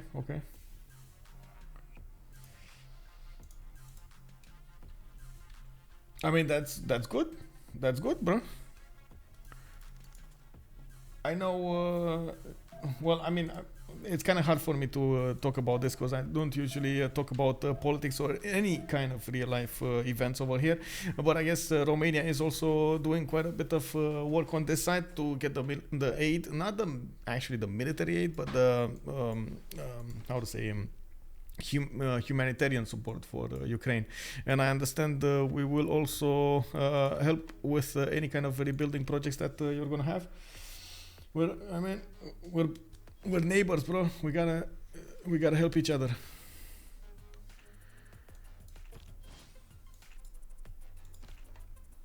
Well, now we do have Rome going against Japan over here, and it does look like slowly we're doing. Well, there are quite a few units that are dying. We do need to see if Alexis is gonna get Okayama. I think he's gonna get Okayama. I mean, it's kind of hard not to see Okayama dying, especially with the artilleries to bear against that city center. And just to say something about why I don't actually tackle political subjects. Twitch at some point made an announcement about them looking much harder at streamers that are talking about you know, these kind of subjects, and not only the political ones but also other ones, and especially with the news in our days, you don't actually know what to take as truth, right? As to take as a given. So if you don't know what to take as a given, you're just offering up an opinion, and that opinion might not actually be the good one, and you end up spreading misinformation instead of actually doing something. So I would stay on the safe side and just not tackle those subjects at all. Eche Garey, thank you very much for the follow, sir, and welcome. I do feel it's a hard subject to tackle, and every day, well, I guess I watch the news and try to take on as much information about this. The news about okay. What makes heavy chariots obsolete? I don't think you can actually make heavy chariots obsolete. It's all about the resources that you actually have in your land. So, for example, if you have the oil, you can build tanks. If you discover tanks and you have oil, you will build tanks. You can't go for cuirassiers. If you don't have oil, you're gonna have the option to build heavy chariots. If you have the iron, if you don't have the iron, you're gonna have the option to build cuirassiers. I meant cuirassiers. If you don't have the iron, you're gonna have to build heavy chariots and so on. That's how it works. It's all about the resources. You can always build the one tier lower if you don't have the resources. Yeah.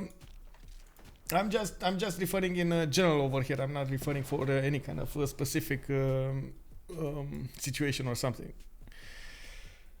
Okay, so let's take a look at China. I want to see what he was doing. Like you can see, Hashk was mentioning over here. I actually don't see you seeing this. There was a bit of a chit chat over here with Hashk, and we were talking about their plans. And Hashk was mentioning that there could be nukes, there could be space victory, there could be a lot of production on both sides. The problem is, of course, the science. I was pointing out the problem is the science. I don't particularly like the science output of China and the goals to go for a space victory, and I can explain why. Going for a space victory doesn't only require you to go for how to say to go for the techs over here, right?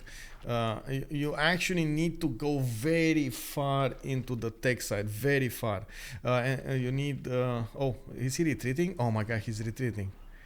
Okay, so now that Japan did get his tank armies, he's just GTFOing there. Okay, so that didn't happen. What did happen is they put more pressure on the economy, and I guess that's a good one. We do have 1,000 production coming out from FloppyfloNG.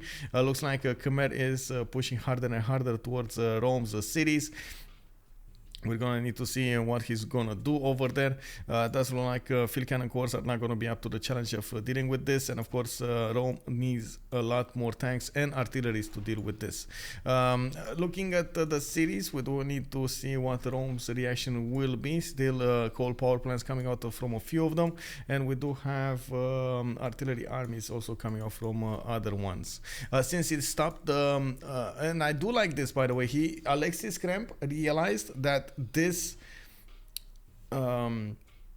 military campaign going against Okayama was too costly, so he retreated so he can deal with the attack that's going on in the north.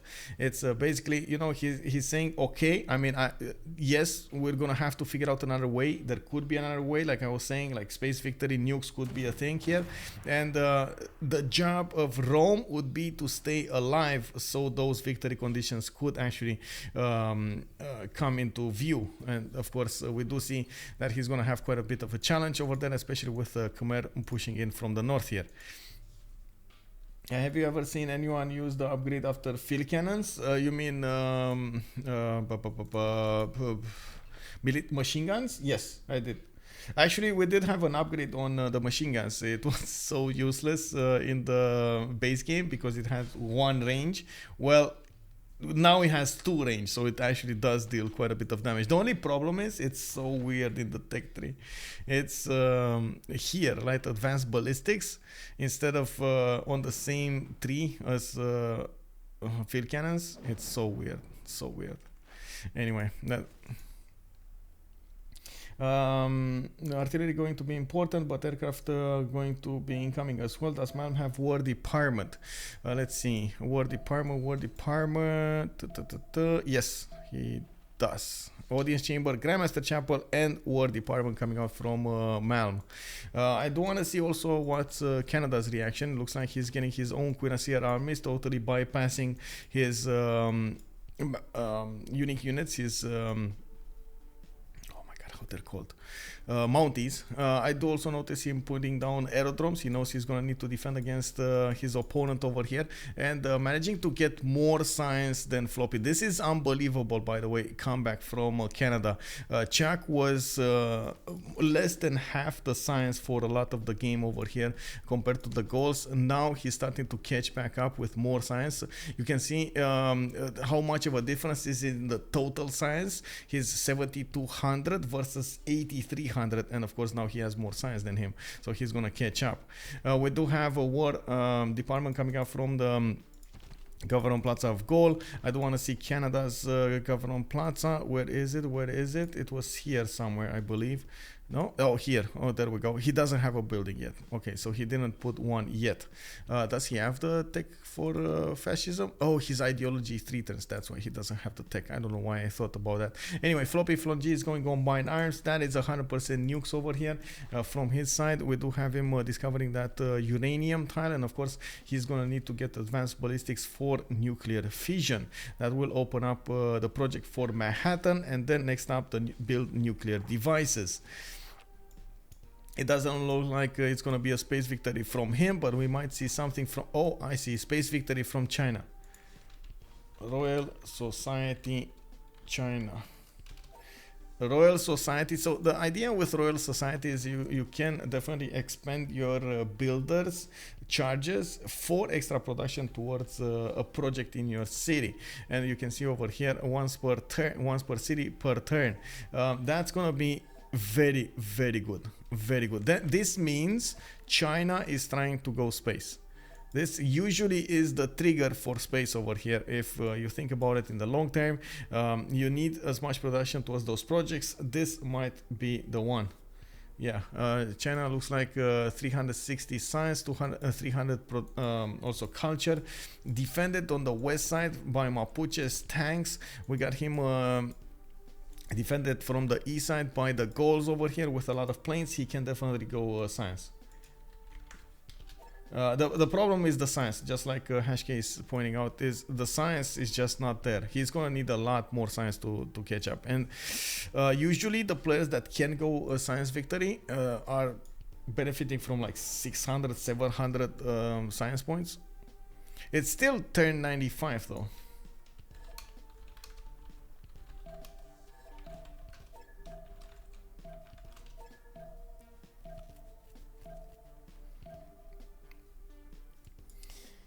Rikimaru, they should change the position of a machine gun in the tech tree. Yes, I agree. I think it might be too strong though if they do that. Just saying, it might be too strong if they do that.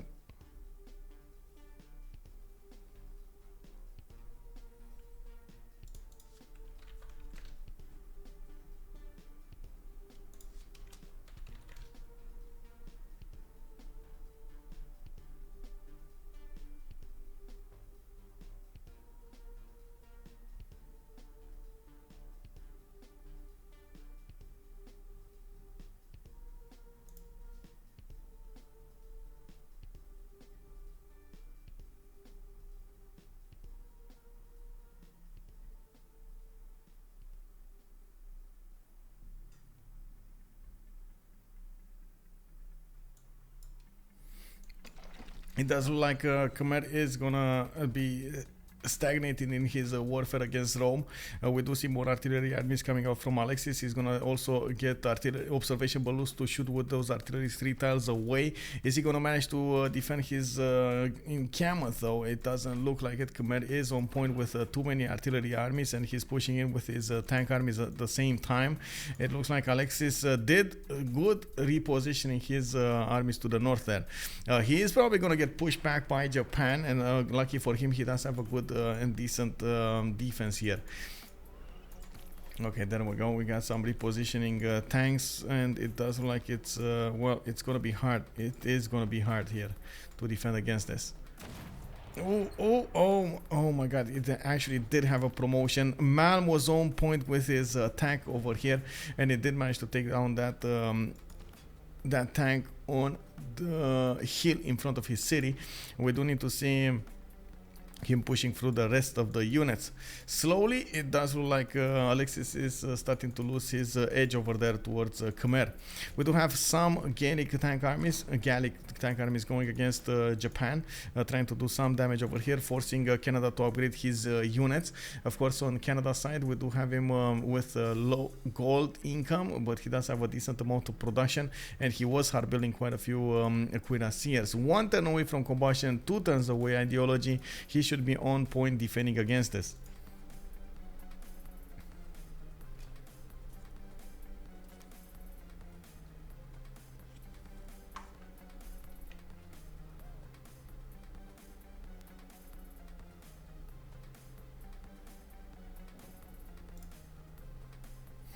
For going to space until China reaches Lagrange, he's only going to need 1 spaceport. Yeah, but the problem is, I mean, sure, you're gonna need 1 spaceport, but I mean, those spaceports cost a lot of production. So you're definitely gonna have to start building them like 10 turns way before you're gonna get Lagrange. You can't really know that. So I'm expecting him to go crazy with spaceports quite quickly here. I guess you have to nerf it to 1 range. Yeah, I know, right? That's okay. I know, right? Nerf it back, bro.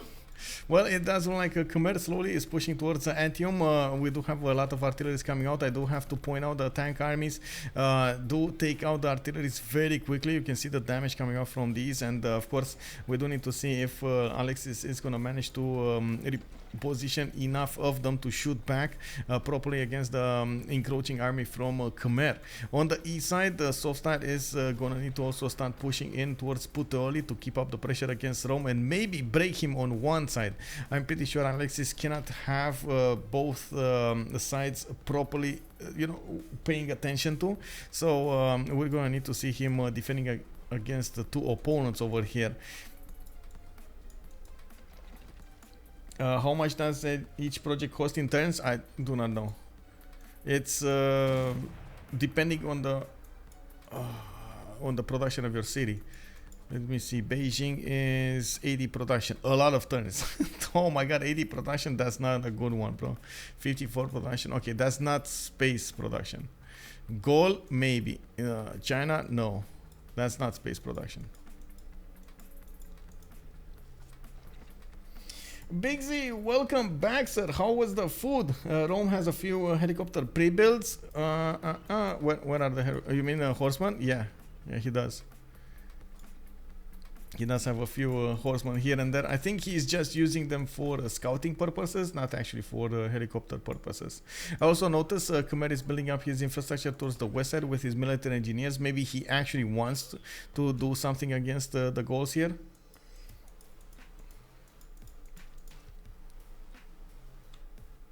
I also wanted to see what's going on. Finally, we got Mapuche pushing in towards Cree. He doesn't yet have the +5 against unit against a nation with a golden age, because Cree is not in a golden age, but he can definitely do some damage here. We do have Cree with his own tanks. He was mirroring the size of Mapuche, and of course that's going to be quite hard for Mapuche to push through. One good thing is, let's take a look at the generals here. John Monash for Cree. Okay, he got one. It's modern atomic, and we got Samori Ture, modern atomic as well, so both of them do have generals on their side. Of course, Mapuche will probably take at least one city over here, since he did manage to get positioning on this city over here from Cree, which I don't know if I can pronounce. Konam. It might be what they're calling it. Anyway, we do have the artillery that need to get there, and of course start shooting down the defenses. You do see the first one did start to take shots of the bombards there, and of course we're gonna see them taking a shot of the city soon.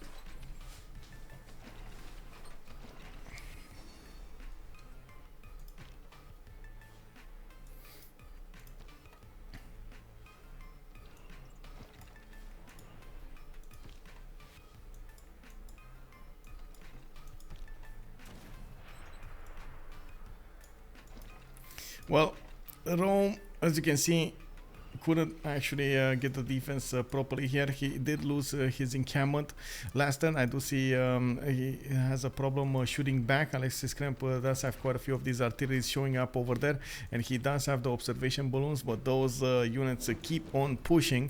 Khmer is gonna get these tanks low in HP, and then he's gonna keep on pushing towards Antium here, getting a few points of gold as well from those mines, pillaging as many as possible, while of course on Puteoli at the moment, actually this I think is a problem, like Softstyle not pushing in. Maybe he's just waiting for his artilleries. I guess he's waiting for his artilleries because he definitely would have needed to push through Puteoli a long time ago. I do see right now we do have new artillery armies coming out from Rome cities, more tank armies showing up on the fight screen, and of course Rome is gonna give his best over here to defend against his opponent. We got also Oxford coming up next turn from Ratumakos, even if Saksjahan is over there, it does look like the Gaul will finish that anyway. We do have also the Gaul pushing in towards Calgary. You can see his tanks are doing almost nothing to the Canadian tanks. It's 100 versus 116 of Canada. And of course with wait, he doesn't have the general. Actually, Tupac Amaru is a good general here. Oh, Napoleon Bonaparte is over here. Industrial modern one. Okay. Oh, that's a tank versus a tank army. That's the problem. Okay, there we go. It's 119 for a tank army versus the tank armies of Canada. I don't think Canada actually got to fascism yet. Takes totalitarianism 2 turns. So it's just 2 turns of an advantage for the Gauls against Calgary. This is really impressive. I thought LSR had it in the back for a while, but APA is going strong. Yeah, it does look like it. Also, Gaul finally contributing, indeed. And not only snatching wonders here and there, he is actually doing the work. The legwork. We do have tank armies hard built from the cities of Canada. He's gonna try to put them on the front line as soon as possible, and I don't think actually Gaul is aware of how many tanks are gonna come from Canada to defend the city of Calgary yet. He's gonna find out in a few turns here.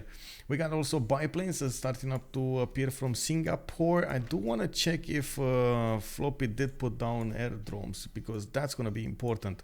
I see this one is Theater Square, so I guess that's a no. Uh-oh. I mean... Okay.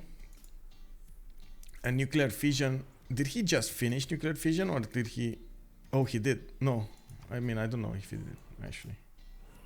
I don't know if he did finish it, or it's just, you know, 3 turns out. It's weird.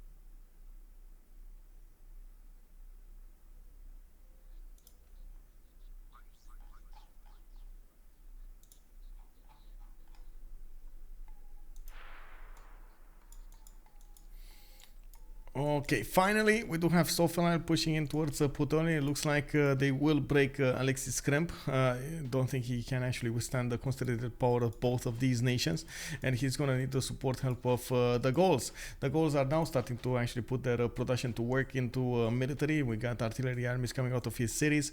He did not yet connect all of his roads towards Rome, and of course neither Rome did actually build everything towards the east side with those, how do you call it, railroads. He just has a few of them, but he does have a decent amount of military engineers that can support that. We do have also anti-air guns coming out of his cities. We do need to see if they're actually going to be put to use here, but honestly at this point it does look like if Rome falls and Gaul is next, that's going to be an issue.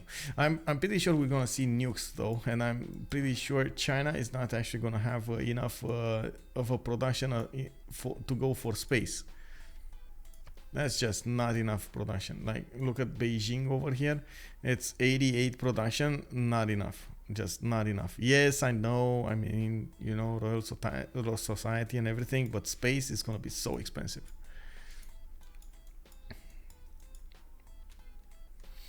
Old triangle is saying search doesn't work in spectator mode, unfortunately. Yeah, it doesn't. Also, you can only use the search button in the bottom left corner. Yeah, I can't use that. What are you trying to search, by the way?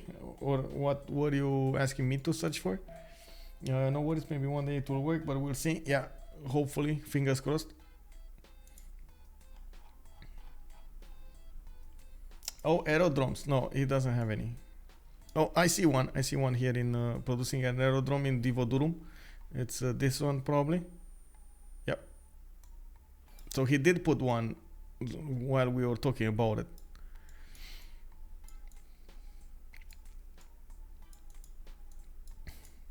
more tanks appearing towards Calgary. He still has only one single artillery that can do the damage against that city center, and of course it's not enough to actually take down in a short amount of time the fortification health. That's not something that Khmer is going to have a problem on Antium. Man, these walls will go so fast. You can see the artillery army is benefiting from the plus 10 to arms bonus points, bonus extra 10 gold, 10 strength. And he's gonna start shooting against those walls with fury. Oh my god, let's actually see what's gonna happen here. Of course, in the meantime, Rome is trying to put as much pressure back on those artilleries to push them away from his city, but that's not gonna happen. We do have two of these tank armies next to Antium, one on the east, one on the north, and I do think Khmer is just preparing over here his artilleries to start to shoot down those walls. They should actually take it down in like what, 2 turns? Actually, even 1 turn. It's gonna go so fast. We're gonna have to see it. Oh, wait. Observation balloon. Bro, you need to move it. You need to move it. Move it, move it. Anyway, I guess that was a waste of an artillery there. He still has 5 shots for it. So, let's see. 2, 4, 6 shots actually available. Come on, just move this one here. Oh, it doesn't even need to be there. It's fine. This one actually has enough range. Let's see where it's gonna pop. It's probably gonna pop soon.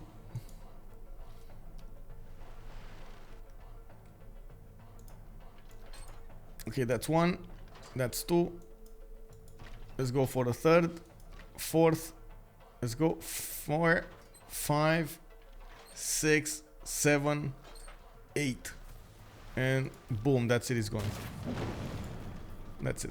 Race to the ground. Victor is down as well. We got all of these artilleries exposed right now from Rome. That is a problem. That is a big issue. Rome is going down, boys.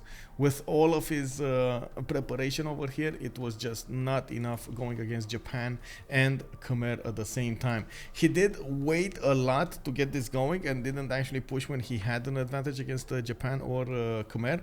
And when he did try to push, it was just too late. That's quite something over here. That's it speaks to timings, first of all, and how important timings are, and second of all, it does speak to how Softstyle did manage to adapt and get the preparation going for the late game Japan right on time. Man, he was there 2 turns out from tanks when those tanks from Rome came onto his cities on Okayama. Right on time. Very nice, very nice. Also on Khmer side, yes, his economy was on the down low, but he did manage to catch back up and did manage to get enough faith generated so he can buy whatever he needed when he needed. And now he's going for research labs. He still has 332 science, 353 culture, basically carrying his team for quite some time now. Chuck is defending his land. We do have more artillery armies showing up from FloppyfloNG's cities, and of course they're going to start to push through the cities of Canada slowly but surely. But it's, I mean, is he going to manage to take him down? I'm not so certain. We'll see. A lot of tank armies are going to show up over here, and they're going to start banging at each other soon enough. They're going to start trading here.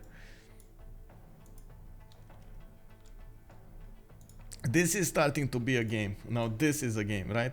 We do have those artilleries also needing to take the shots against the Cree city. Looks like Cree did manage to keep it intact. While of course these tiles were never chopped for a reason. So those artilleries cannot get easy, well, bombers cannot get easy shots. Artillery should actually shoot against this with a balloon. It just doesn't have a balloon. It needs to get a balloon. Going top 3 rounds, going top 3 now. Scientific theory, mobilization in 7. Does he have a balloon? Come on, you gotta get a balloon, bro. A balloon is available to you at flight, right over here. So you don't need to go through the top 3. Scientific theory, industrialization, flight. That's why he's going this way.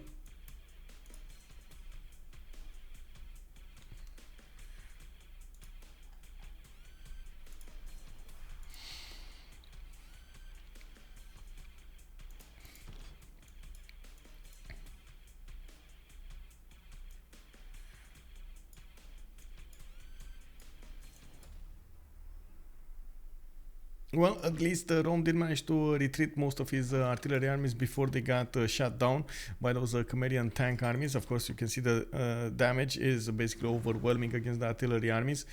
He might actually one-shot them in a proper fashion if they didn't have enough support bonus on their side. Wait a second. No, they don't get support bonus. Never mind. If they don't have, if they have enough units next to them, that's what I meant. Boom. That's one shot from the artillery, one shot from the tank, and you can see the tank repairing because it does get war department. He did get war department, very nice. We do have the tanks starting to pour in from the east next to Puteoli, and of course with the arrival of the artillery armies and a balloon, he's gonna start to take shots at the city center. It's not like Japan, Rome can do anything to shoot back over here. This is the problem, right? And you can see they're gonna start pillaging his main cities, his main mines. The production is just gonna snowball downside, and this is gonna be a bigger and bigger issue as the time moves forward. 2 versus 1 late game, it's just not gonna be a thing. We do have Alexis on 653 production, minus 66 gold, going down in science and culture, and of course Softstyle is actually arriving at 425 production, 241 science, 152 culture, and then you do see over here Malm so big with 700 production and 424 faith. Big Z, right? I do believe it's time for me to get to sleep, but thanks very much for the stream, my guy, and I hope the rest of the game goes well. Well, I hope you're gonna have a good night's sleep, and I do hope you're gonna get to rest. And yes, sir, hopefully it's gonna be an amazing trip over there for you. Bye. Thank you, sir. I am actually still curious how they're gonna get out of this. LSR does have a big problem. Kublai China didn't actually quite interact with the gold over here. Oh my god, thank you, Big Z. Oh my god, much appreciated, bro. 5 tier 1 subs. Thank you, sir. We got Tranquilizer, we got Keth 2, we got Camaloi, Mad World, and Pier 639. Welcome, guys. Thank you, sirs. Putting me that much closer to that goal for this month. Thank you, sir.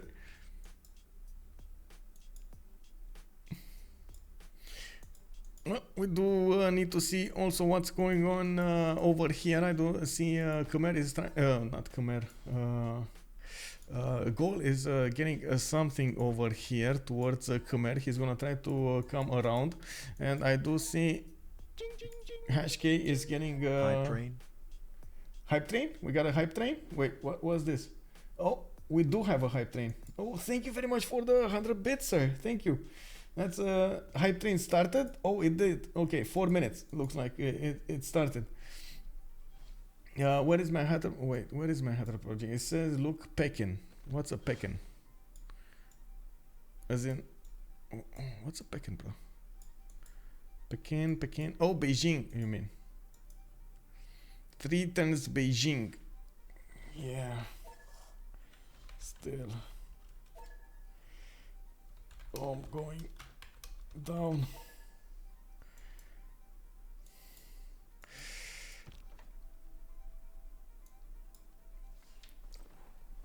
We do see also Canada is building a line of tanks defending over here with biplanes next to them, and I do see Hashke is getting a bit excited with what's going on in Gaul.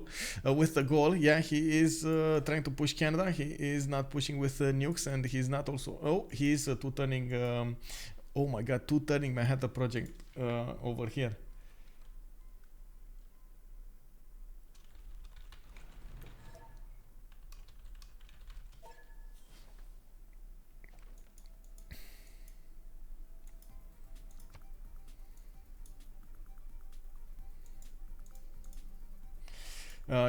So my comment over here is because first of all the card for how to say well, actually, does he have fascism? Let me see. Yeah, oh, he does. Never mind. His military, like, okay, it's fine. Canada not dying. I mean, yeah, Canada's not gonna die. The thing is, modern armors are extremely expensive, and it's not like they are booming in their economy. He's barely keeping afloat. And yes, he's gonna get Manhattan Project. Yes, he's gonna get nukes out, and so on and so forth. But at the same time, it's not like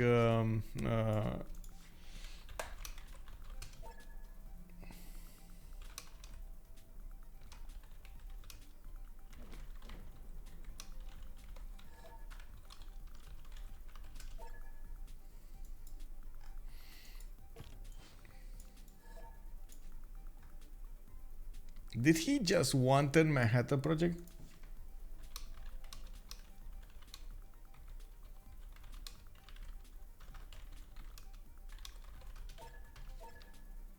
Oh my god, he just wanted Manhattan Project in Aduatuca. Came Malloy, good evening sir and welcome. Oh yeah, definitely much thanks to Bixby for those gifts, much appreciated, and of course thank you for coming to the stream, sir. I hope you enjoyed the show. What is Aduatuca's production level? He's on 138. That shouldn't be one turning that project, so I don't know what made him.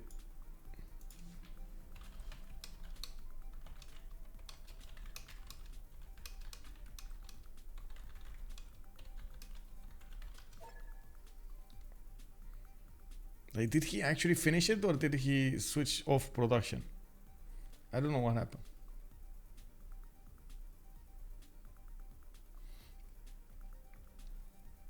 Over 9,000.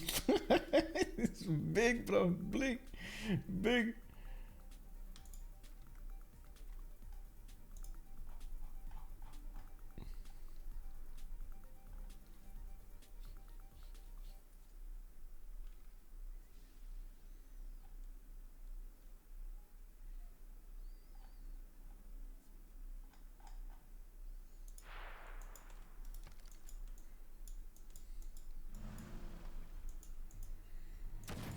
Puteoli going down under siege on the east side. Of course, Khmer is pushing in his advantage towards Khmerian capital. Rome is trying to get War Department in 2 turns. That was a major problem for him. He was not getting his units healed up whenever he was taking one. And you can see he is trying to counterattack into this.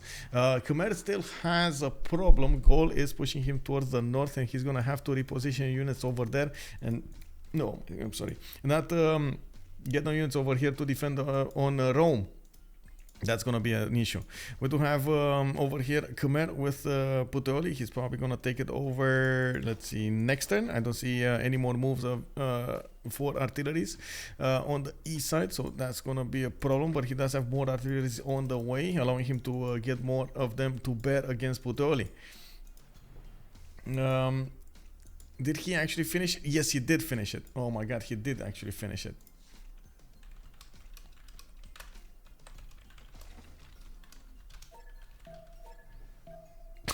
One turning. What is this, bro? One turning Manhattan Project in the city, in the capital. Like, really? Oh my god.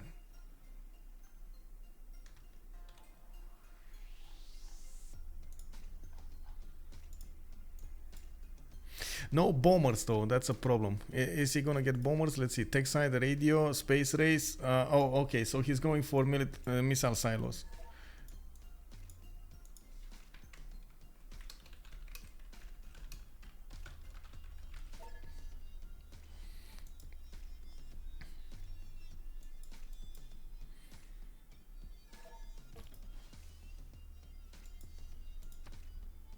Oh, 2 tons actually. He's getting oh wait, rocketry. I don't know why. I don't know why I was mistaking rocketry with space race, but yeah, 1 turn rocketry. That's the one.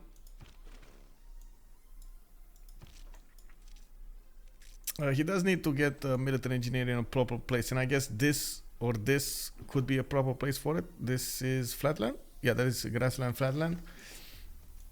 He just needs to get it on the offense over here. He can bomb on that crossbow and take out all of the units over here, including those fighters.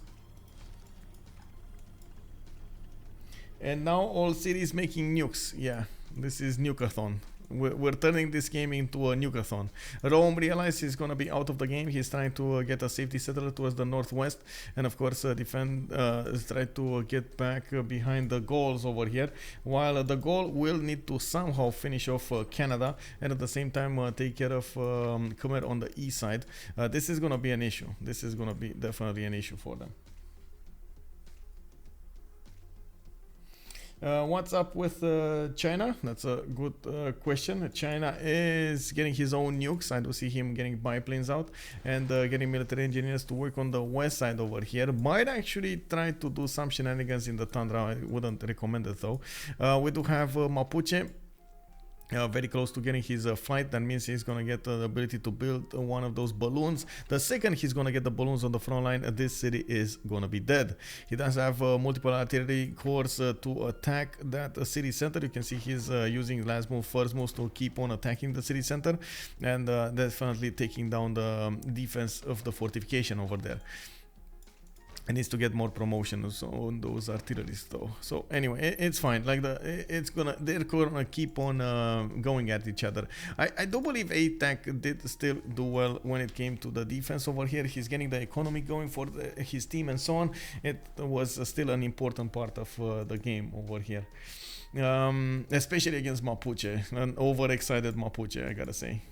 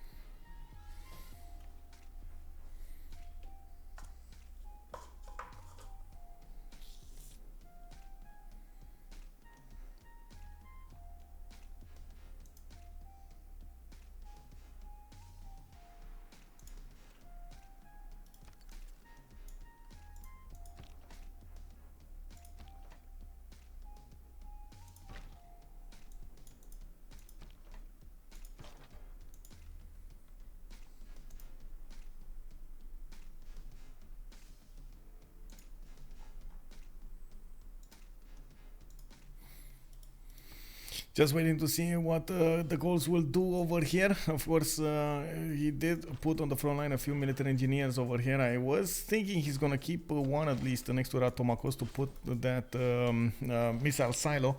I guess he doesn't quite want it there. I'm not sure what's happening. Anyway, next time he's gonna get the nuclear devices ready. And looking at the army tab here, he does already have one ready up. Probably from Tervana, the city that he did manage to get that, how to say, Rule Valley in.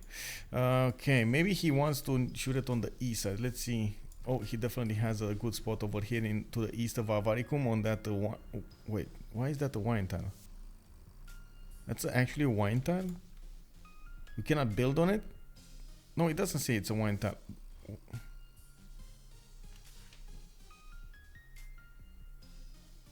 Oh, it's submerged. The tile just disappeared. But it does, I don't know, man. One of those things. Anyway, he does have a military engineer that could place one of those missile silos over here. From that, he should be able to reach some of these tiles. I don't think he can shoot. Well, I guess the second Rome goes down, he can shoot it back. And of course, in the meantime, Rome did manage to get to modern armor armies, and you can see he's trying to defend over here to the east side with the few tanks that he has still available. In the meantime, Khmer is doing as much damage as possible to those units, and as you can see, he can't really successfully take down that modern armor. We're gonna need to see how many units Khmer needs to do over here. Now we do have a Gaul going in. Oh, I see what's happening. He's gonna shoot it at, oh my god, this is happening.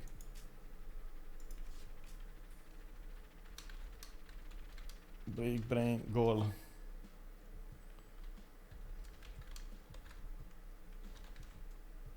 Look, man,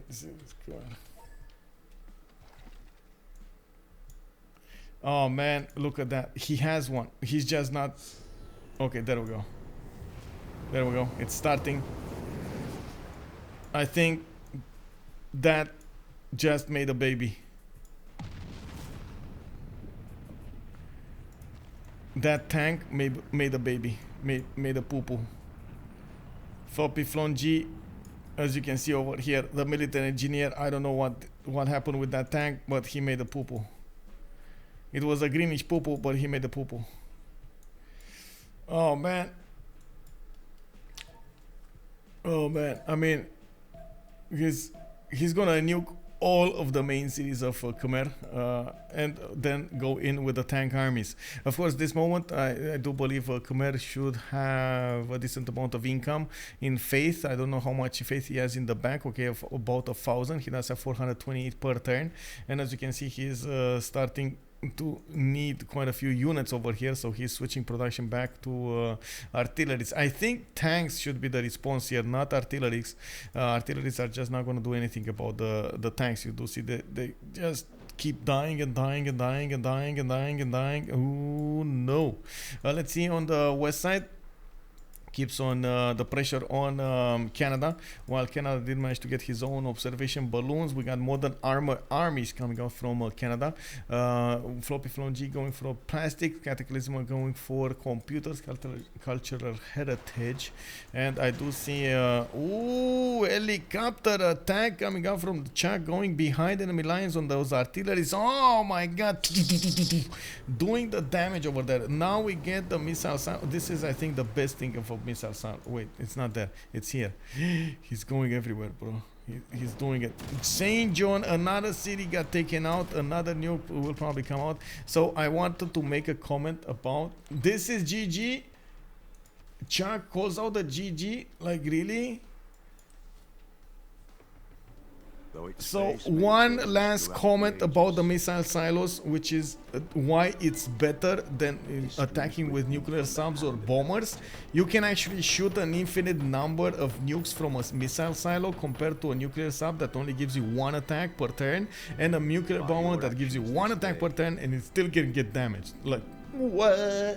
It's just much better. He could have nuked all of the cities of Khmer with the production he had. He was outputting like so many nukes so fast. That was quite something unbelievable from LSUME Rangers. Of course, he was taking down cities from Canada. They didn't have a win condition on their side. Yes, I can't say that China had a win condition, but he was, as in a fast one. He was getting the spaceports out, and it would have taken him quite some time to get to a space, but he was going there, right? He was doing it. 104 production for that city. He had the Royal Society built. He had the nukes also in his bag. He was definitely preparing to get some defense and some attacks if he needed to. Big brain Floppy. I do have to point out Alexis did valiantly defend as much as he could and put the pressure on both nations over here. I do want to jump in to the chat. Of course, since this is a CivFR game, we will probably have a lot of French words thrown around. But if you do have your patience, I do believe it is going to be rewarded with quite a few answers to our questions. And I do think it is important for us to let the players speak. As you know, they are excited right now. They're going to bounce ideas. They're going to definitely have quite a few things to say to each other. I also think it is important for the viewers that do know French to actually take a read on what's going on. So without further ado, let's jump in with the players in the same channel and see what they have to say about this game. GG, well played. I have a question. Why no ban Mapuche? Pas de question qui fâche, cher. Because I never saw a Mapuche didn't derail an entire team. Yes, we was talking about it, and Okay. we should ban Mapuche. We should have banned Mapuche, but we didn't. I didn't participate actively in the draft, and they wasn't agree on what to do. Okay. So in the end, we banned Spain until instead of Mapuche. I was surprised about that Spain That was ban. bigger. I think we lost the game with the draft. Yeah. but not the big draft, because I think your 2 last pick was good. But I think first pick Cree, okay, why not? But I think the open Mapuche, yeah, that failed the draft.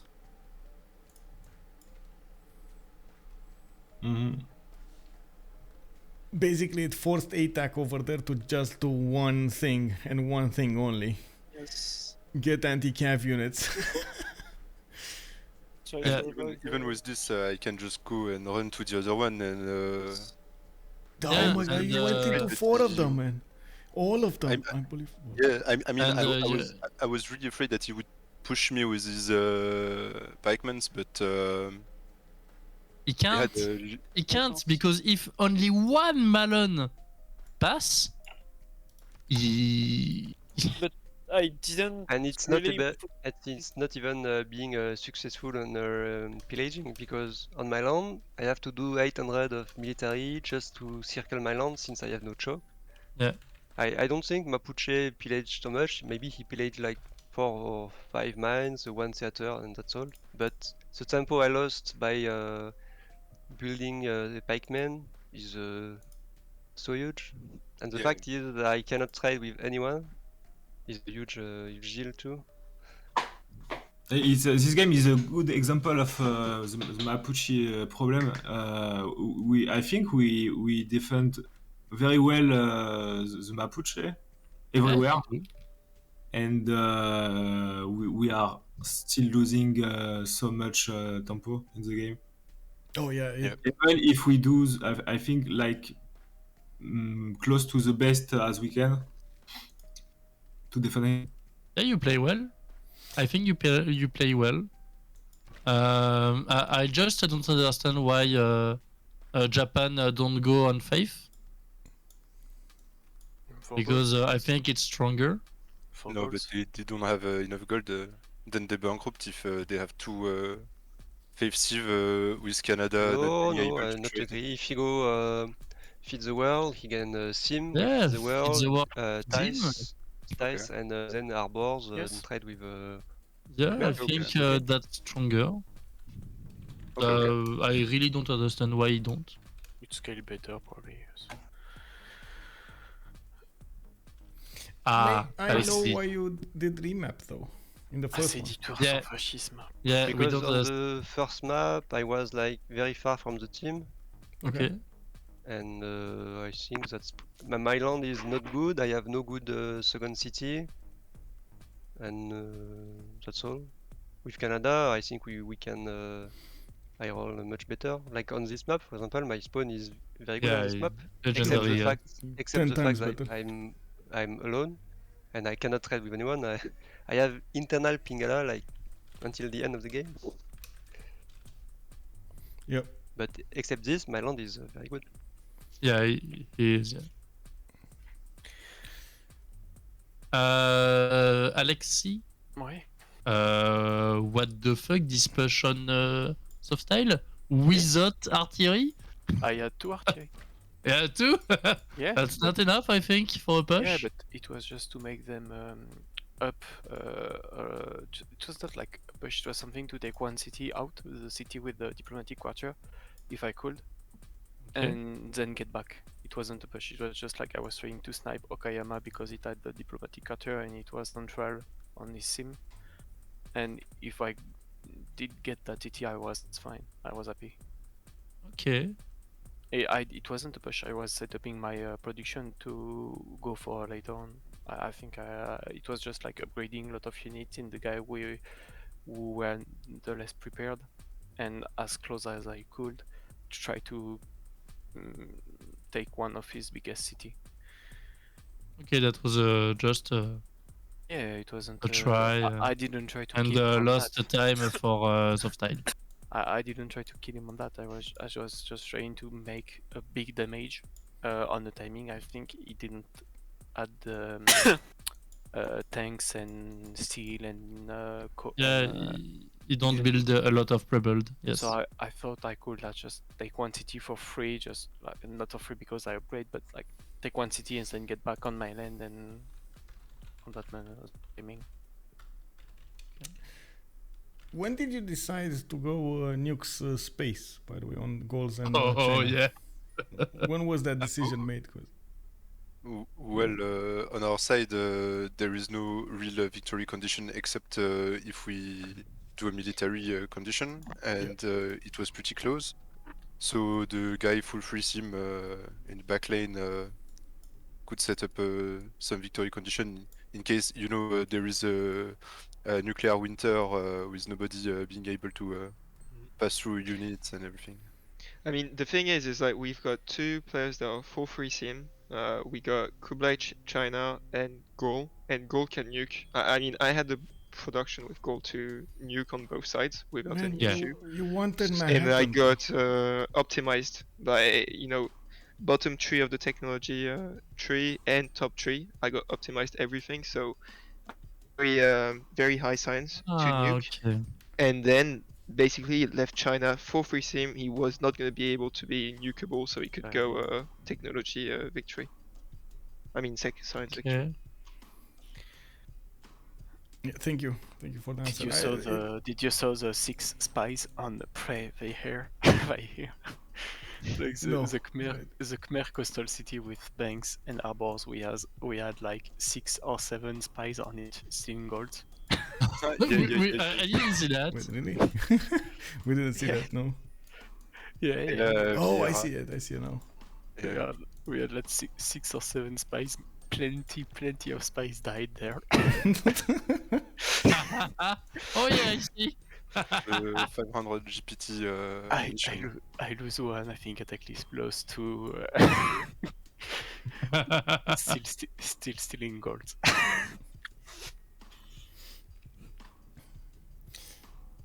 You went builder first on goal, even?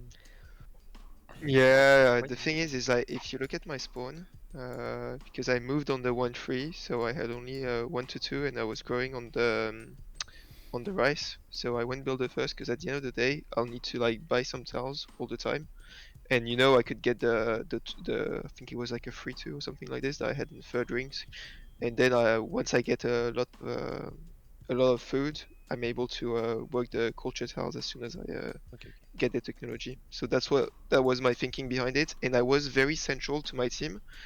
So I didn't anticipate the need to like scout a lot, and I wasn't too scared about Okishito at my positioning. Okay, thank you. I don't have any question.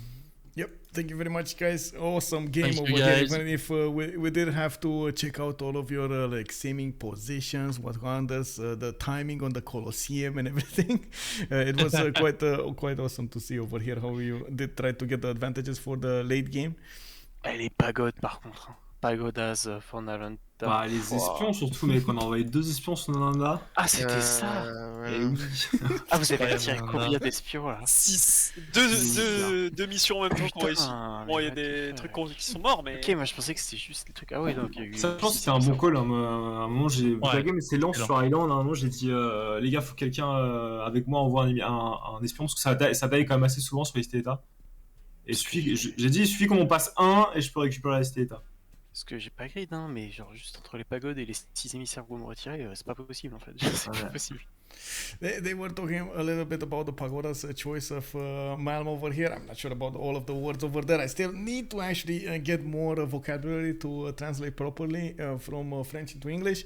But I'm going there. It's still ongoing. It's an ongoing process. I don't have to thank my French teacher for that. In the meantime, of course. Okay, sure, I can see the religions. It's Khmer, Choral Music, Lay Ministry, Pagodas, and Defender of the Faith. Japan, Zen Meditation, Tithe, Crusade, and Gurdwaras.